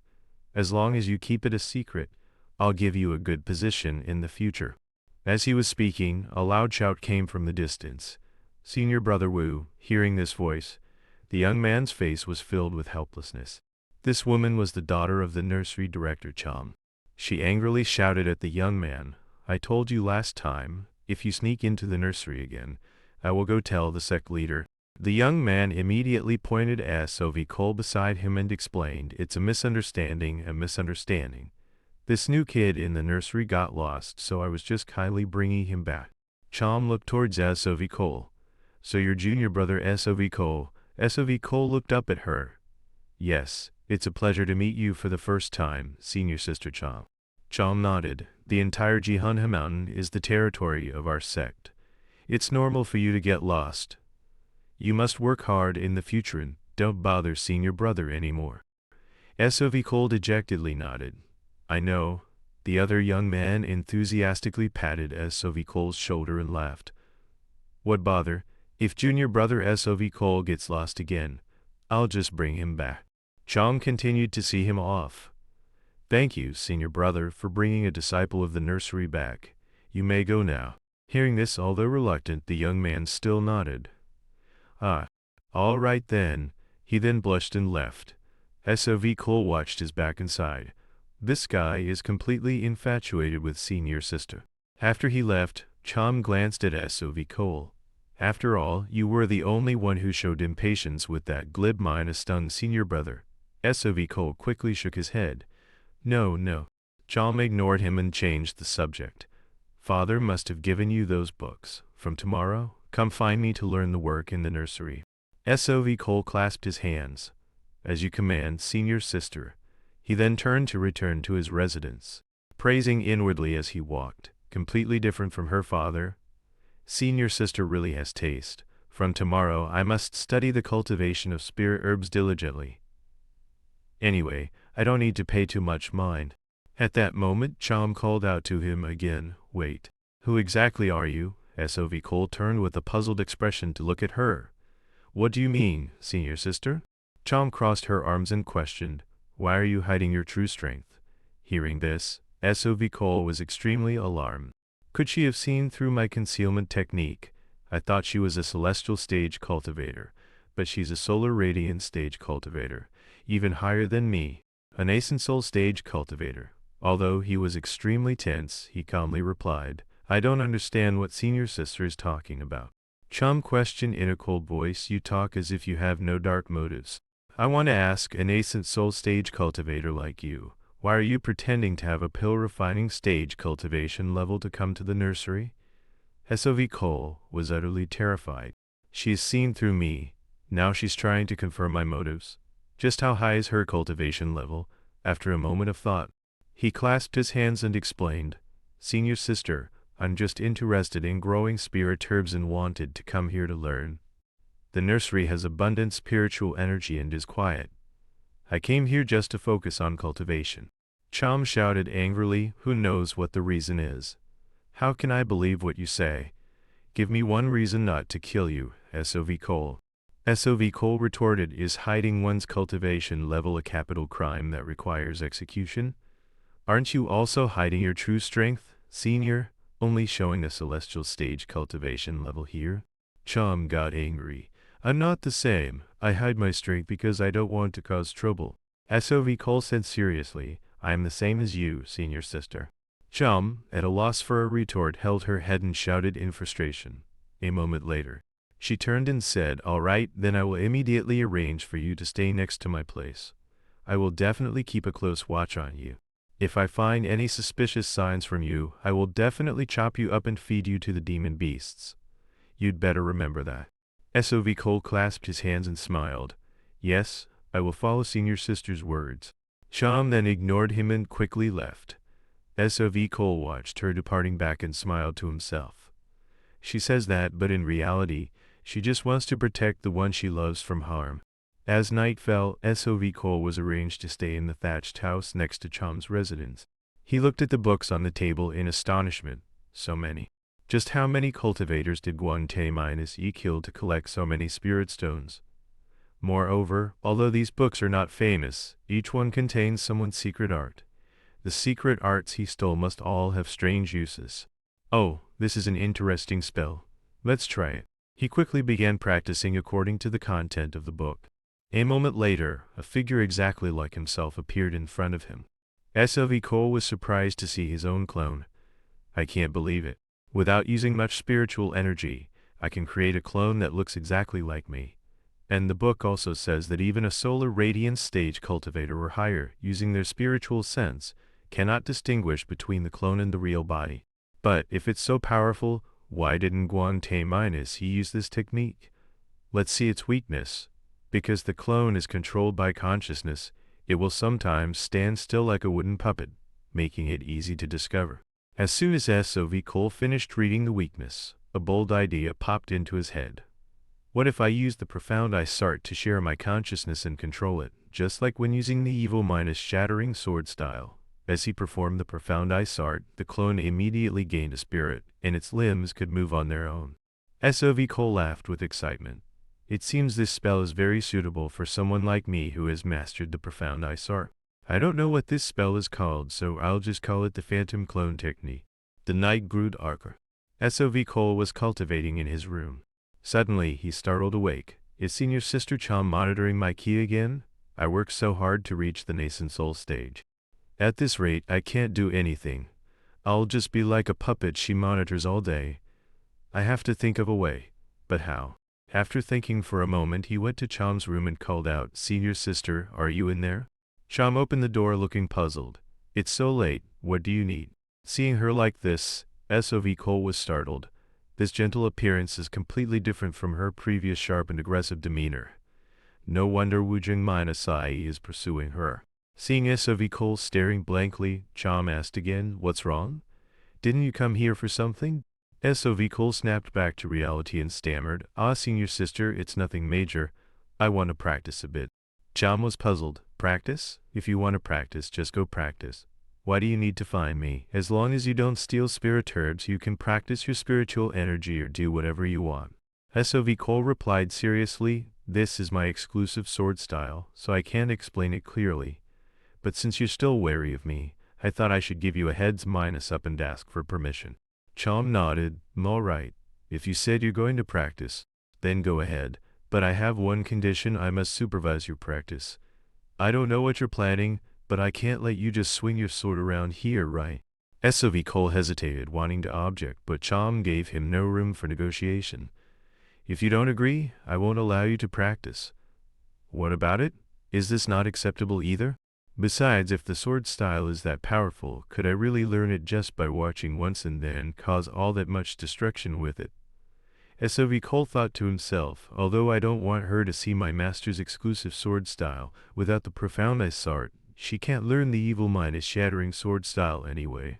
After a moment of thought, he finally compromised.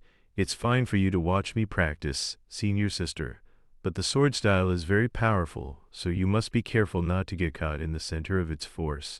SOV Cole then went to the forest to practice. Chom followed behind to supervise.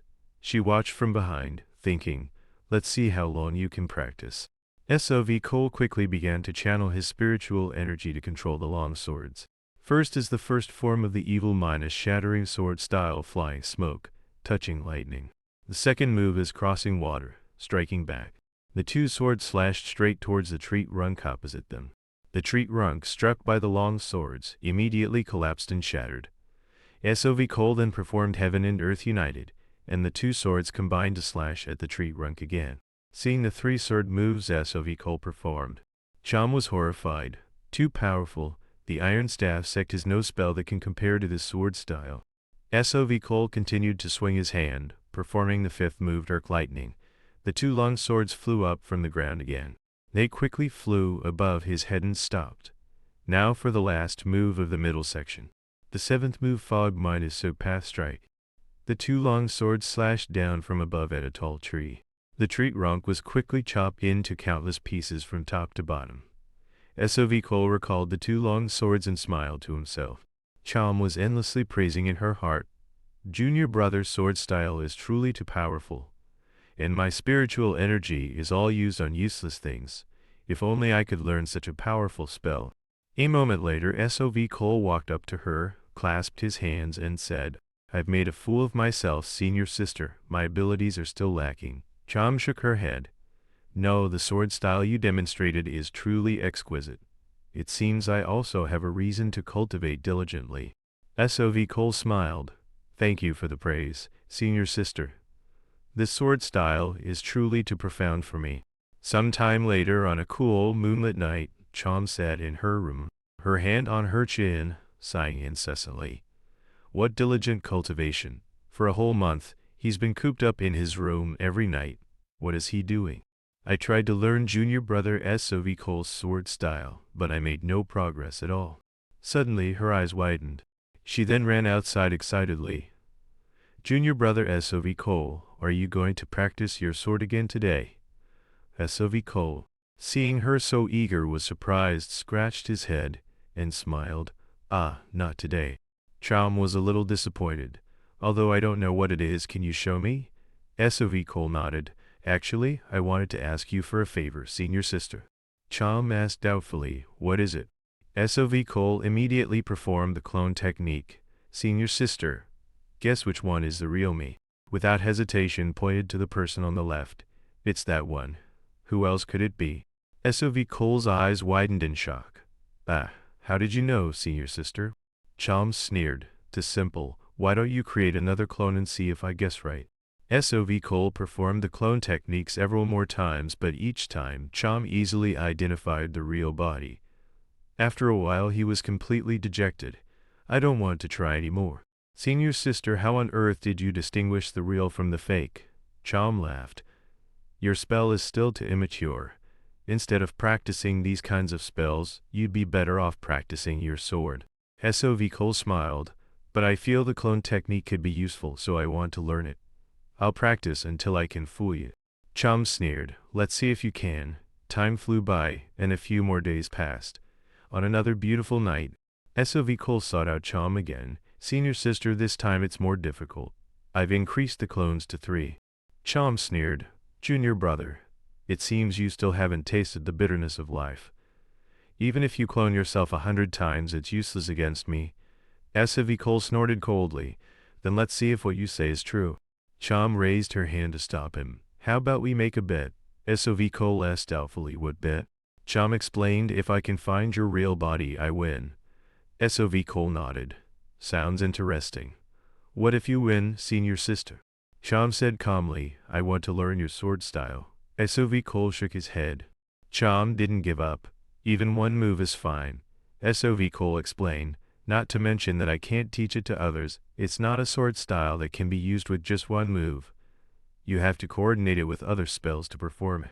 Chom's mouth fell open in surprise. Then just teach me the spell that allows you to use that sword style. Don't tell me the coordinating spell is something as boring as cloning. SOV Cole rubbed his chin thoughtfully. Seeing him start to hesitate, Chom continued to manipulate him. I will accept any request you make. Sure enough, hearing this condition, SOV Cole became interested. Any request? Chom said loudly. Yes, anything. I will accept any condition you set. SOV Cole thought quickly. I can't just casually tell others about my master's spells. But the fact that she can see through my concealment technique is also a big deal. After a moment's thought, he smiled and said, Senior sister, you're not someone who goes back on her word. Are you? Chom laughed excitedly.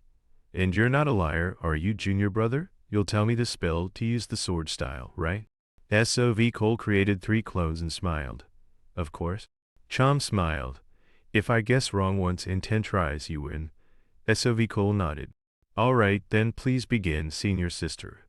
Soon, all 10 of SOV Cole's clones were easily seen through by Chom. How on earth did you guess? He asked, dejected. Chom was even more smug. Very simple, it's that one.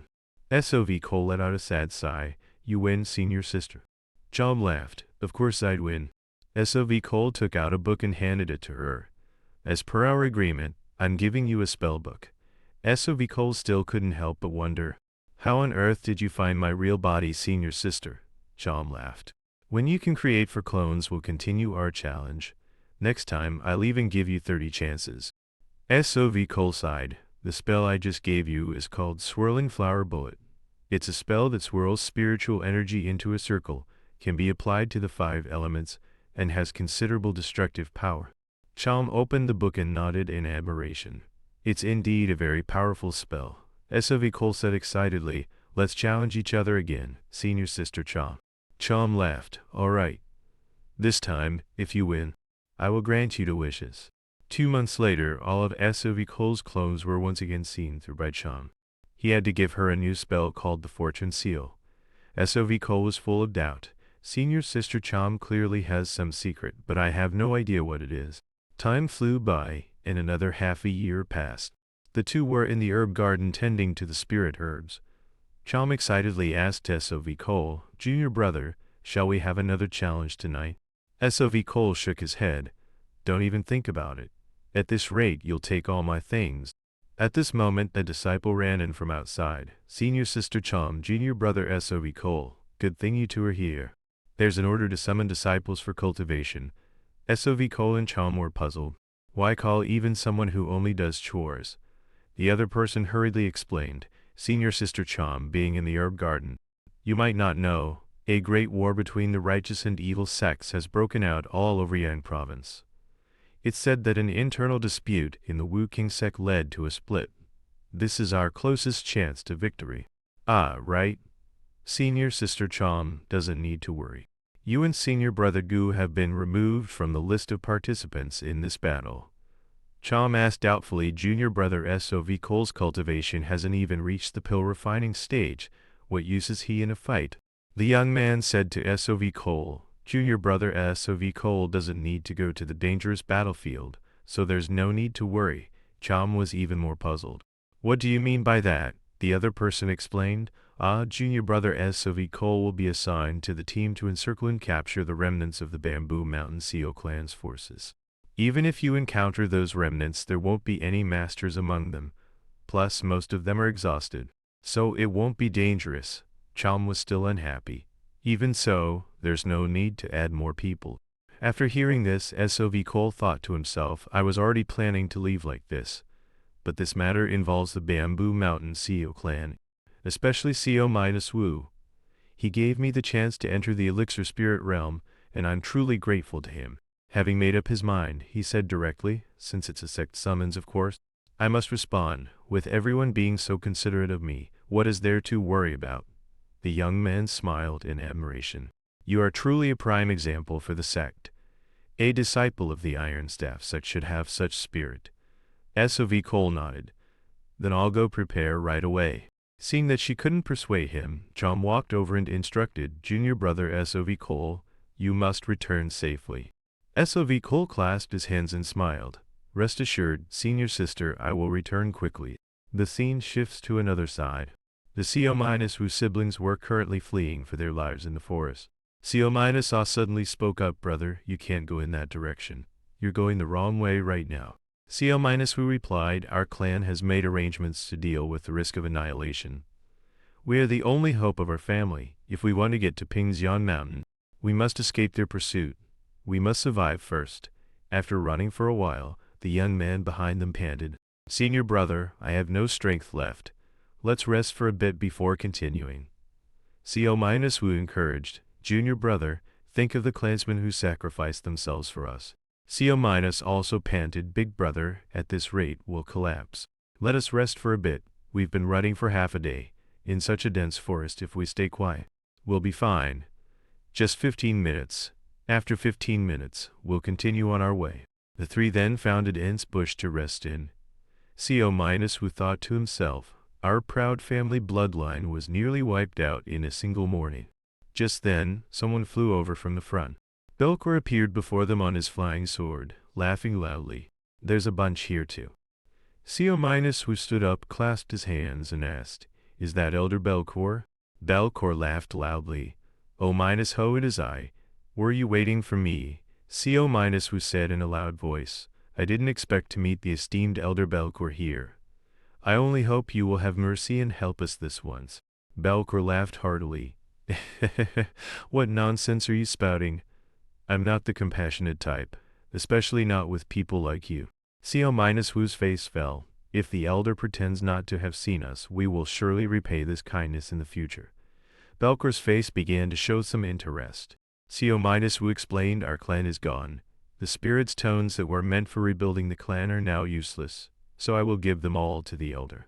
Belcor was astonished. You're talking about the huge amount of spirit's tones the Bamboo Mountain CO clan collected. You want to give them all to me, but how can I trust you? It would be easier to just kill you all, not sparing a single one.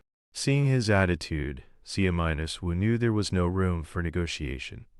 He scowled and reminded the two behind him, CO-, you two absolutely must not come near. With that, he took out his artifact and walked towards Belcor.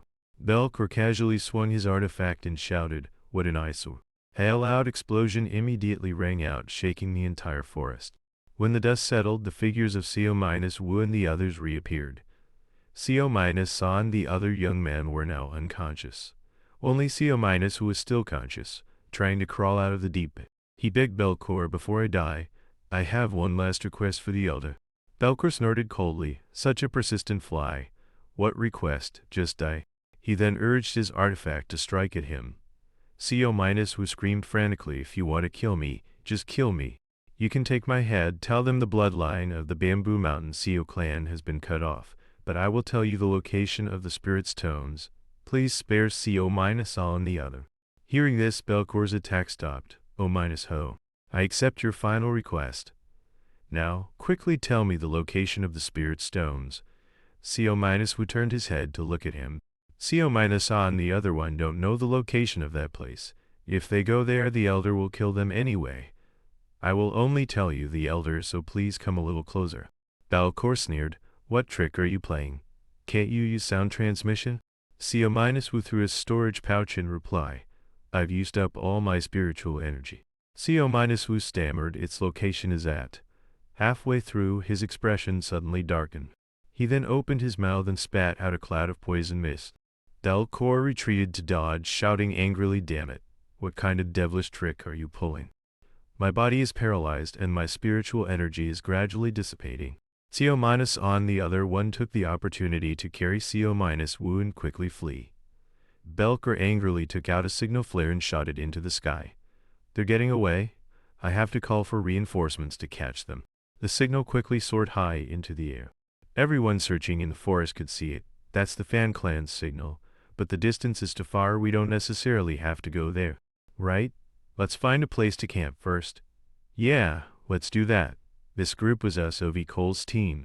After seeing the signal, he immediately performed the clone technique. I have to hurry. He left a clone with the team. While his real body quickly flew towards the signal, you must be safe, CO-Wu. The scene shifts back to CO-Wu and the other two. He was now being carried on their backs as they fled. Belcour was in hot pursuit behind them. Where do you rats think you're going? No matter where you run, you can't escape my grasp. Leave that bastard CO-Wu behind, and maybe you'll have a chance to live. Too bad you didn't do that. After running for a while, they reached a dead end. There's no way to run anymore. CO-I put CO-Wu down. I'd rather die in my brother's place. So paralyzed that I can't even feel the pain of death anymore. We can't just stand by and watch anyone else die. She then turned around and shouted, Belcour, even in death, I will curse you. Belcour from behind laughed loudly. Oh-ho, if you have the guts, then come at me. I want to become an immortal who lives forever.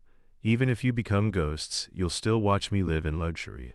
CO- watched his artifact approach. Although she had no strength to resist, she stood firm without retreating. Just then, a sword key suddenly shot from a distance, knocking Belcour's artifact away. Belcour was utterly astonished. Impossible. Then a middle-aged man suddenly appeared in front of CO- and the others. Both sides were extremely surprised, having no idea who the other party was. Belcour thought to himself, a nascent soul-stage cultivator. Who is he? I've never met him before. Why did he suddenly appear out of nowhere? After thinking for a moment, he asked, Who are you? Where are you from? I don't know you. But this is a matter between the Fan Clan, the three evil families, and the Bamboo Mountain CO clan. It's not something an outsider like you can interfere in. So if you're just a passerby then. But halfway through, he suddenly stopped because the middle-aged man in front was completely ignoring him and talking to CO- the others. He took out a few pills and gave them to them. Apply the ointment to the wounds. Each of you take one pill. CO- looked at the pills in his hand and thought, is he an acquaintance of Big Brother? Never mind, now is not the time to think about this. She quickly took the medicine and gave it to CO- to drink. Belcour from a distance suddenly understood. So you know CO- Are you a member of the Bamboo Mountain CO clan? The middle-aged man calmly replied, I am from the Iron Staff sect. Belcour was shocked. The Iron Staff sect? Why would the Iron Staff sect help the Bamboo Mountain CO clan? The middle-aged man sneered. I'm not here to help the CO clan, but to teach a lesson to an eyesore like you. With that, he took out a pile of artifacts that covered his entire body. Belcour's jaw dropped in shock. What? Controlling 5 artifacts at the same time. Then I must focus more on my defensive spirit barrier. He then hurriedly called for reinforcements, but things didn't go as planned. Soon his eyes widened in disbelief. The opponent's sword strike hit his protective shield. It wasn't hindered at all and directly punched a hole through it. Seeing his spiritual energy shield broken and the opponent continuing to attack, Belcour screamed frantically, You bastard, stop. He then waved his hand and took out his own artifact. The approaching Longsworth was immediately held in mid-air by a golden light. Damn it, why did such a master suddenly appear to block my path? But his artifact couldn't hold on for long. Soon, a Longsworth broke free from its restraints and directly pierced his body. Belcour was thus beaten without any strength to fight back and fell to the ground. He was severely injured but not yet dead. He struggled to raise his head and look at his opponent with an extremely fierce gaze. The middle-aged man walked up to him and sneered, From now on, you probably won't be able to steal spirit herbs from juniors anymore, right? Hearing these words, Belcour thought in horror, Could you be? The image of his encounter with SOV Cole involuntarily appeared in his mind. Just as he thought, this middle-aged man was SOV Cole in disguise. But by the time he realized this, it was too late. SOV Cole, without hesitation, swung his sword and ended his life. After dealing with him, SOV Cole breathed a sigh of relief. The artifacts in the evil mind shattering sword style consumed quite a bit of spiritual energy. CO- saw from behind, looked at SOV Cole doubtfully and thought, he clearly said he's from the Iron Staff sect, a sect opposed to the righteous sects, who could harm us at any time. SOV Cole walked up to her and smiled. Miss, are you all right now? With that, he transformed back to his original appearance. Co-A was shocked to see SOV Cole. Young Master SOV Cole, why are you here? SOV Cole transformed back into Guan-Te-4. Took out his flying sword and said, I had some business that required me to infiltrate the Iron Staff sect, so that's why I'm here. There's not much time, we'll talk on the way, everyone, get on. Everyone quickly mounted their swords and followed SOV Cole. Co-A was even more astonished. The effect of the medicine had already surprised her. But young Master SOV Cole's cultivation was clearly at the early celestial stage. How is he now at the nascent soul stage? Could this young master be a hidden expert concealing his cultivation? While she was distracted, SOV Cole suddenly raised his hand, signaling them to stop. There are 5 nascent soul stage cultivators approaching. Now my spiritual sense can feel that there might be even more. Co-A was terrified to hear that 5 nascent soul stage cultivators were approaching. A moment later, she bowed her head and sighed. Including the masters from the Fan clan and the 3 evil families, there are more than 10. Most of them will be stationed at the nearby Guanayu Mountain. SOV Cole's expression turned grave, looking extremely tense. Co-A smiled at him. Young Master SOV Cole, helping us this much is more than enough. Even if you abandon us now, it's absolutely not your fault. But if you are willing to help us to the end, then please take us to Pingxian Mountain. Even in death, we will repay this kindness. SOV Cole looked into the distance deep in thought. A moment later, he glanced at them and smiled. Why do you speak so gravely, miss? For now, I will do my best. Everyone, continue flying forward. SOV Cole silently resolved, if I encounter a life-threatening situation, I will run first. I have some connection with the Bamboo Mountain Seo clan, but it's not enough to sacrifice my life for them. Suddenly SOV Cole stopped again and said, we're surrounded. He shouted in all directions, how long are you going to follow us? Come out now. As soon as he finished speaking, several cultivators appeared around them. The 4 of them were completely surrounded by their formation. These 5 were the nascent soul stage cultivators SOV Cole had just sensed. Although he was mentally prepared, facing them for real still made him tense. One of them stepped forward and said, on our way here we discovered the body of my uncle. That sword is the Ki-Sun used by the Seo clan. But even if Ki-Sun, Seo-Wu, and Seo-Joan joined forces, they couldn't defeat my uncle. Are you helping the Seo clan? SOV Cole replied casually, yes, but it's also for a personal grudge. The man stroked his chin and nodded. I know my uncle was greedy and made many enemies, but no one has ever dared to take revenge on him. SOV Cole said no more, immediately jumping off his flying sword. 5 artifacts appeared surrounding his body. The surrounding nascent soul stage cultivators also said nothing more. Each of them quickly took out their artifacts. SOV Cole glanced at Co-A behind him, thinking, dragging this fight out is not good. The spiritual energy I just consumed hasn't fully recovered yet. Although I'm sorry for the Seo clan, I can't die here. As long as I can avoid that mid-nascent soul stage cultivator while defending and running in the direction with no cultivators, I can definitely escape. Just as he was calculating his battle strategy, the cultivators beside him had already raised their artifacts in attack. SOV Cole deployed his spiritual energy protective light and shield to block the blows, fending off everyone's attacks. SOV Cole couldn't help but praise. Adding the shell of the ancient shelled turtle to the shield's creation was indeed the right choice. With this, I might be able to block all the attacks of these cultivators. But that mid-nascent soul stage cultivator, from beginning to end, he hasn't made a single move. This is really unsettling. Furthermore, that cultivator using the flail is also very troublesome. Instead of letting that flail chase me while I escape, it's better to control it first and then leave. Thinking this, he immediately waved his hand and urged his jade needles forward. He directly suppressed the few people in front. They couldn't react in time. They were blinded by its light, unable to open their eyes. SOV Cole then threw out a smoke bomb. As soon as they opened their eyes, they were enveloped in black smoke. For a moment, they couldn't see SOV Cole's movements. SOV Cole took the opportunity to perform the clone technique and charged to attack them.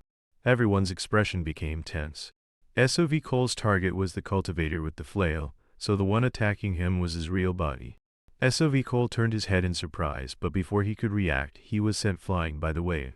SOV Cole was thus slammed to the ground by the wave. As the water subsided, a trident appeared in front of him. The one who attacked was the mid-nascent soul stage cultivator who had been observing from afar. SOV Cole's face was full of doubt. How could you find my real body? The middle-aged man calmly replied, putting myself in your shoes, if it were me, I would also attack. Okay, so his flail is certainly the biggest threat to you, so you wouldn't feel safe with it chasing you from behind. SOV Cole sighed, indeed. He couldn't help but mock himself. How ridiculous, to think I could escape from their hands. The middle-aged man urged his spiritual energy. He said in a low voice, it ends here. Just then, he frowned and glanced behind him. It was an extremely vicious demon mask artifact. The middle-aged man had no choice but to temporarily let go of SOV Cole and turn to face the enemy. The newcomer was Master Kaelan. Seeing him appear, the middle-aged man's expression immediately contorted. Why is it you, Master Kaelan? Master Kaelan, riding on the back of a celestial crane, laughed. I want to take the children of the Bamboo Mountain Seal clan and the kid lying there. Do you dare to stop me? The middle-aged man asked coldly. It's been a long time. It seems your cultivation has increased quite a bit. Master Kaelan stroked the celestial crane's head and laughed. I stayed in the elixir spirit realm for 40 years to reach the late nascent soul stage and to be able to tame this white cloud crane. You all should try locking yourselves in the Nunglin Great Land to cultivate for 100 years and see.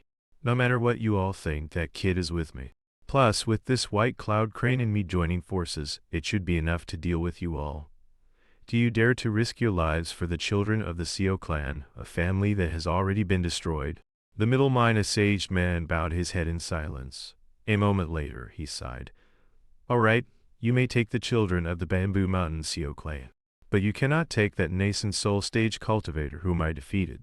He killed an elder of my family. Master Kaelan laughed loudly. The white cloud crane, though not understanding, still opened its beak and cried out, Master Kaelan, and continued to take out several of his artifacts. What nonsense are you spouting? I think highly of that kid. If words will work, then I'll have to use force. Seeing this, the middle-aged man's face couldn't help but contort, and a cold sweat broke out on his forehead.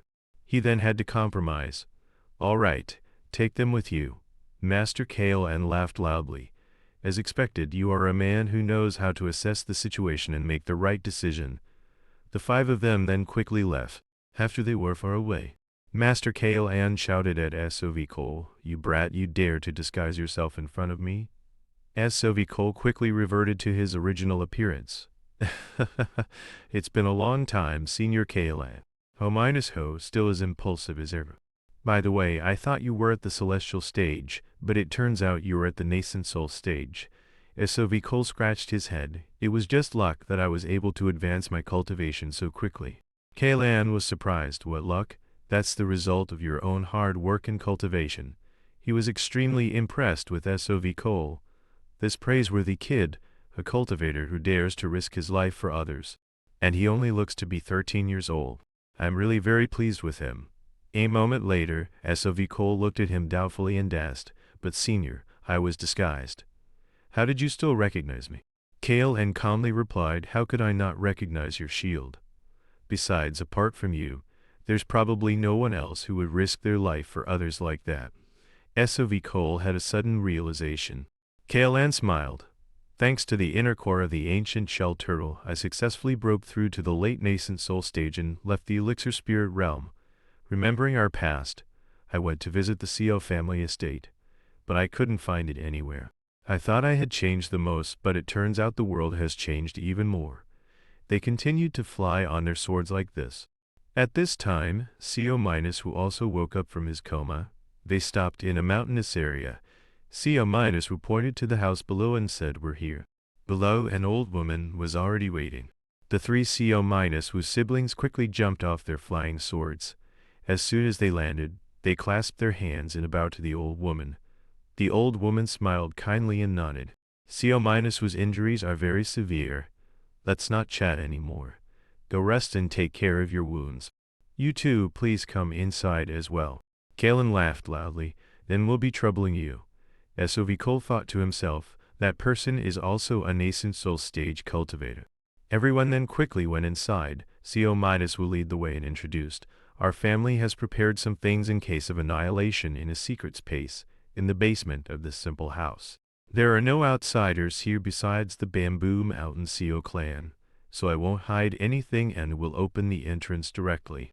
With that, he immediately performed a hand seal. He slapped the bed frame hard. A passageway quickly appeared underneath. All right, let's go down quickly. SOV: the others didn't say much and quickly followed them down. Soon he saw a large formation below. SOV stepped onto the large formation. He suddenly understood, so what the Bamboo Mountain CO clan prepared was a teleportation formation. Not to mention comparing it to the teleportation formation in the Demon Beast Forest, this one is even larger than the one at the Iron Staff set. This scale should be able to teleport to a very distant place. Although I'm curious where it teleports to, this must be a secret of the CO clan. CO- who took out 2 storage pouches and handed them to them. Please accept this, you two. Compared to the life minus saving grace of you two, these few spirit stones are truly too small. After all, this is the only way we can repay you two. We hope you will forgive us. Kalen crossed his arms with a displeased expression. Hey, you know I won't accept it, yet you still do this. These are the spirit stones your CO clan saved up for rebuilding the family. How could I dare to accept them? CO- who replied, this is only a small portion of the spirit stones we saved. Kalen waved his hand. No, it's not necessary. It was thanks to the blessing of the CO clan head that I was able to enter the elixir spirit realm, which is how I broke through to the late nascent soul stage. Just consider me saving you as repaying that kindness. SOV Cole from a distance thought to himself, I didn't plan on accepting those spirit stones either, but since Master Kalen has said so, I definitely can't accept them. Having made up his mind, he spoke up. I don't need them either. I didn't help everyone because I wanted a reward. Besides, you three will surely need them more. Kalen laughed with excitement. I told you you would become a righteous person. You are truly a rare and good child. The 3 members of the CO family were moved to tears by their actions. Although CO- who didn't cry, he was trembling with emotion. He had always lived under the protection and glory of his family. Under this tragedy made him understand how cruel the world could be. It was thanks to these two that he knew the world was not as dark as he had imagined. The more he thought, the more moved he became, and he couldn't help but kneel and kowtow to the 2 of them. I, my sister CO- and my brother John will definitely rebuild the Bamboo Mountain CO clan. The people of the CO clan will never forget the kindness and names of you two. Kalen scratched his head and sighed. All right, everyone stand up. But where does this teleportation formation lead? You say you want to rebuild the clan. CO- who stood up and explained. The teleportation formation will lead to the Day Unkingdom. SOV Cole and Kalen were extremely surprised. What? You want to leave the territory of the Key Unnamed Kingdom?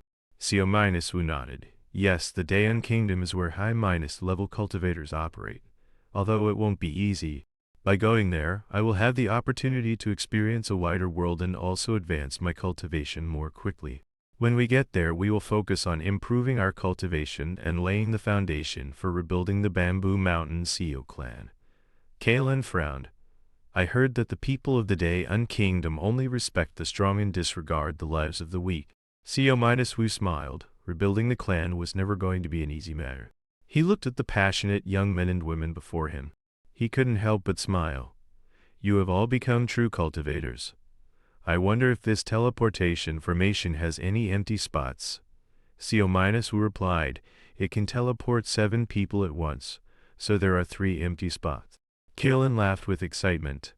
Then I want to take 1 spot. CO- was extremely surprised that he wanted to go with them. Kalen explained, look, Yang province has become the domain of the evil sects. I've already reached the late nascent soul stage. There's no need for me to stay here any longer. Besides, it's very difficult for a solar radiance stage cultivator to appear in Yang province. Who knows, maybe the Daeon Kingdom has a method to break through to the solar radiance stage. The old woman outside will probably go with you, but I'll also lend you a hand. How about it? Is that all right? CO- who clasped his hands excitedly. With Senior coming along, what else could we worry about? Kaelin turned to ask SOV Cole, are you coming too? SOV Cole stroked his chin thoughtfully. The images of Jongbo and Zhugazi appeared in his mind. After a moment, he smiled and waved his hand. I'd like to go, but I'm afraid I can't right now. Kaelan was a little disappointed. After a moment, he sighed. People often say you must decisively cut ties before you are bound, but cutting one tie only leads to another. In that case, what's the point of a cultivator's Dao heart? 3 days passed quickly. CO- sighed dejectedly. Although I'm looking forward to it, it seems only we are going. Young Master SOV Cole, you've memorized how to open the secret passage, right? And you remember the amount of spirits tones needed to activate the teleportation formation? SOV Cole nodded repeatedly. After giving his instructions, CO- and the others prepared to leave. Then, until we meet again, take care. SOV Cole clasped his hands and watched their departing figures. He sighed to himself, I thought this was just a brief connection, but watching them leave, I feel an unusual emptiness. It was good that I came to help them. But to return to Guanmao Mountain, I must first deal with the people surrounding it. I'll just say I got lost in the deep forest. The Fan clan and the three evil families said in unison. The Bamboo Mountain CO clan surely has no one left alive. The scene changes to the nurturing garden. Sham stood in the herb garden, sighing worriedly. Junior brother is truly highly skilled, but I'm still very worried. Just then, she suddenly sensed something and turned to look into the distance. SOV Cole was currently riding his sword back at an extremely fast speed. Chom said in astonishment, could it be? That's impossible, but she still couldn't believe SOV Cole had returned and hurriedly rubbed her eyes. SOV Cole quickly flew up to her. I'm back, senior sis. Although Chom was very happy, she still pretended to be puzzled, put her hands on her hips, and asked, why are you back so early? SOV Cole scratched his head and explained, it seems you're not very welcoming of me. When the job is done, it's natural to come back early. Chom walked closer to him and sighed, what do you mean not welcoming? It's great that you're back. While you were away, I learned to shoot swirling flower bullets with both hands. SOV Cole laughed with excitement. This is truly good news. Chom nodded in agreement. Narration. So I have to give you a beating to let you know how powerful I am now. SOV Cole ignored her and turned away with resignation. Making trouble when you have nothing to do, it seems it would have been better to let you go into battle. Time flew by and in the blink of an eye, another year had passed. SOV Cole was currently practicing combat with Chom in the forest. He continuously blocked her swirling flower bullets with his shield. He looked a bit flustered, firing several bullets in succession. Chom finally stopped and SOV Cole took the opportunity to catch his breath. He then clasped his hands in praise. I had a hard time blocking that. Senior sister's ability is truly terrifying. Chom also politely clasped her hand. You flatter me, junior brother. SOV Cole said again, although the swirling flower bullet is powerful, the fortune seal. Before he could finish, a disciple ran over in a panic. It's bad. Something has happened. SOV Cole turned his head doubtfully to look at him. The young man quickly pointed into the distance and explained, it's terrible. The people from the Kakyo gang have attacked. They're killing any disciple of our sect they see. We have to run. Chom looked puzzled. The Kakyo gang, aren't they an evil sect just like the Iron Staff sect? Why are they causing trouble here? What nonsense are you spouting? The young man shouted, I don't know how to explain it either. By the time I got there, I saw 6 nascent soul stage masters attacking. We have to split up and run, maybe we can survive. SOV Cole thought to himself. His expression doesn't look like he's lying to get an antidote. Why on earth would the Kakyo gang attack you? After thinking for a moment, he took out an antidote pill and threw it to him. Thank you, senior. I'm familiar with the terrain of Jihanha Mountain. Would you like to come with me, senior? SOV Cole nodded. All right, I'll go with you. SOV Cole glanced at Chom behind him, about to ask if she wanted to come along, but she had already turned and run. SOV Cole, I have to stay with my father. What he said doesn't sound like nonsense. SOV Cole nodded seriously. That's right. I'm also worried about the director. The director of the nurturing garden was still leisurely lying in his room, smoking his pipe. Seeing SOV Cole and Chom running over in a panic, he asked doubtfully, what's wrong? Chom said hurriedly, I'm not sure, but someone said the Kakyo gang has attacked.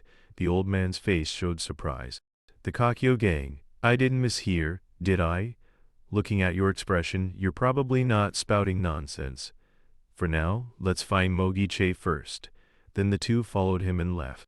A moment later, they discovered a horribly mutilated corpse in the forest. The old man sighed. How did this happen? After we deal with this, we'll come back to collect Ghi's body. For now, it's best we leave.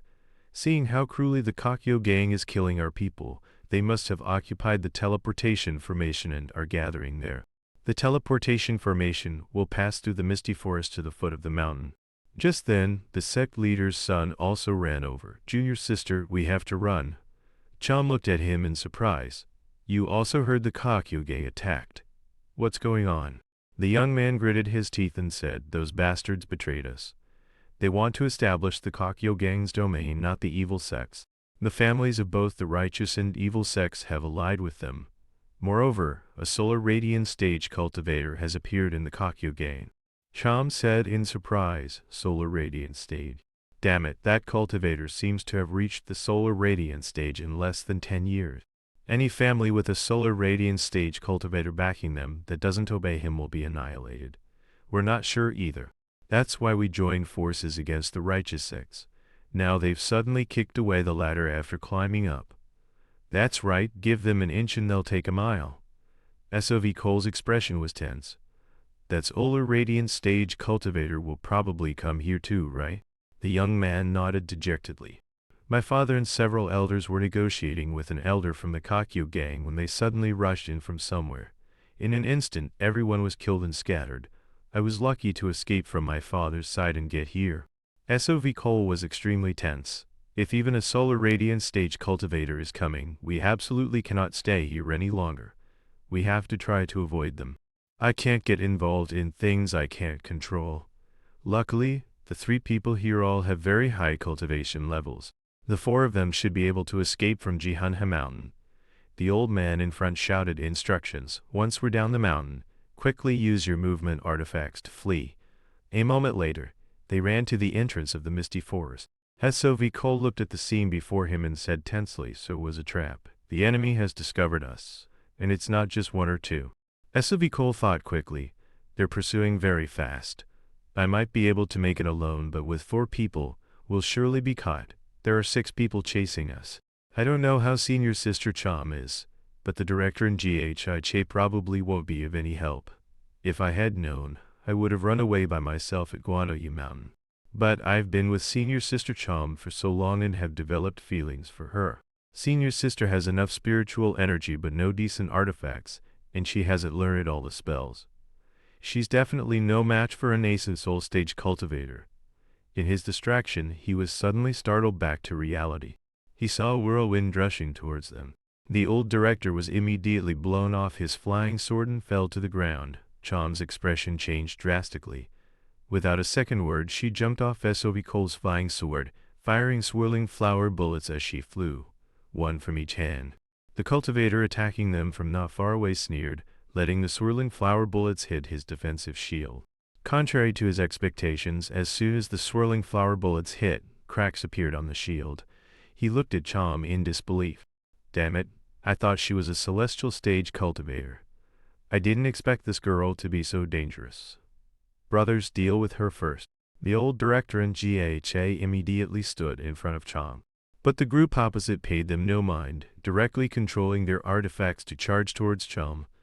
Chom, lacking practical combat experience and spells, had no idea how to dodge or block and could only stand there stunned. At this critical moment, SOV Cole appeared in front of her again, helping her block all the attacks. Gha behind was wide-eyed with astonishment seeing how powerful SOV Cole was. Junior brother SOV Cole, he took out several of his artifacts and looked coldly at the group opposite. The middle-aged man was once again surprised. I didn't expect there to be 2 of them hiding their strength. Turns out they're not useless. The 6 of us must kill them. For if you deal with those 2. Gha was terrified, completely lacking any will to fight. It's over.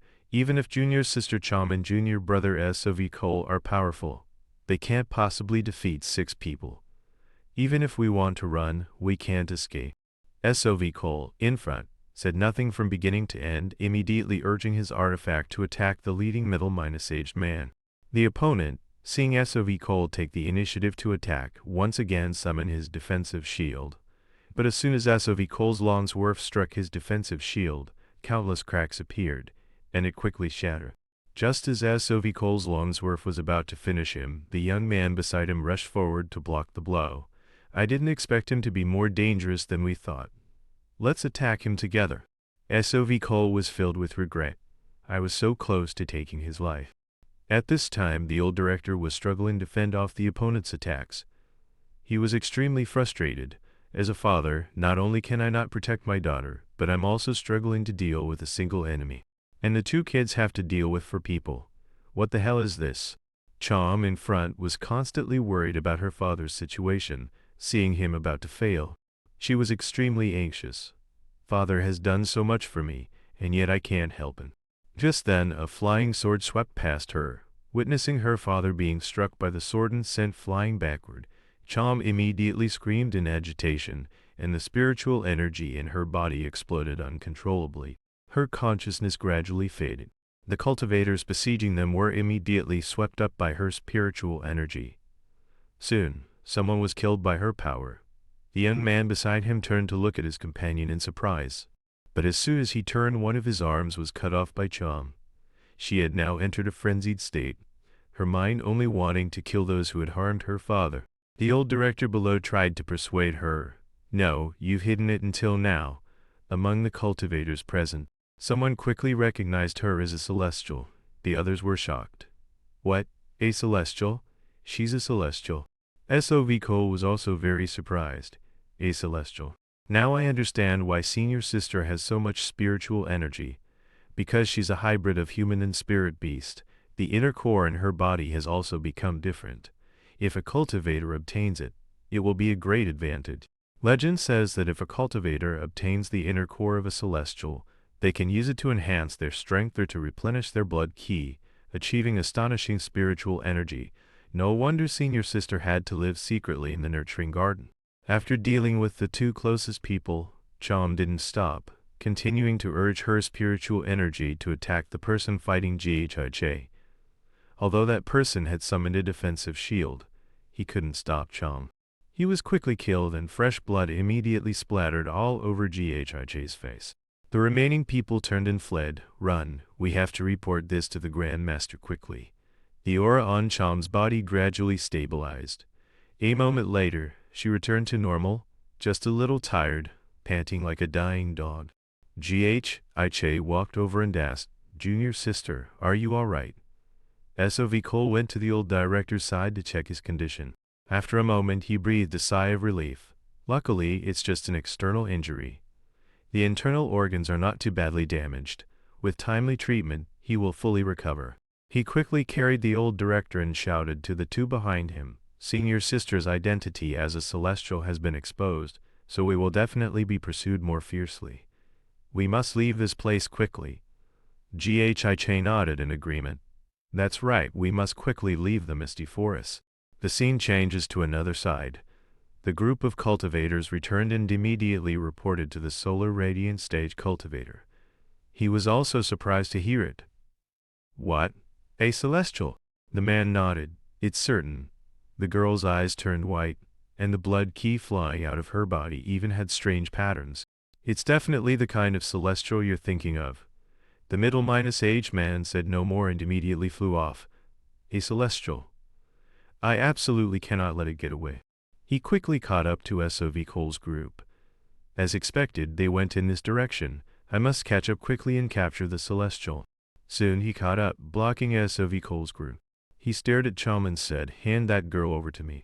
At this time, Chom was still unconscious in Ghiche's arms. He looked at the middle-aged man in front of him in horror. This person is actually a solar radiance stage expert. Chom had just woken up. She looked at Ghiche and asked, Senior brother, has the situation gotten worse? Ghiche remained silent. A moment later, he forced a smile. It's fine. Don't worry, junior sister. Just as he finished speaking, a golden light pierced through his head. He thus fell from his flying sword and died. The one who attacked was that solar radiant stage cultivator. If you don't hand her over, I'll have to take her. Chom was about to rush down to grab Ghi's body when she was restrained by the cultivator's spell. The old director beside her, seeing this, his expression changed drastically. I must stop him. He gritted his teeth and made a difficult decision. He quickly fumbled for something on his chest. My beloved daughter. He quickly took out an inner core. For my daughter. I don't care if my potential is destroyed or my inner core shatters. If this can save my daughter, it's all worth it. He slowly flew up. He then put the inner core in his mouth and swallowed it. As soon as he swallowed the inner core, a powerful spiritual energy erupted from his body. The solar radiant stage cultivator sneered. With just your celestial stage cultivation, you want to stop me. Even a skies will stage cultivator couldn't. Just as he said, all of the old director's attacks were easily blocked by him. He then waved his hand and threw out several artifacts. Ridiculous. The old director raised his shield to block the opponent's attack, but the shield shattered as soon as it was raised. The old director didn't give up and continued to charge forward frantically. A branch suddenly condensed in his hand. The branch quickly grew longer and wrapped around Chom. The solar radiant stage cultivator, seeing this, immediately snapped his fingers and performed the Samadhi divine fire. Although the old director's branch was not an ordinary object, it still couldn't withstand the Samadhi divine fire and quickly burst into flames. The old director sighed. There's no way to extinguish this flame. I can only give up this magic staff. With that, he threw the magic staff away. He himself continued to charge towards Chom, wanting to save her. Seeing her father charging forward frantically, Chom screamed in terror. Don't, father. Sov Cole from behind was also trying to keep up with him. Before he could touch her, a stream of spiritual energy pierced through his head. Seeing her father die right before her eyes, Chom's eyes immediately turned blood minus red. At this time, the sun was also gradually rising in the east. If night was when demon beasts awakened, then dawn was the moment spirit beasts revived. Chom once again fell into a frenzied state. The vines wrapped around her quickly shattered. She screamed frantically, impossible. How could this be? Feeling the aura on Chom's body, the solar radiant stage cultivator also began to feel tense. It's the spirit minus piercing eye. What a dangerous aura. He quickly summoned his spiritual energy protective shield. But suddenly his eyes widened, and he stood frozen on the spot. Countless familiar images and sounds flashed through his mind. Compared to VKPISO, you, as the senior brother, should have been stronger than him. The sex expectations for you were much greater. Compared to WISO, the more WISO, you must be a worthy senior brother. The more WSO, you have completely lost your soul. After throwing the opponent into a state of confusion, Chom also collapsed from exhaustion. Sov Cole quickly ran over and caught her. Senior sister, are you all right? He glanced at the middle-aged man standing dazed in his protective shield in the distance. Senior sister must have done something to him. I must take advantage of his distraction and quickly leave this place. 3 days later, at the Zhu family estate in Li'er County, Zhu Zhan ran all the way here with Chom. As soon as he set foot in the courtyard, he breathed a sigh of relief. I just tried coming here. I didn't expect he wouldn't let anyone stay here for these past 2 years. How lucky. First, I need to check senior sister's condition. He quickly carried Chom into the room and then channeled his spiritual energy to check her body. As soon as the spiritual energy entered her body, it was repelled. His expression tensed. The spiritual energy in her body is still fluctuating violently. I need to brew some medicine to calm her spiritual energy, then use spells to help her recover. Just then, Zhang Bo peeked in from outside. Seeing the scene inside, he quietly turned to leave. I was going to ask how he's been after so long, but it seems he's busy. But just then Sov Cole smiled and called him back. Zhang Bo turned around excitedly. Little brother Sov Cole, I can't believe you've been gone so long. How long has it been? Sov Cole smiled and nodded. It has indeed been a long time. Has anything special happened with the Zhu family lately? Zhang Bo enthusiastically explained. Yes, the young master passed the metropolitan examination and became a Jinshi. The whole of Li'er County held a banquet to celebrate. It was very lively. Also, the second young miss has been giving the magistrate a headache recently. SOV Cole was surprised. Did something happen to Miss Xu? Zhangbo explained. The magistrate is discussing a marriage for the young miss with a rather prestigious family. She is past the marriageable age, but the young miss still says she is not considering marriage. This is really giving the old master a headache. SOV Cole had a sudden realization. Zhangbo turned and ran outside. I won't chat with you anymore. I have to go tell the young miss you're back. SOV Cole then went to brew medicine for Chom. He sighed incessantly. Senior sister's body is still a little weak. Facing to nascent soul stage cultivators and a solar radiant stage cultivator and still having strength left is quite amazing. While taking care of Chom, he suddenly looked outside with doubt. Seeing the visitor, he said happily, "Is that Miss Xu?" Shugazi looked at him quietly and smiled. SOV Cole continued to ask, "Have you been well lately, miss?" Tugazi replied sadly, "Let me think. I'm well but not too well. The family's status has been elevated, but I seem to be the same as before." SOV Cole asked doubtfully, "Is it because of the marriage issue? May I ask why you don't want to get married, miss?" Jugazi smiled. "For a maiden, this is a difficult question to answer. Please forgive me for not being able to answer you, young master." SOV Cole revealed a helpless expression. After a moment he changed the subject. "I wonder if I can stay here for a while." Shugazi smiled very happily. "Young master SOV Cole, why do you think I've kept this study empty until now?" SOV Cole reminded seriously. "There's something you need to know, miss. I'm currently a wanted man. Cultivators are searching for me all over Yang province, and my injured senior sister is with me." Zhugazi stroked her chin and nodded. "I understand. Cultivators don't dare to search the homes of ordinary people.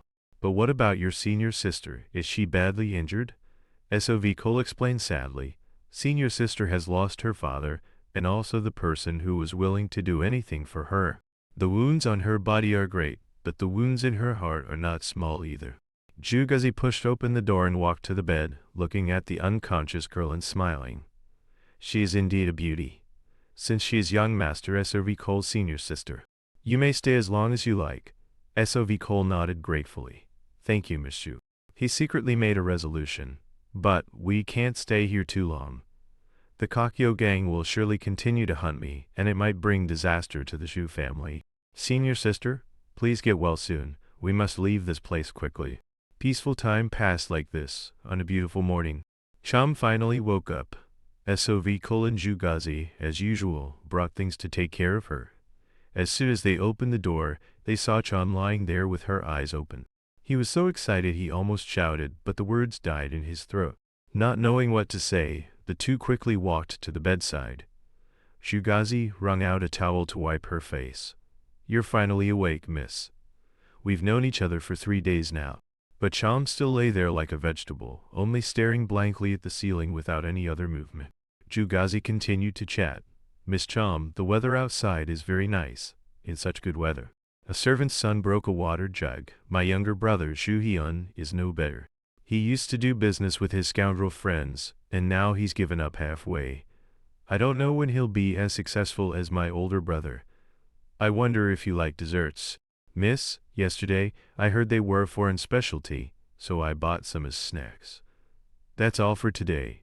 I'll come again tomorrow." From that day on, Shugazi came every day, sat and talked to herself for a while, and then left. It was all about trivial daily matters. Like this, Chom had been awake for 8 days. On the 8th day, Chom began to nod in response to Shugazi's stories.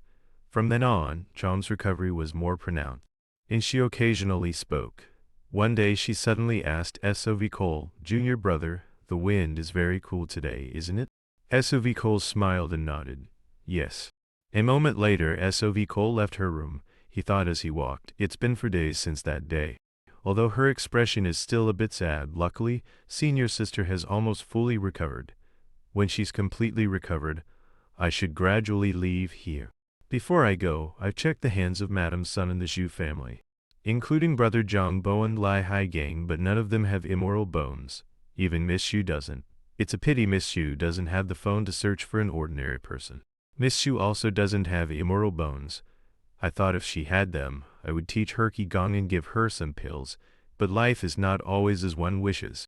Tugazi, knowing SOV Cole's good intentions, smiled. Even if I could become a cultivator, I would still live as I do now.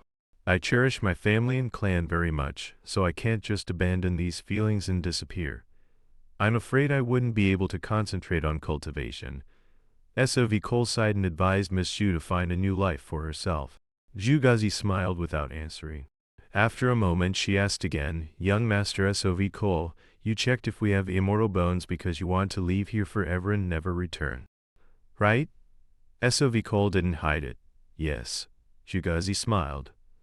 Anyway, what I did a few years ago was what I should have done.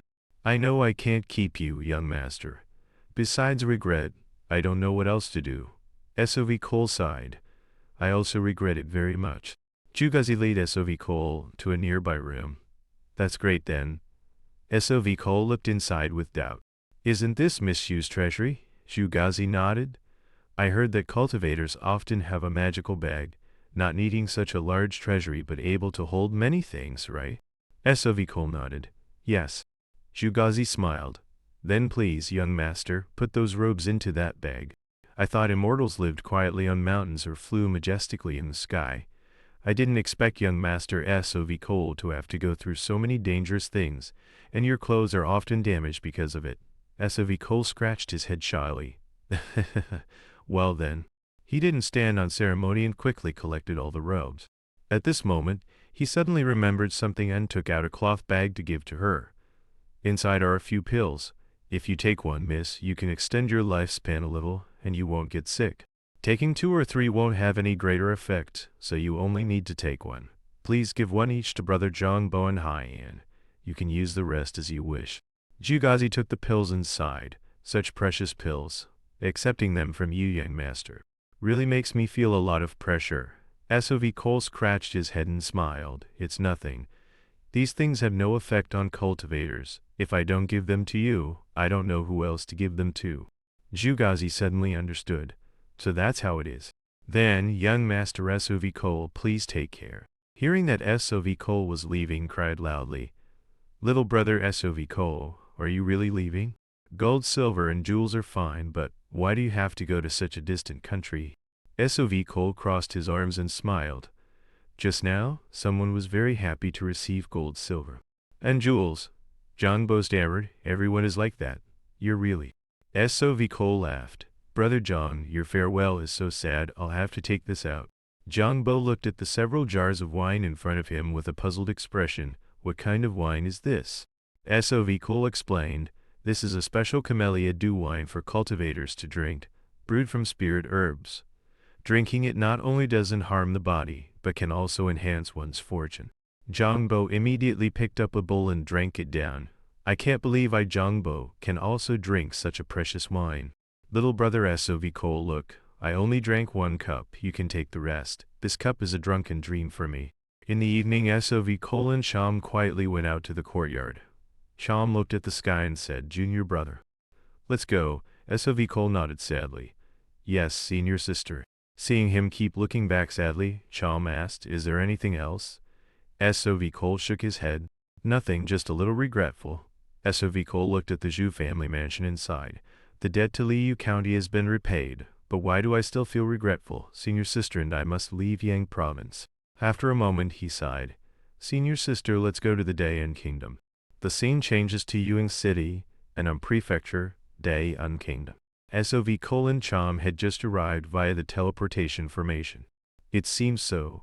Let's go to an inhabited place to ask around and see if the people of the Dayan Kingdom are different from us. Cham nodded. Let's do that. The two then quickly flew out of the forest on their swords. Soon they arrived at a nearby city. SOV Cole observed the situation below and said, the main gate is for cultivators. And the small gate is for mortals? I've never seen this in the Qianmin Kingdom. Senior sister's health is not good, so we can't pretend to be mortals. I'll have to use my concealment technique. As soon as the two arrived at the city gate, they were stopped by guards. SOV Cole asked doubtfully, what's the matter? The soldier quickly said, to enter the city, you need to pay a passage fee of 10 low-grade spirit stones. Suddenly he blushed and stood there stunned. He was momentarily captivated by Cham's stunning beauty. A moment later he came to his senses and coughed. For the two of you, it's 20 low minus grade spirits tones.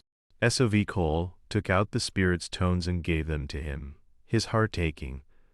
A low minus grade artifact is only worth 40 low minus grade spirits tones. To use them for a passage fee is so expensive. After receiving the spirit stones, the guard took tokens and gave them to them. Remember to keep these safe.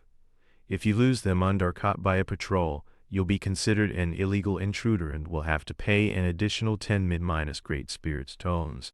SOV Cole quickly took the tokens and entered the city. We understand. Thank you, big brother. As soon as they entered the city, their eyes widened. Inside was truly a world of cultivators. Everywhere you could see cultivators flying in the air. So this is the Day-Un Kingdom.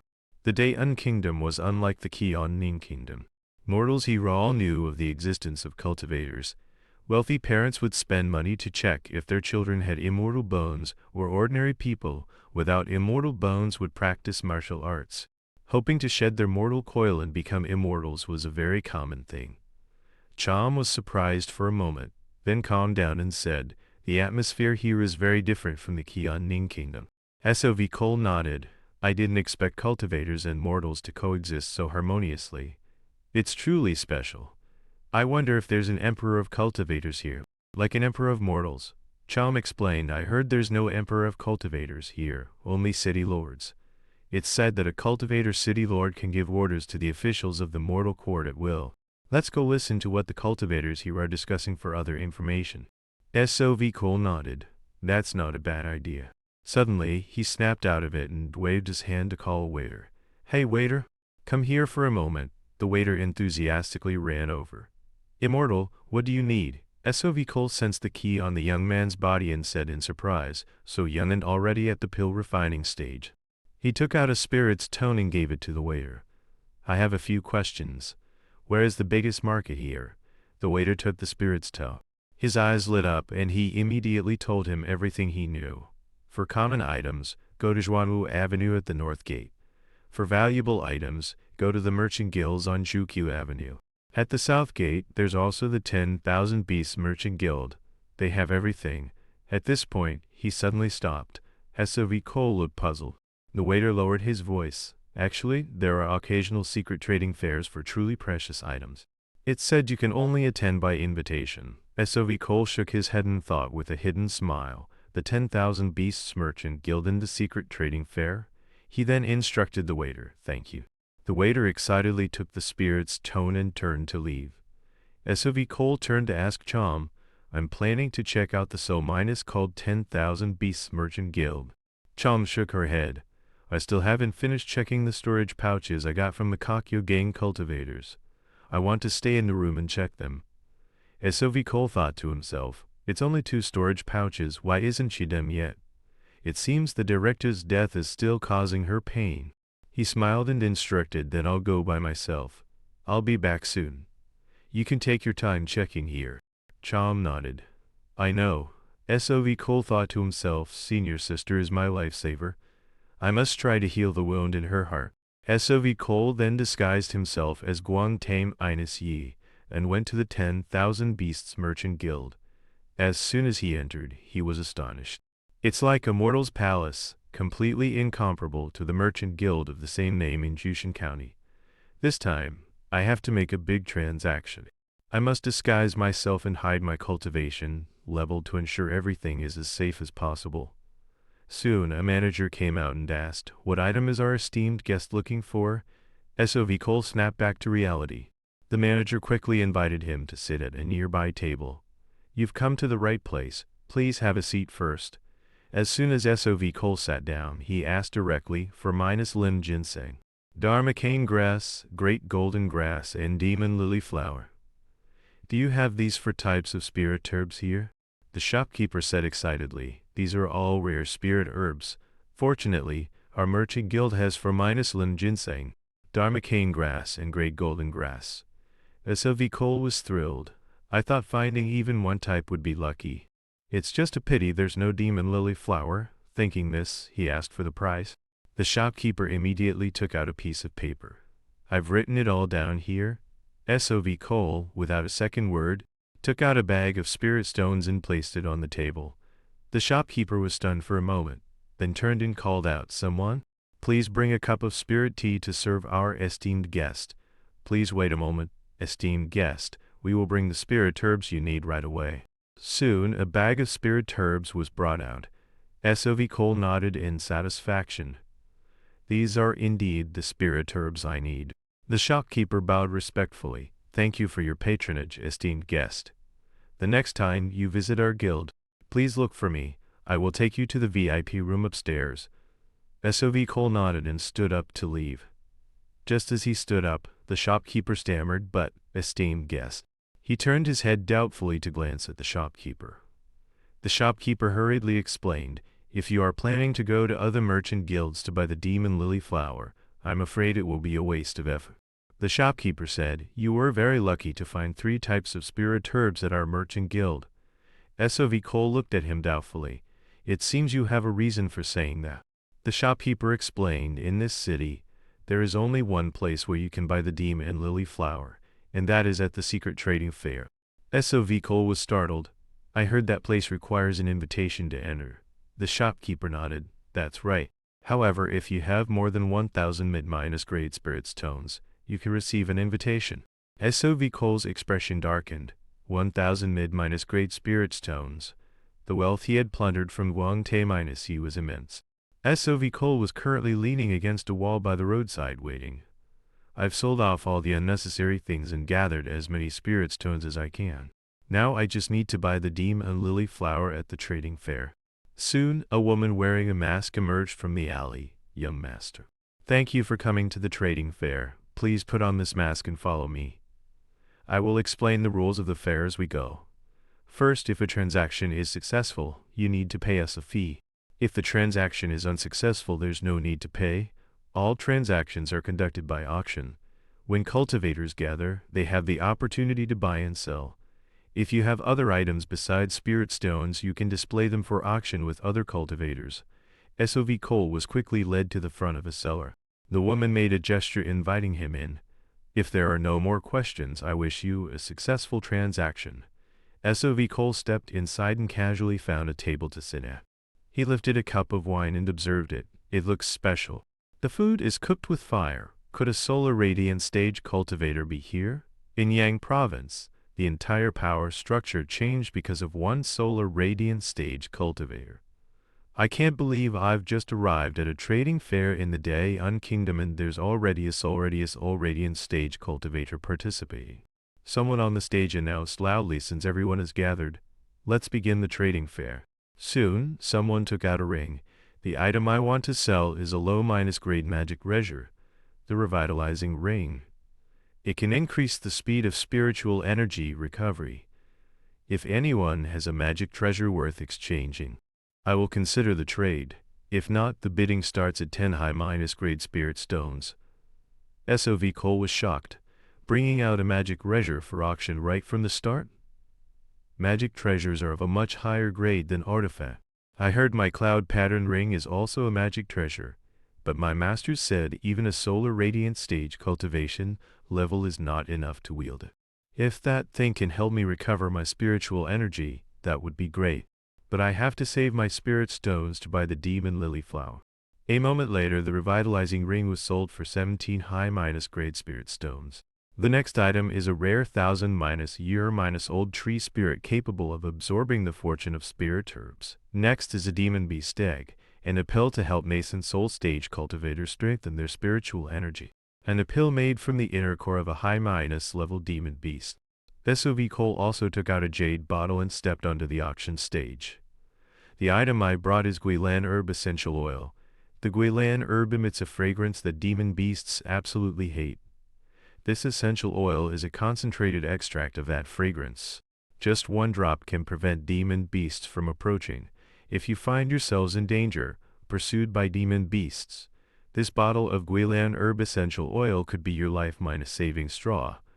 "I don't need spirit stones." Everyone below the stage sank into thought. Someone on the stage said, "I know there are also solar radiant stage cultivators participating here." Even with some hesitation, this is indeed a very special item. Its value is difficult to determine. In fact, of course there are cultivators who can hunt demon beasts. A few cultivators here have surely encountered demon beasts before. If there's a cultivator with a higher cultivation level here, that person will surely understand the true value of this item, seeing no one take out a demon lily flower to trade for a long time. SOV Cole cursed inwardly. Damn it. I've already said I want to sell the Guilan herb essential oil. I can only use it to exchange for something else I want. Just then, someone below took out a demon lily flower and shouted, that bottle of Guilan herb essential oil. If this is what you want, I can't raid with you. SOV Cole, seeing the demon lily flower in his hand, couldn't contain his excitement. Excellent. I was so close to not finding the demon lily flower I need. He excitedly said to the other party. Then before he could finish, he was interrupted. But I have one condition. SOV Cole's face darkened. What condition? The other party smiled and explained. I have a question about that thing. Can we go outside to talk and then trade? SOV Cole thought quickly. If we trade outside, won't my identity be exposed? Although I don't want to do this at all, I can't just give up the demon lily flower. After thinking for a moment, he asked the others, does anyone else here want to trade a demon lily flower for Guilan herb essential oil? No one answered for a long time. SOV Cole couldn't help but feel angry. Damn it, is there no one else besides that guy? The man smiled again. Have you decided? After the trading fair ends, come find me at the Bouding Inn. SOV Cole went to the Bouding Inn as scheduled to find the man. He asked his opponent doubtfully, why did you insist on meeting at the inn? The young man calmly replied, I have something I want to ask. SOV Cole thought quickly. He looks very ordinary, but the aura he emits is indeed pressuring. Could his cultivation level be at the mid-nascent soul stage? After a moment of thought, he asked, what is it? The young man quickly explained, almost no one knows about the Guilan herb, let alone hearing about an essential oil containing its fragrance. How did you obtain this? SOV Cole asked back coldly, do you have to know? The young man smiled and waved his hand. If you don't want to say, that's fine, then let's trade. SOV Cole saw his movement. His expression immediately darkened, and he became highly vigilant. Just as he thought, this guy had ill intentions. The thing he took out was not the demon lily flower, but an artifact. SOV Cole had been on guard against him from the start. He immediately performed the clone technique to dodge. A violent explosion immediately occurred inside the inn. SOV Cole had no intention of fighting him. The clones quickly scattered in all directions. The young man ran out of the inn. He was extremely surprised. It seems his cultivation is at most at the celestial stage, yet he was able to block my surprise attack. If I had gone all out, I could have found his real body. But if I get too greedy and the city lord of Ewing orders a manhunt, it would be troublesome. Anyway, I've memorized his face. The next time we meet, I will definitely deal with him. A moment later, SOV Cole had returned to the tea house where he was staying. That was unexpected, luckily. I used a disguise technique, otherwise it would have been troublesome. Where did I go wrong? Could he have colluded with that old man to steal my item? No, if he had an accomplice, he wouldn't have just attacked me with a flying dagger by himself. There are really too few clues. I was too foolish. Why did I agree to his suggestion of trading outside? But to get the demon lily flower, I had no choice. That guy clearly has the demon lily flower. I have to think of a way to snatch it from him. He suddenly sat up and looked at the door. Is it morning already? The waiter quickly brought in tea and pastries. Did you sleep well, guest? I brought some spirit tea and desserts. SOV Cole nodded. You're here, thanks to this place.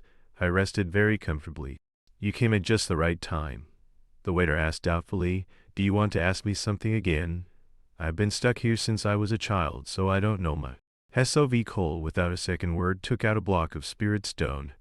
The waiter saw the spirit stone, and his eyes immediately lit up. I've lived in the city hall since I was born and have never left the city. SOV Cole nodded. Then you must know the news here well, right? Have you ever heard of a robber who kills cultivators resting in remote inns or taverns and steals their items? He uses a dagger or a short sword to kill his opponent in an instant. The waiter's face immediately turned pale. He bowed his head and stammered that. At that, SOV Cole asked excitedly, so you know, it's okay. Just tell me his name, the clothes he usually wears, his area of operation, or any other characteristic you know. The waiter slowly explained, That robber is known as the Faceless Killer.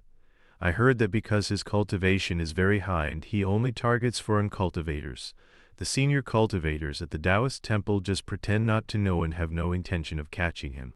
SOV Cole was shocked. I can't believe he even has his own moniker. It seems everyone knows him, but at the secret trading fair. Damn it, could it be that I fell into his trap because I was too impatient? This is really unacceptable. After thinking for a moment, he asked the waiter again, "What else do you know?" The waiter shook his head. "I don't know much about him."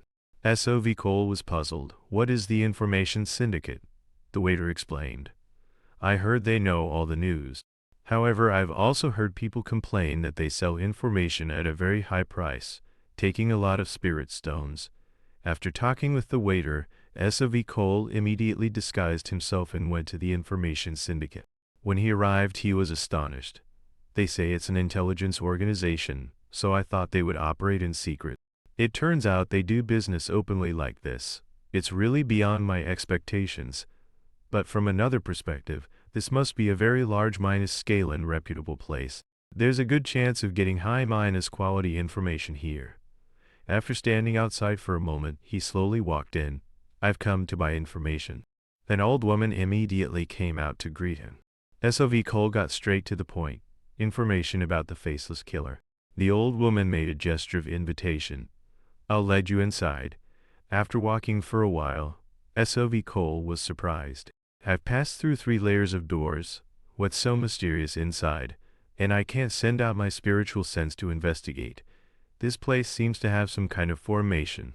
The old woman stopped and announced inside, "Vice Chief, a guest has arrived." A reply immediately came from inside. "Let him in." SOV Cole was then invited into the room. His eyes widened in utter shock, because the mirror in the room was displaying his true appearance. A woman was sitting in the room. Seeing SOV Cole standing frozen, she smiled and invited him to sit. SOV Cole observed her appearance and analyzed green hair. It seems she's cultivated some special kind of key art. After SOV Cole sat down, the woman introduced herself. "I am So-Ben, the Vice Chief of the Information Syndicate's branch in this city." SOV Cole nodded. "Just call me Junmo." At this moment he was extremely vigilant. What is this enchanting fragrance lingering in the room? Luckily, I've used the profound ice art, so I'm not affected. The woman nodded. "So it's young Master Jun. You want to know about the Faceless Killer?" SOV Cole immediately replied, "Yes." The woman picked up a book, flipping through it as she spoke. "Then please specify what information you want to know and I will give you the corresponding price. We only accept spirit stones, not other valuable items. I hope you understand." SOV Cole asked directly. "What I want to know is very simple. If it's heard that he has been killed, will anyone seek revenge for him? If so, who is that person? What is their cultivation level?" The woman immediately quoted a price 5 high minus grade spirit stones. SOV Cole, without hesitation, took out the spirit stones and placed them on the table. The woman received the spirit stones and gave her answer. "No one will seek revenge for the Faceless Killer. He is a lone wolf, with no sect, no family, no friends, and has always lived alone until now." SOV Cole asked again. "I'm also very curious about his life." The woman quoted another price 5 high minus grade spirit stones. SOV Cole cursed inwardly. Damn it, just as the rumors say, she eats spirit stones like rice. After receiving the spirit stones, the woman continued to explain.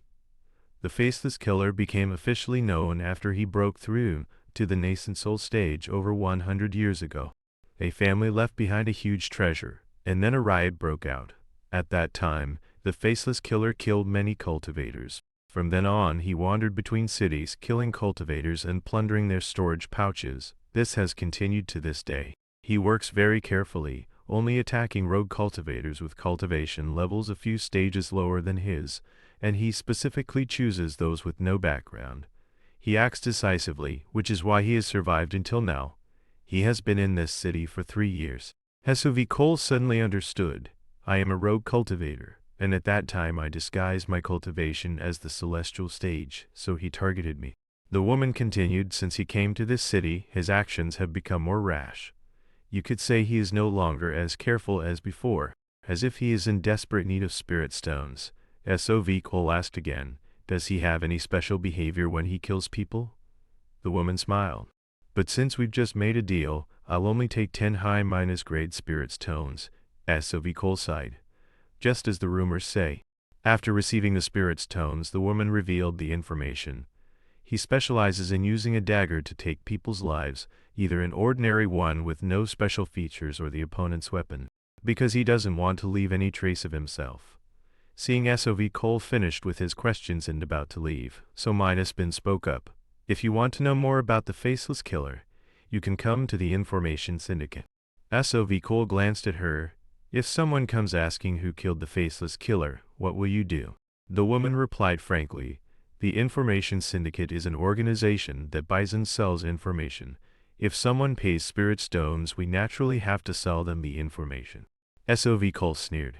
If the Faceless Killer came on and asked about the background of his intended target, as long as he paid the spirit's tones, you would also happily tell him, right? The woman smiled without answering. SOV Cole, after buying the information from the Information Syndicate, spent the next few days focused on purchasing necessary items. Just finding the required spirit herbs took nearly half a month. The refining furnace that can contain Samadhi True Fire and the ruby fruit cost 100 spirit stones. This is daylight robbery. When I refine that thing, I'll immediately go find him to settle the score. I must get the demon the lily flower. After buying all the necessary items, SOV Cole returned to his residence and began refining. After a period of diligent research, he finally succeeded in refining the necessary item. The waiter saw him coming out of his room. He greeted him cheerfully. It's been 2 months. Have you finished your work, sir? SOV Cole smiled at him. It's finally done. But it's thanks to you following my instructions that I was able to complete it smoothly without being disturbed. By the way, has my senior sister been all right lately? The waiter smiled. That beautiful senior sister, yes and no. SOV Cole scolded him with resignation. Why do you talk like an adult? But I'm sure it's nothing major. It's probably just 1 or 2 small things. The waiter nodded. Yes, sir. Many people have been loitering around here, asking if that beautiful senior sister is a cultivator. There was an ugly old man who was always causing trouble, asking why a mortal would come to a tea house frequented by cultivators and even wanted to drag her out. Then the senior sister created a blue sphere in her hand. The old man was so scared he ran away, even losing his shoes. SOV Cole sighed in relief. It seems they didn't recognize her ability because of her eyes. He asked again, then what? Anything else? The waiter continued. Yes, sir. The beautiful senior sister rarely goes out lately. But after that incident, she started wearing a black scarf to cover her face whenever she went out. However, wearing a scarf like that isn't a good choice. Because before there was a guest who wore a mask to the tea house. Not only did it fail to hide his identity, but it actually drew more attention. SOV Cole nodded in agreement. You're right. Next time she comes downstairs, remember to remind her. I have something else to ask. Have you heard if the Faceless Killer has struck again recently? The waiter looked around cautiously. Then he leaned close to SOV Cole's ear and whispered, someone died again recently, and there were 5 of them. Too many people have died, and everyone is blaming the Faceless Killer. Some even insist he is the culprit. The victims were all celestial stage cultivators or higher. I heard there was even a nascent soul stage cultivator among them. SOV Cole stroked his chin thoughtfully. 2 months, 5 lives, just as so minus been said. The waiter added, this is just a rumor. I'm afraid the reality is even worse. Anyway, the world is already in an uproar. Soon, the cultivators from the Taoist temple will start hunting him. SOV Cole frowned. If the cultivators from the Taoist temple kill him and take his storage pouch, then I won't get the demon lily flower. It seems I must punish him quickly before it's too late. The sky quickly darkened.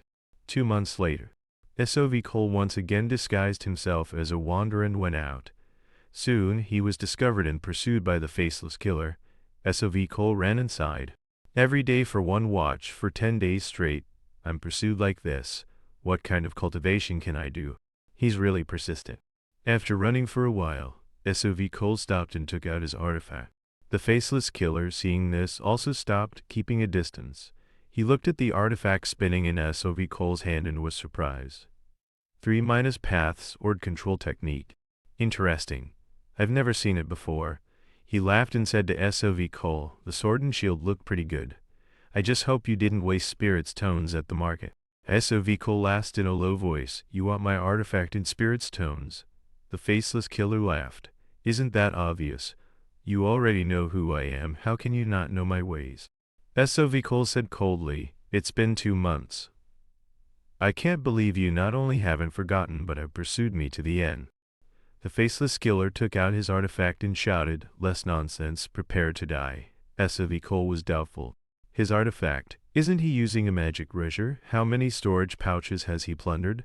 He must have a lot of spirit stones.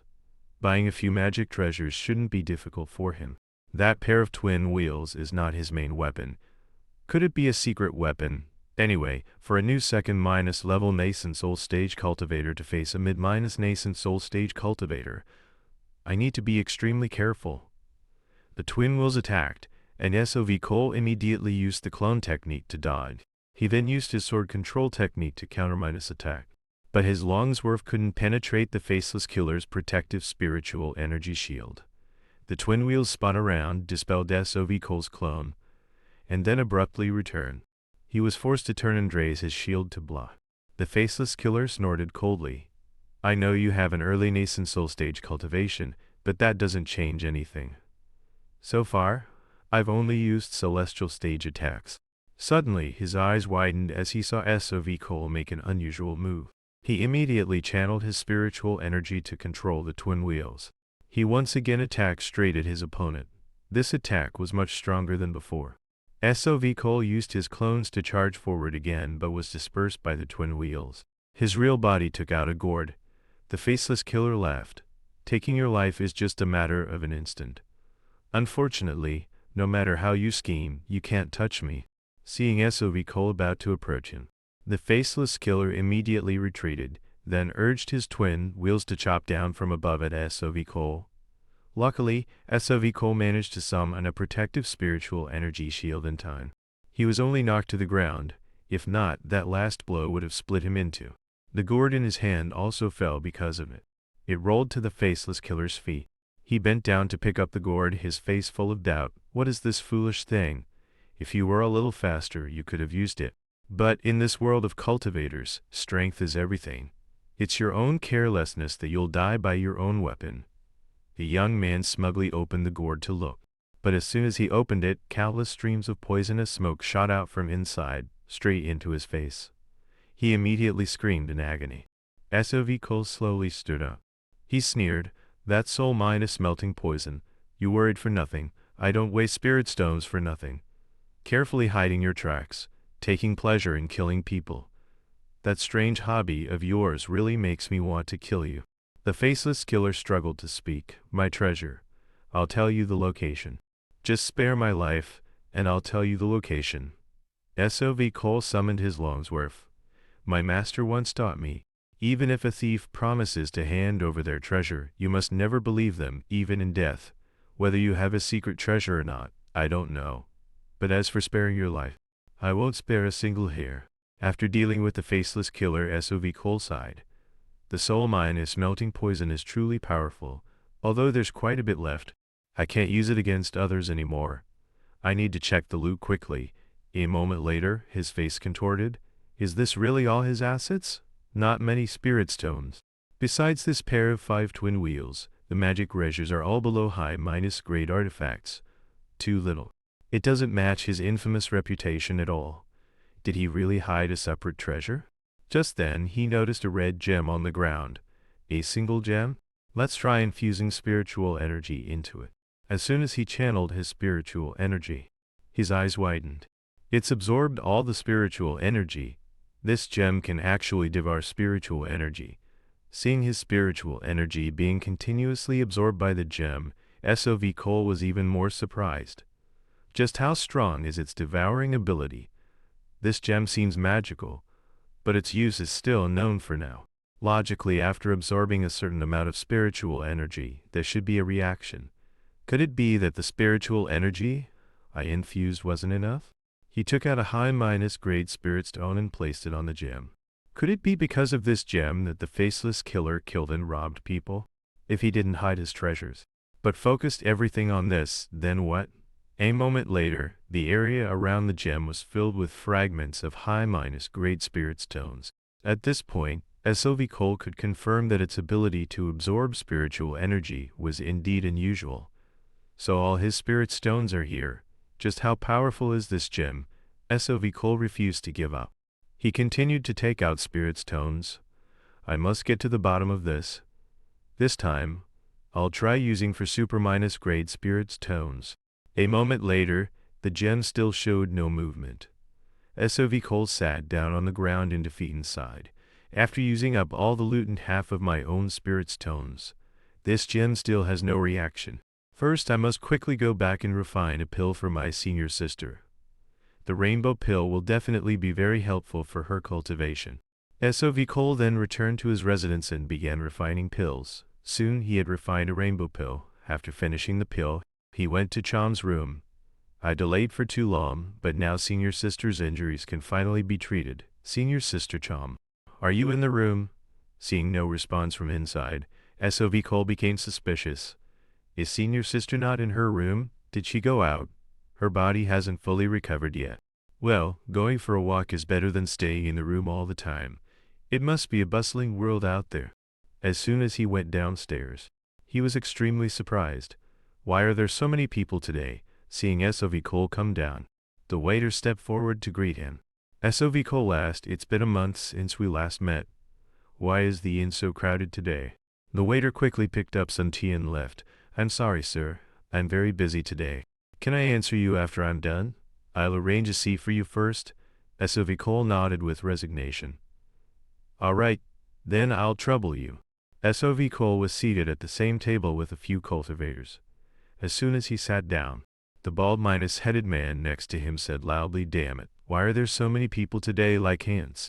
There are already a lot of cultivators in this city. They must be wanting to enter the Quake Fissure." SOV Cole sneered inwardly, deliberately not looking at them. The burly man opposite laughed. "So what, before we were 35, our strength was nothing. We barely managed to stay alive. But today is different. After a period of hard cultivation, our strength has all increased. We are all masters now, completely different from before." The old man beside him laughed. "We are far from deserving the title of masters. With our strength, entering the Quake Fissure is no problem, but I'm afraid we can't get into the central lake.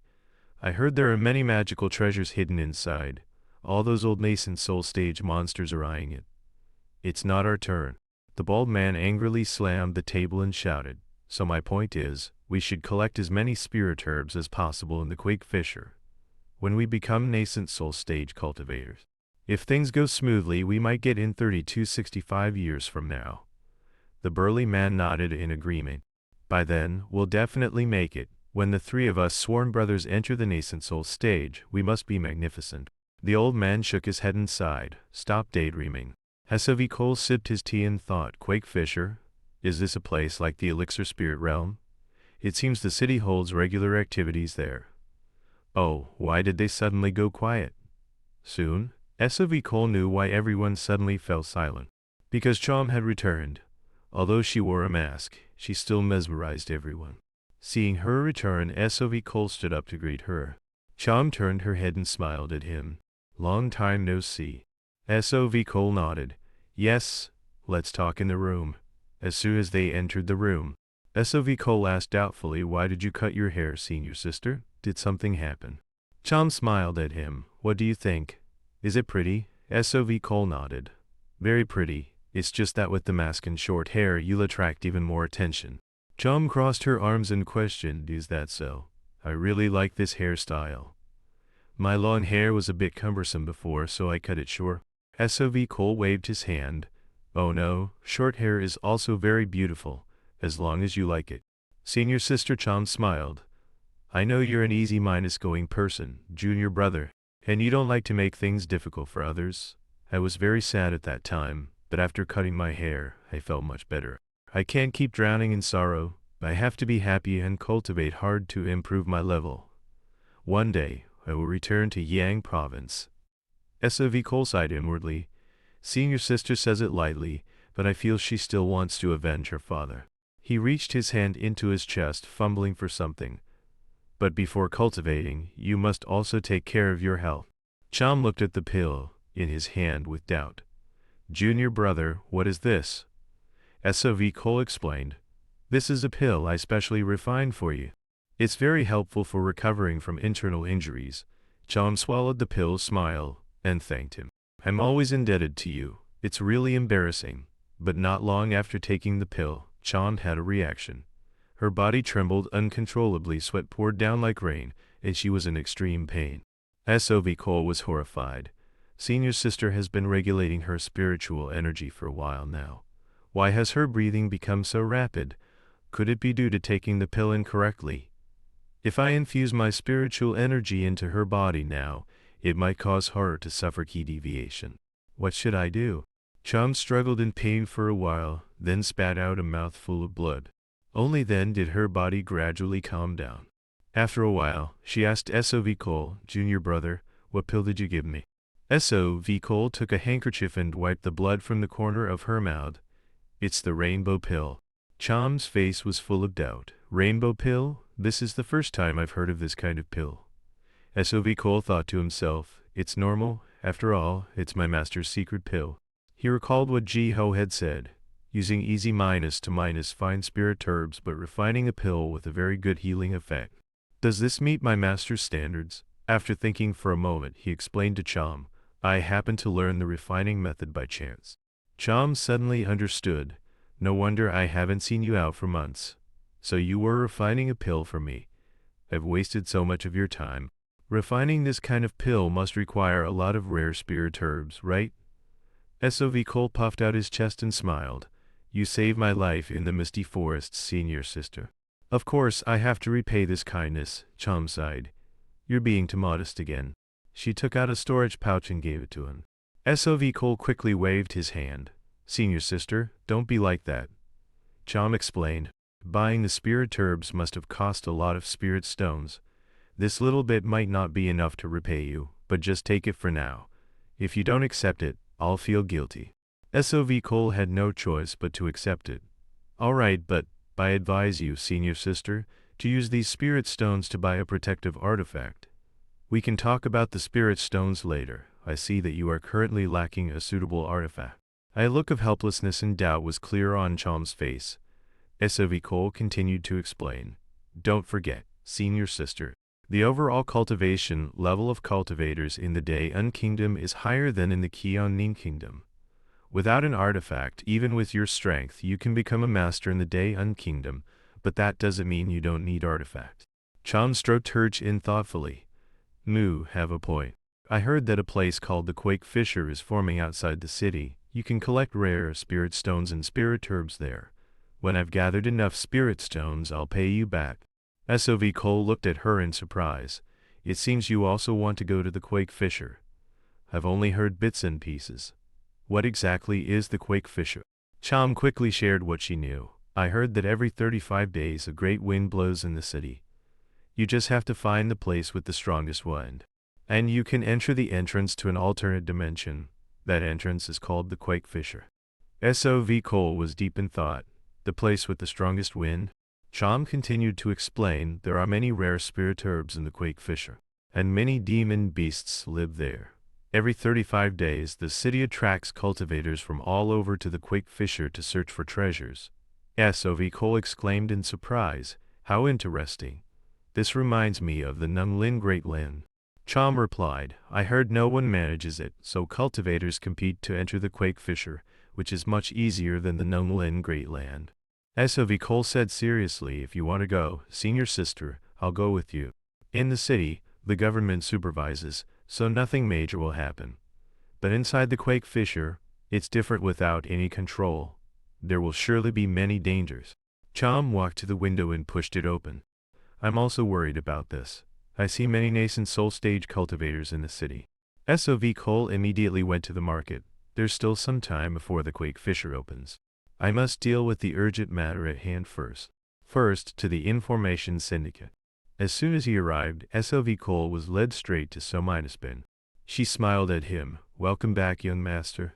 SOV Cole walked quickly to her and sat down. Only then did he notice the woman beside So-bin. Seeing S.O.V. Cole's attitude, So-bin introduced her. The person beside me is Miss Bailan. She is someone sent here by the main branch to study. I hope you don't mind. As soon as S.O.V. Cole's eyes met the girl's, he was startled. This person, I seem to have seen her somewhere before. Have we met before? Just then the profound eye search activated again. S.O.V. Cole immediately sobered up and regained his composure. Bailan opposite suddenly spat out a mouthful of blood in pain. She then knelt on the ground, trembling uncontrollably in extreme pain.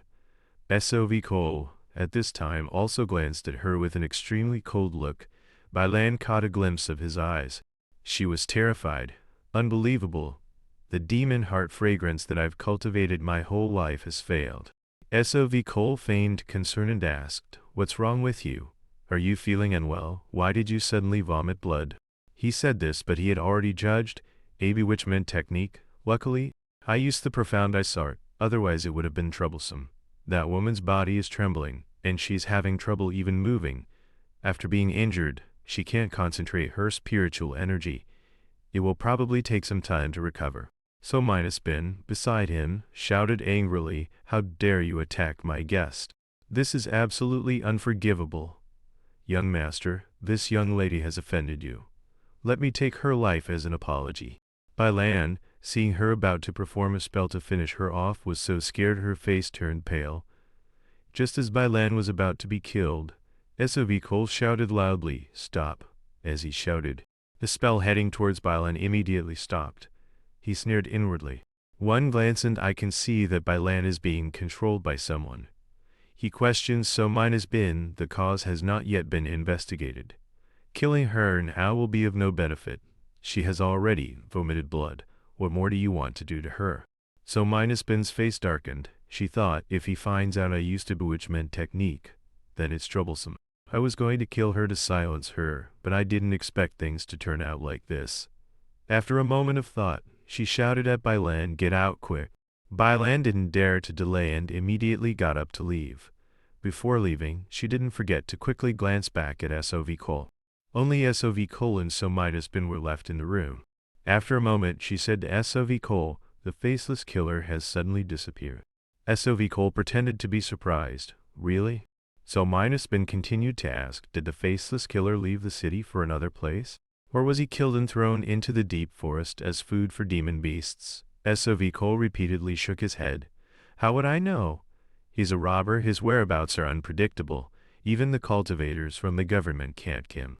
So-bin used her spiritual energy to condense the shape of a mask. "You're right, so I'm very curious. I don't know if he left the city or was killed by someone. Before you asked about someone helping the faceless killer with revenge, which makes me even more curious." S.O.V. Cole sneered.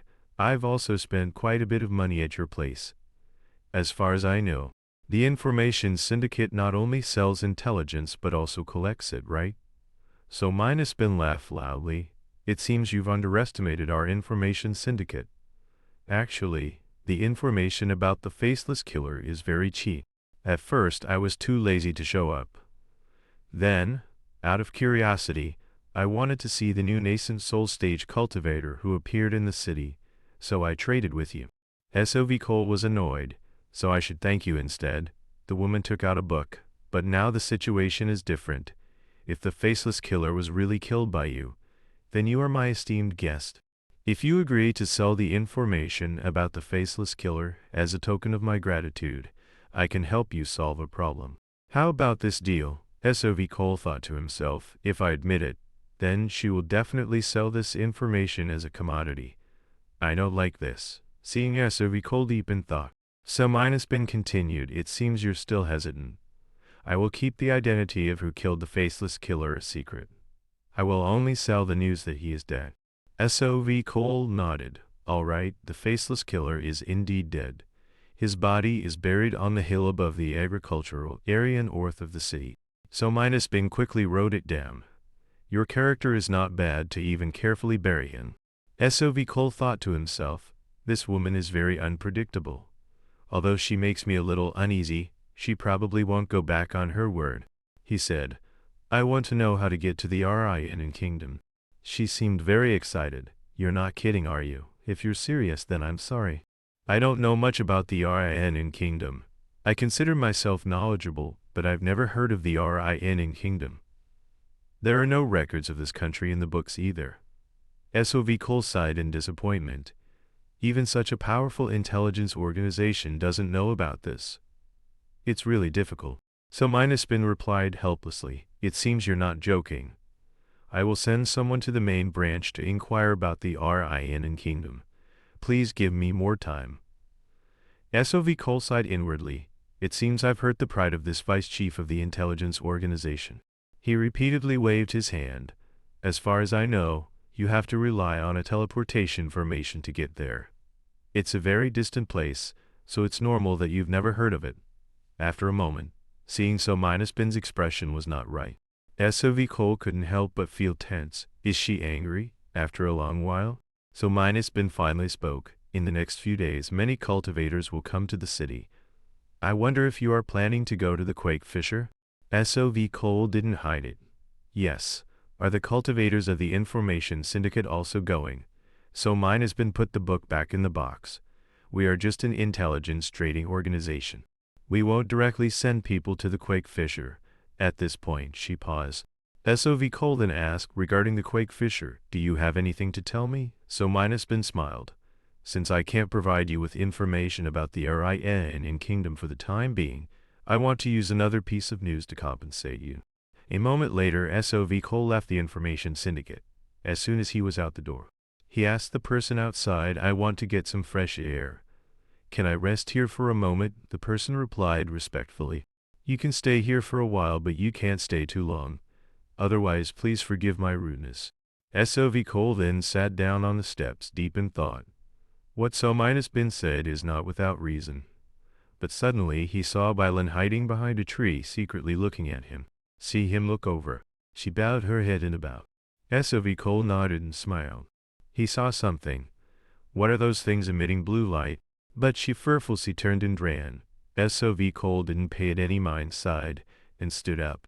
Anyway, this is a strange and incomprehensible place. Now all that's left is to prepare well before entering the Quake Fisher, and also how to use that gem. SOV Cole then went to a secret auction. This time, the item he brought out for sale was the ageless pill. Everyone, this is the ageless pill. Although it cannot make one younger, it has the effect of maintaining one's appearance.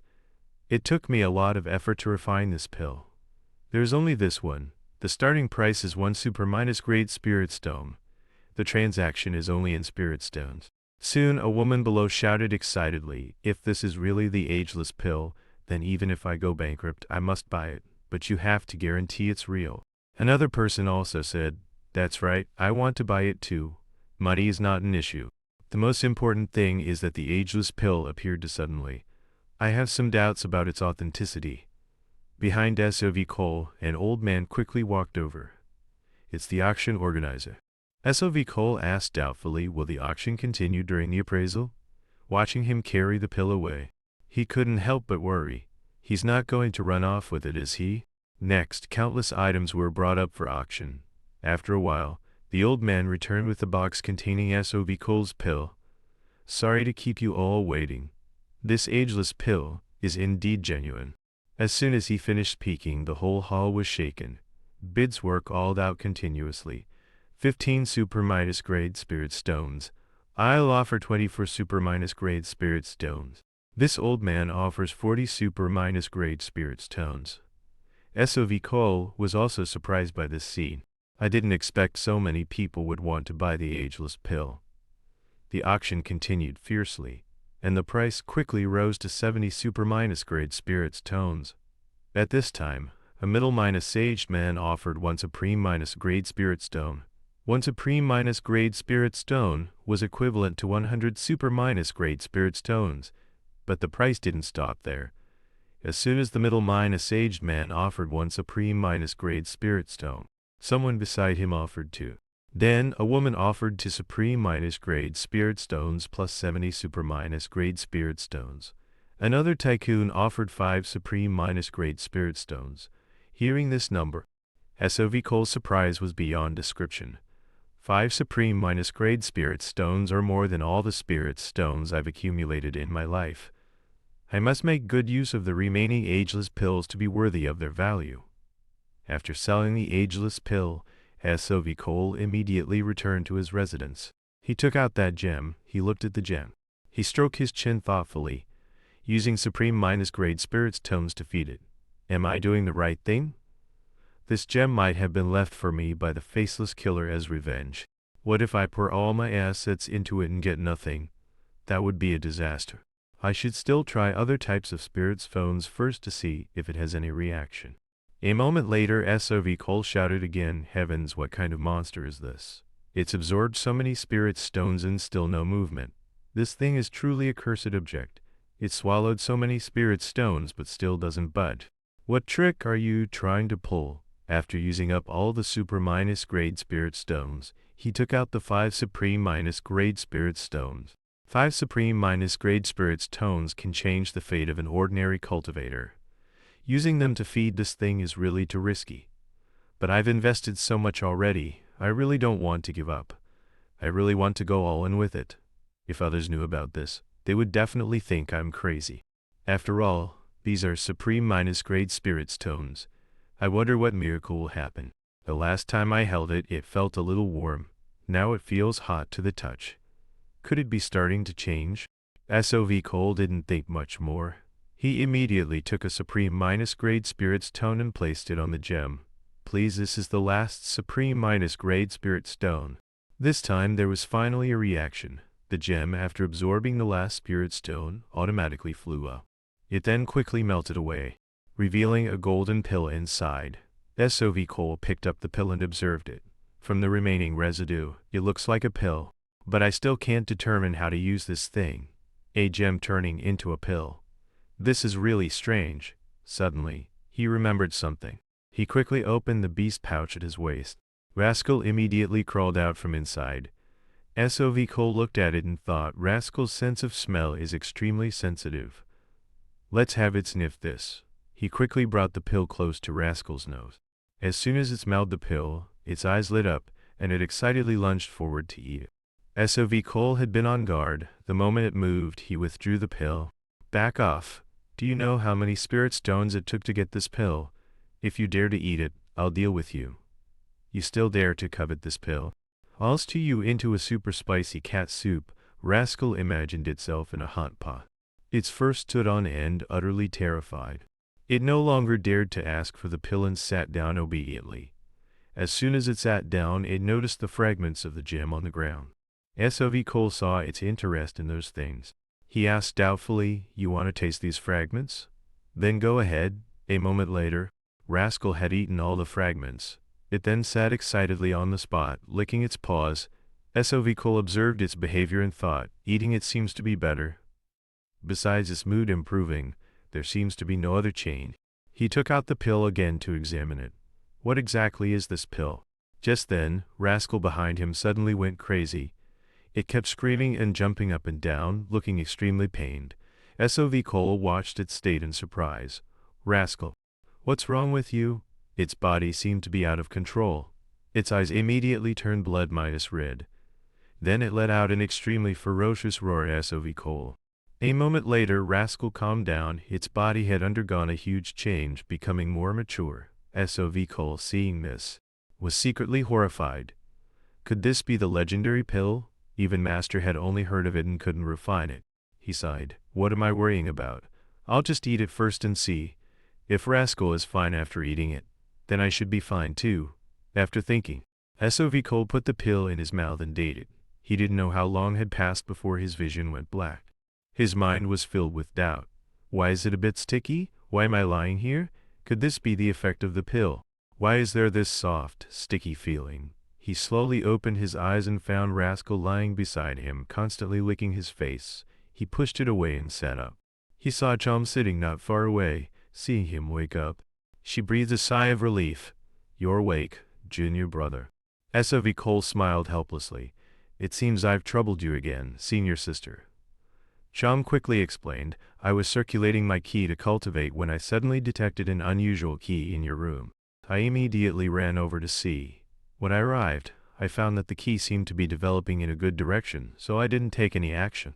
There are many cultivators passing by here. I was afraid someone would disturb you, so I stood guard here. What's the result? SOV Cole sat up and replied, "Thank you, senior sister. For now, I don't know the result either. I don't feel any change in my body. I'll wait a while longer and see." He thought to himself, when I swallowed it, it felt very hard to swallow, like swallowing a piece of metal.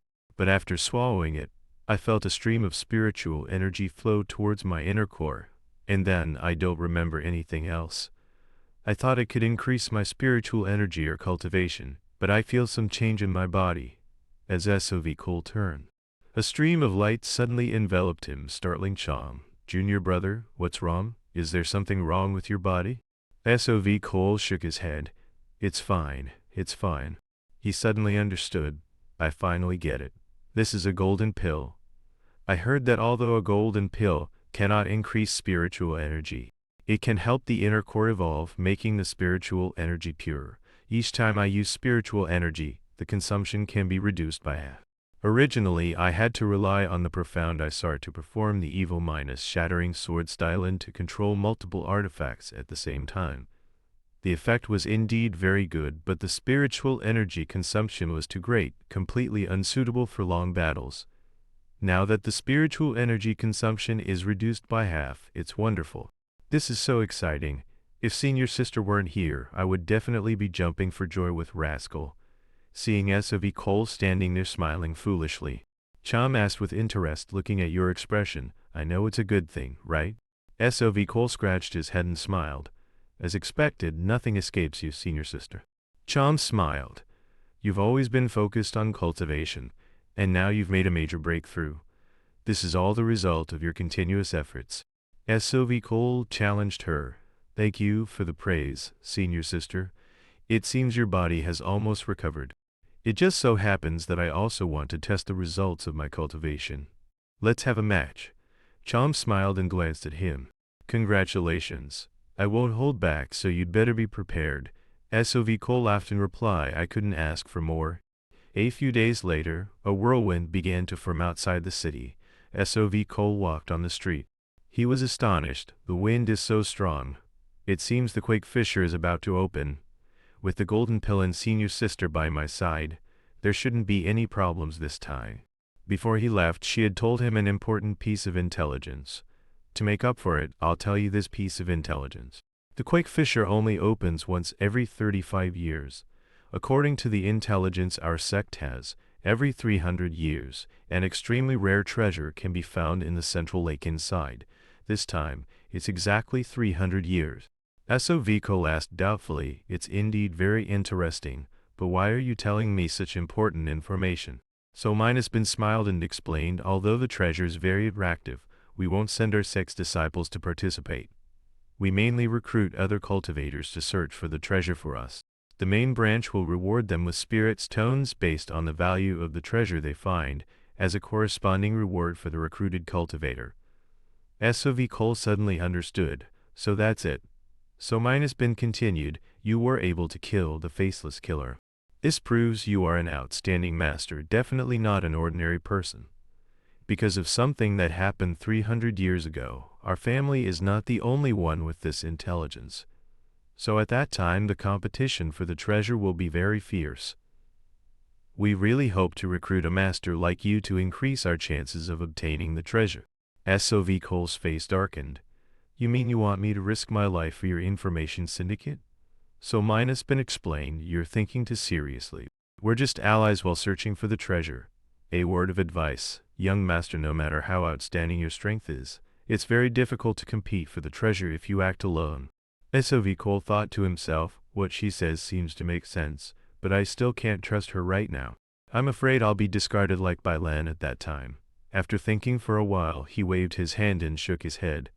"Your suggestion is very good, but I still have to refuse. I have one last request. If you have any intelligence inside the Quake Fissure, I want to buy it." So Minusbin shook her head.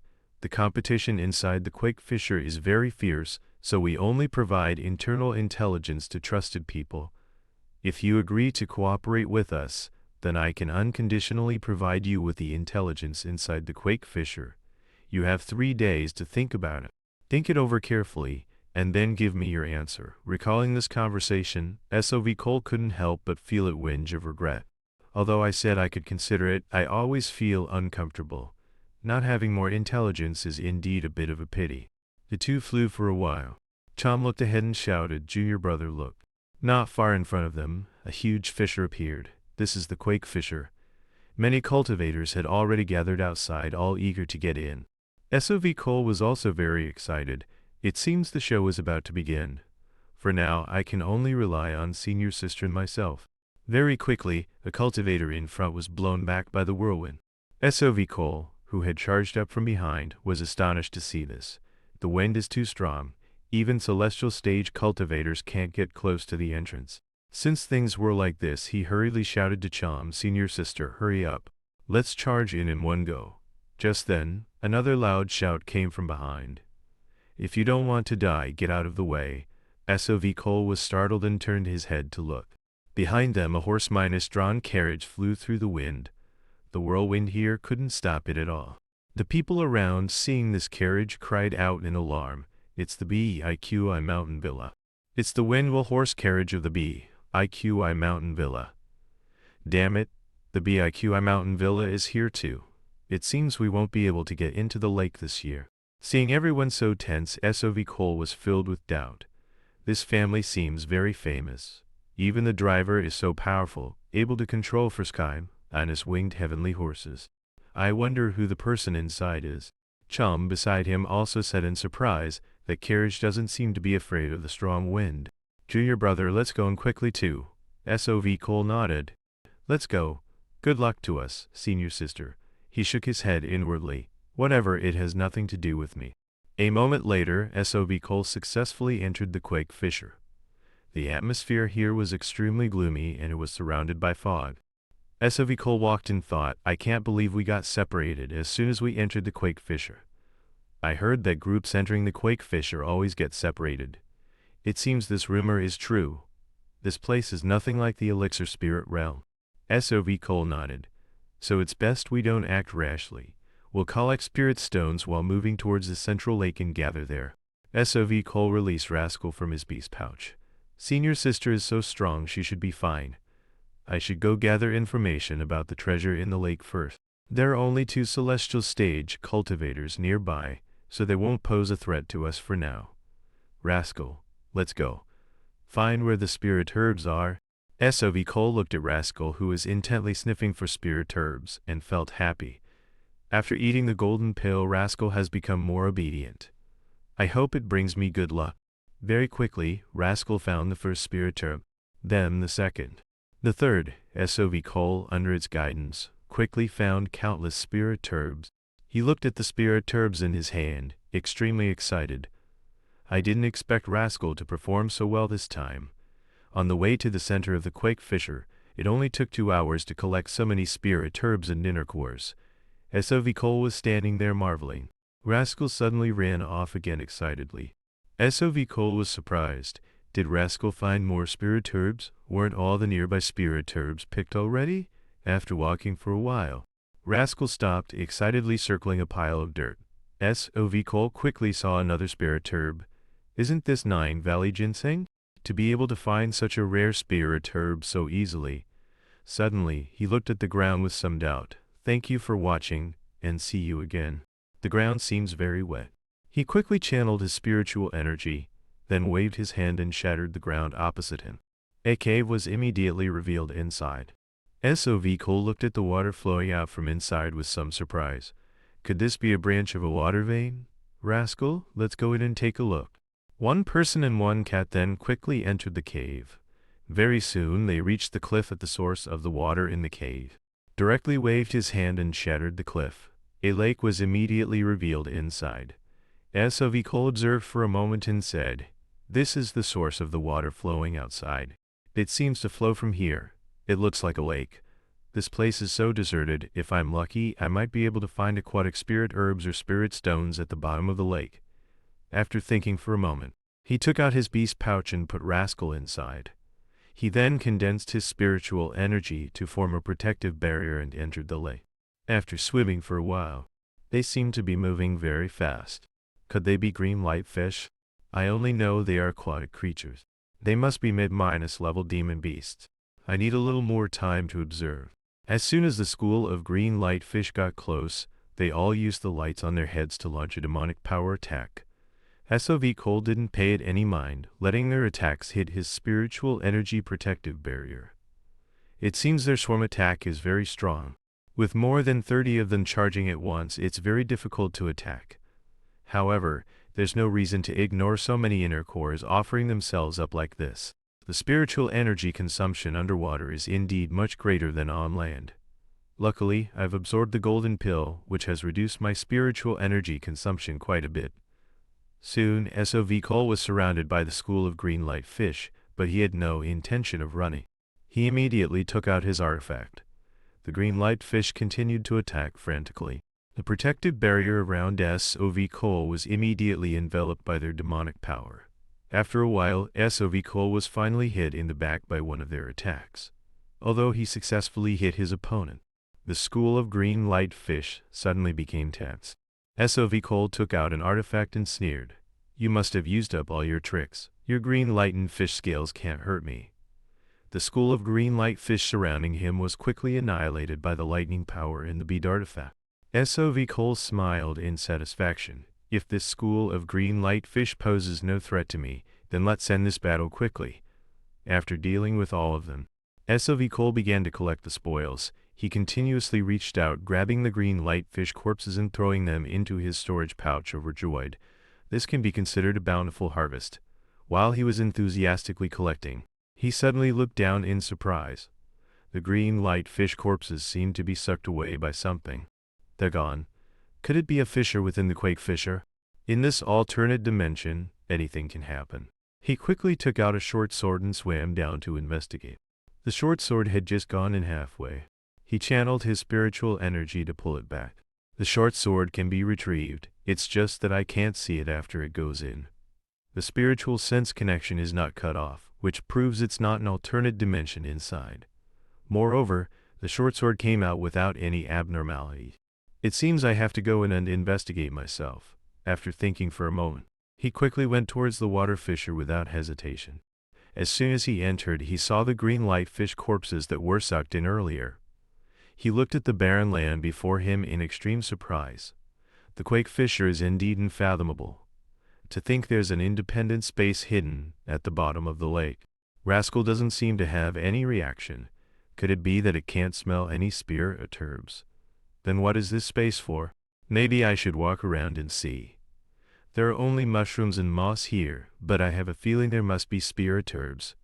After walking for a while, he and Rascal were both dumbfounded. Why is this place covered in red moss with purple sheaths emitting from black spores? Heavens, could this be red essence moss? SOV Cole quickly collected the red essence moss. Although this spirit herb is not as precious as red dew grass, its growing conditions are very harsh, so it's also a hard minus to minus fine spirit herb. If I put all this red essence moss in my storage pouch, I won't have to worry about the ingredients for refining the great form treasure pill anymore. Coming to the Quake Fisher was truly the right decision. Suddenly his expression darkened and he became extremely tense. All his artifacts were immediately taken out. There's someone nearby. After a moment he saw a disheveled old man behind a cliff, looking like a cultivator. He's eating red essence moss. Why can't I sense his cultivation level? Who on earth is he? The old man was completely unaware of SOV Cole observing him from behind. He just sat there, frantically picking and devouring the red essence moss. Looking at him, it seemed to be his delicacy. SOV Cole thought to himself, should I just leave quietly? But his actions are really too curious. Master Kale said he once stayed in the elixir spirit realm for several decades. This person seems to have been here for a long time too. At least 30 years. I'll get closer and see.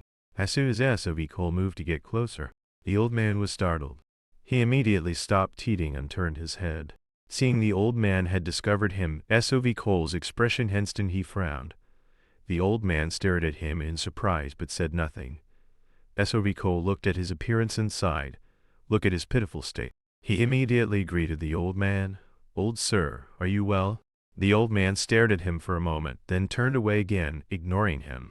S.O.V. Cole, seeing he was being ignored, continued to bury his head in eating the reticence moss. He slowly moved a little closer. What on earth has he been through? How did he end up in such a miserable state? In such a mysterious place? Why is he living here? I really want to find out. Thinking this, he reached out to touch the old man. "Your complexion is not good. Let me take a look at you."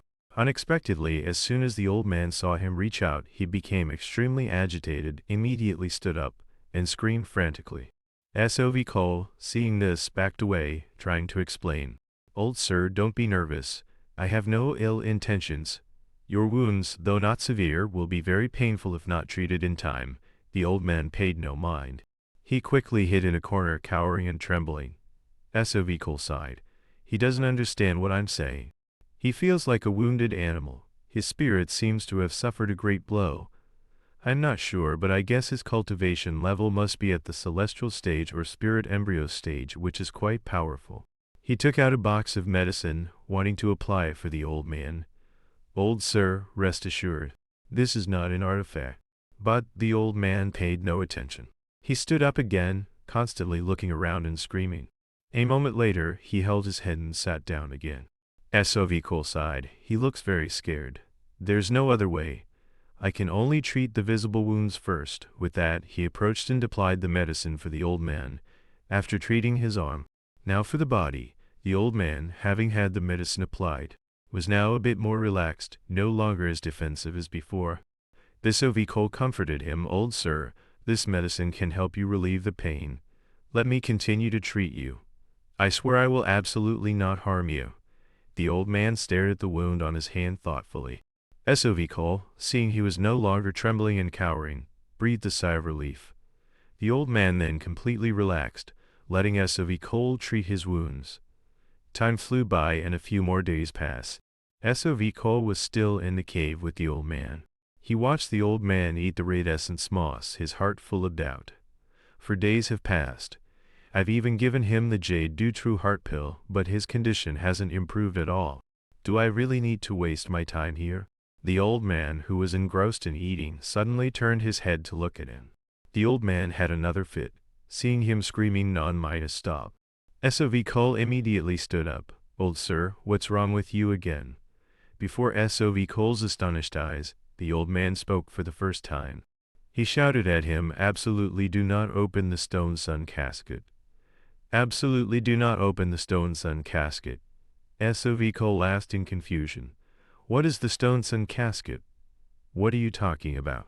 The old man became even more agitated and ran up to him. "The stone sun casket hides a demon. I came to this place to escape that demon," S.O.V. Cole said in surprise. "A demon? You ran here because you were being chased by a demon. What kind of demon is it? Where is the stone sun casket?" Watching the old man constantly looking left and right, S.O.V. Cole sighed. He seems very scared. Is he worried there's a demon around? S.O.V. Cole comforted him. "Old sir, don't worry. The quake fissure's open now, so you can go out." The old man fell to the ground, holding his head and shouting, "I absolutely cannot go out." S.O.V. Cole tried to persuade him. "You can't live here your whole life. Can you tell me your name and your relatives? After leaving the quake fissure, I can find a way to help you contact them." The old man calmed down and replied, "I am Lee Jong Minus, so of the Annam family." S.O.V. Cole nodded. "Annam is not far from here. I should be able to find the Lee family." He continued to cry out, "I absolutely cannot go out. Absolutely cannot go out." S.O.V. Cole was filled with doubt. Why does he keep insisting he can't go out? He couldn't help but ask, "Why can't you go out? What is the reason?" The old man's eyes widened. S.O.V. Cole asked again, "You said the demon is hidden in the stone sun casket." The old man nodded. S.O.V. Cole sighed. Although he has taken the Jade Du True Heart pill, it doesn't seem to have improved much. He's still delirious. After thinking for a moment, he comforted him again. "Old sir, your body is still very healthy. It's just that you've been here too long. After your wounds heal and you rest a bit, you'll be fine." The old man shouted again excitedly, "I'm being followed by a demon. If I go out, the demon will follow too. The demon will follow. I'm being followed by a demon." S.O.V. Cole, seeing that persuasion was useless, could only sigh. It seems there's really no way to convince him. I can't keep wasting my time here. Suddenly, the old man raised his head and looked at him. He reached his hand into his chest, fumbling for something. SOV Cole was startled and immediately backed away. Is he going to attack me? But as soon as he backed away, he was stunned. The old man had no intention of attacking him but took out a jade pendant and handed it to him. Because of you, I've just remembered who I am. You may think I'm crazy, but I am very sober now. Because the demon is clinging to me, for my family, for my relatives. I absolutely cannot leave this place. SOV Cole stood stunned, at a loss for words. The old man stepped forward and placed the jade pendant in his hand. Please take this jade pendant to my family and tell them my situation. You must give it to them. Also, if you find the stone sun casket at the bottom of the lake, absolutely do not open it. SOV Cole nodded and put the jade pendant in his chest. Yes, old sir, I'll remember. Before SOV Cole's doubtful eyes, he once again reached into his chest and fumbled around. Soon, he took out his storage pouch and handed it to him, telling him to take it. SOV Cole repeatedly waved his hand. No, I can't take your things. The old man placed the storage pouch in his hand and sighed. I can't go out for the rest of my life. Keeping these things is useless. With that, he turned and walked inside. Before SOV Cole's astonished eyes, a scream quickly echoed through the cave. A moment later, SOV Cole walked out of the cave. He looked at the cave and marveled. The old sir died a heroic death. His body has been cremated. I'll take his ashes back and give them to his clansmen at that time. The artifacts and pills in the storage pouch are all damaged. Only this bracelet is still intact. What is the use of this bracelet? Oh well. Let's leave this place first and figure it out later. It's been a week since I entered the Quake Fissure.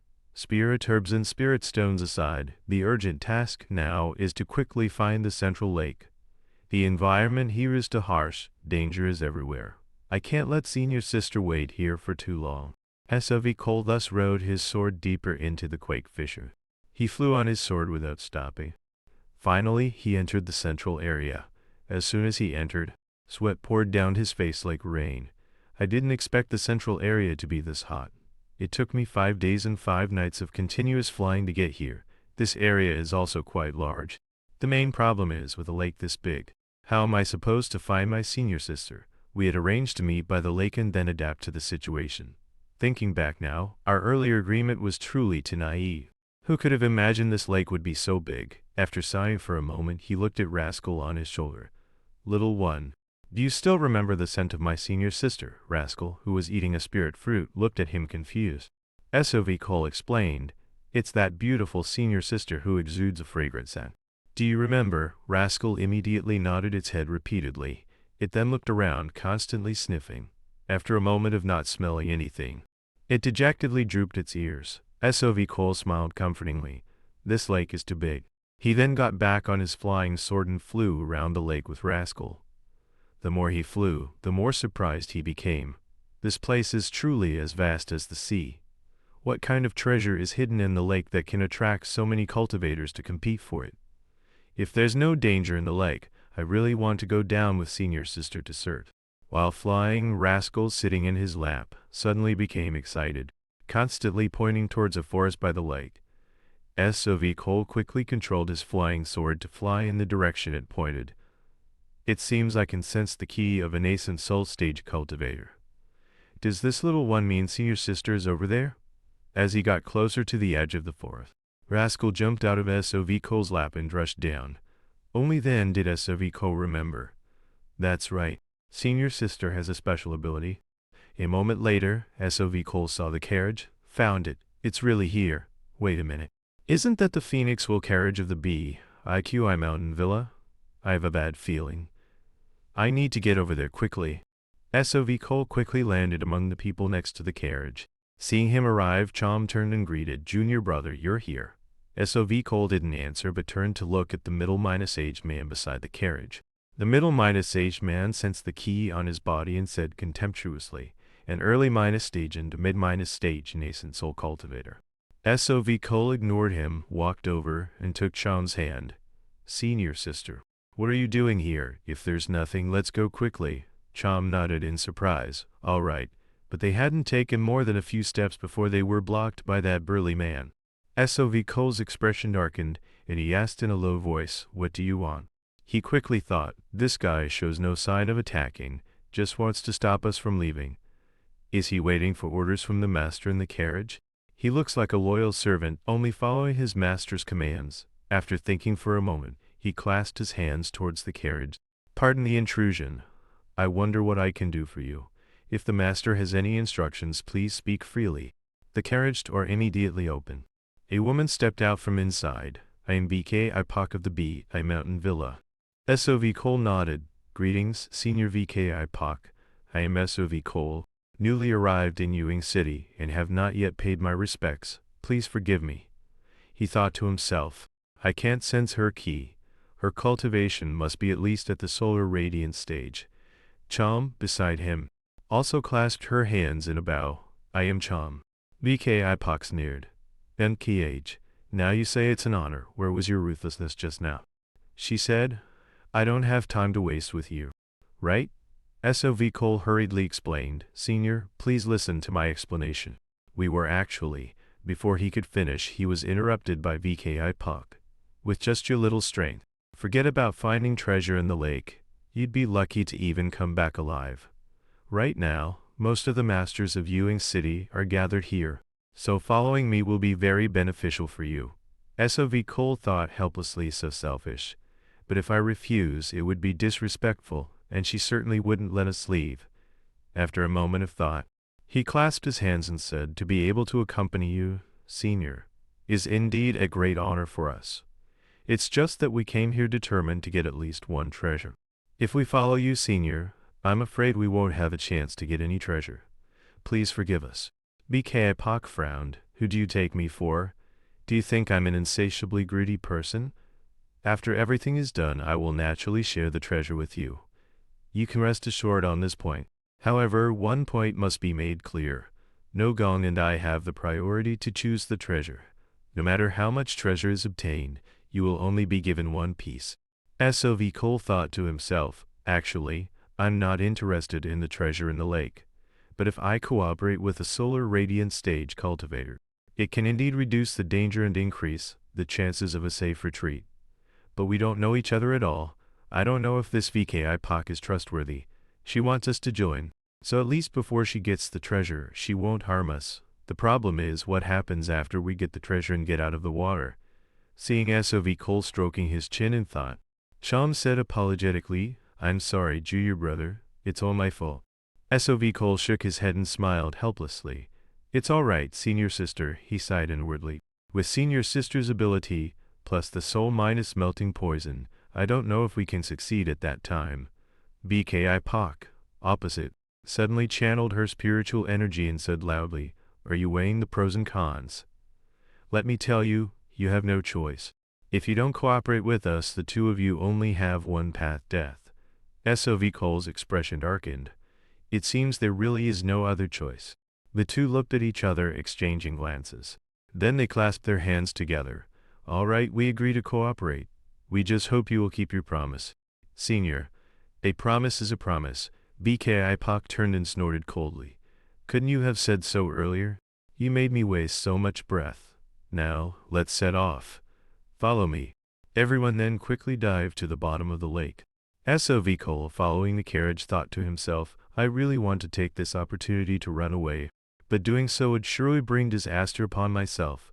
That's right, that carriage is very strange. It can create a protective layer just by relying on the wind. It's truly powerful. Moreover, the carriage seems to have a clear purpose as it dives down. Could they know the specific location of the treasure in the lake?" Seeing the middle-age driver staring intently at the object in his hand, he said, "Oh," in surprise, "it seems he is observing something. Is this a compass? I don't know what principle this compass operates on, but I guess it can find the location of the treasure. If that's really the case, then it's truly no ordinary object. I thought I could witness the strength of VK Ipak and Norgon in the lake. I didn't expect not even a single cultivator would dare to challenge them. The Phoenixwell carriage of the B.I. Mountain Villa is indeed very famous in Ewing City. It seems we haven't met an opponent of equal strength yet." If that's the case, why did VK drag the two of us into this? Perhaps she is a cultivator recruited by So-bin of the Information Syndicate. After going a little further, SOV took out a few pills and swallowed them. Continuously using spiritual ki in the water has consumed a lot of spiritual energy. How much longer do they want to dive? The water current suddenly became swift. There was a lot of black smoke around and nothing could be seen. Why did we suddenly speed up our descent?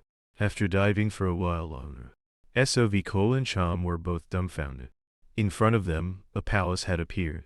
The burly driver looked at the palace in front of him and said, "The compass points in this direction." SOV suddenly understood. So the treasure they were talking about is that directional compass needle. This palace emits a dense spiritual ki. Could it be used to find places with abundant spiritual ki? It's pitch black all around. Without the compass, it would surely not be easy to find this palace. Could this be the place where they said the treasure is hidden? VKI quickly stepped out of the carriage. Well done, Norgon. Everyone then immediately entered the palace grounds together. Norgon, walking in front, said in surprise, "It seems to be very dry inside the palace." VKI laughed loudly. "Good, no need to open a spiritual energy barrier. Go inside and check every room for me. Search for the treasure." Everyone did as she said. As soon as they entered, they split up to search. A moment later, Norgon came out with a chest. "I found a wooden chest. But there's nothing inside." VKI gritted her teeth in anger. "Damn it, someone beat us to it." She threw the chest directly to the ground and stumped it flat. "Quickly check all the other rooms. Maybe we'll find other treasures."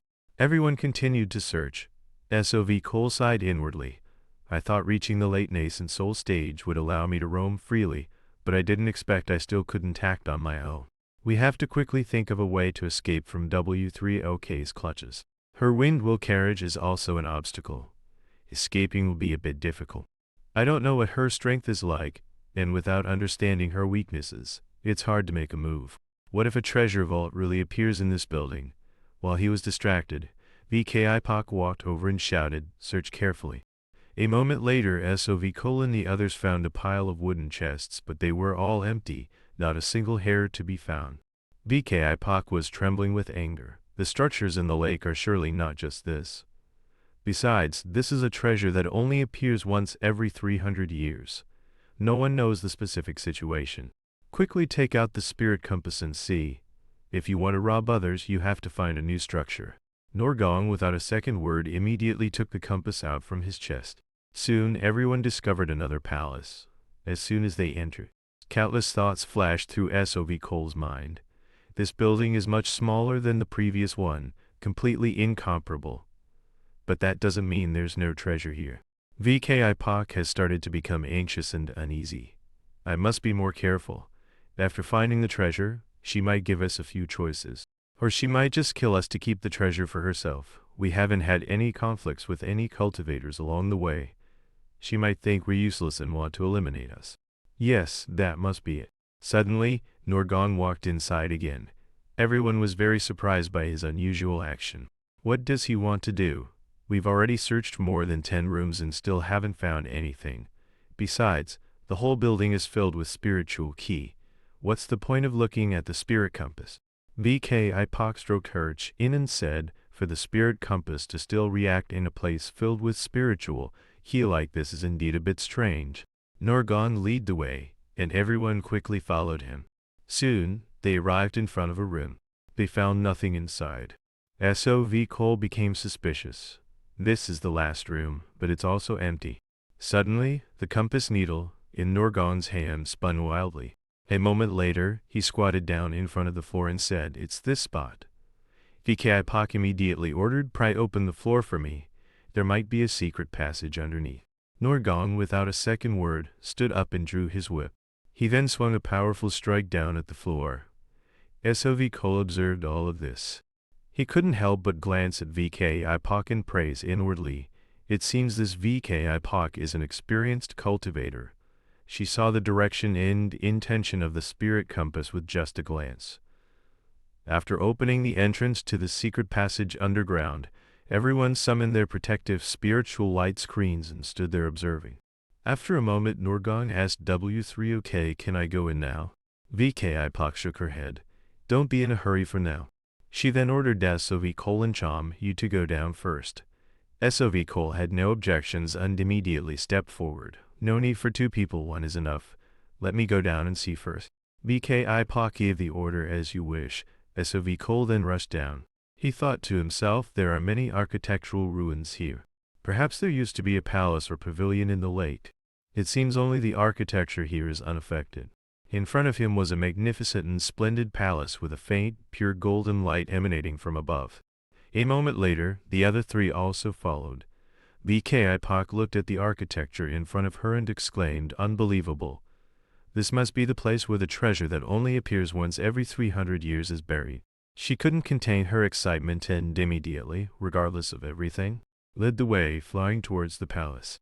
SOV Cole watched her back.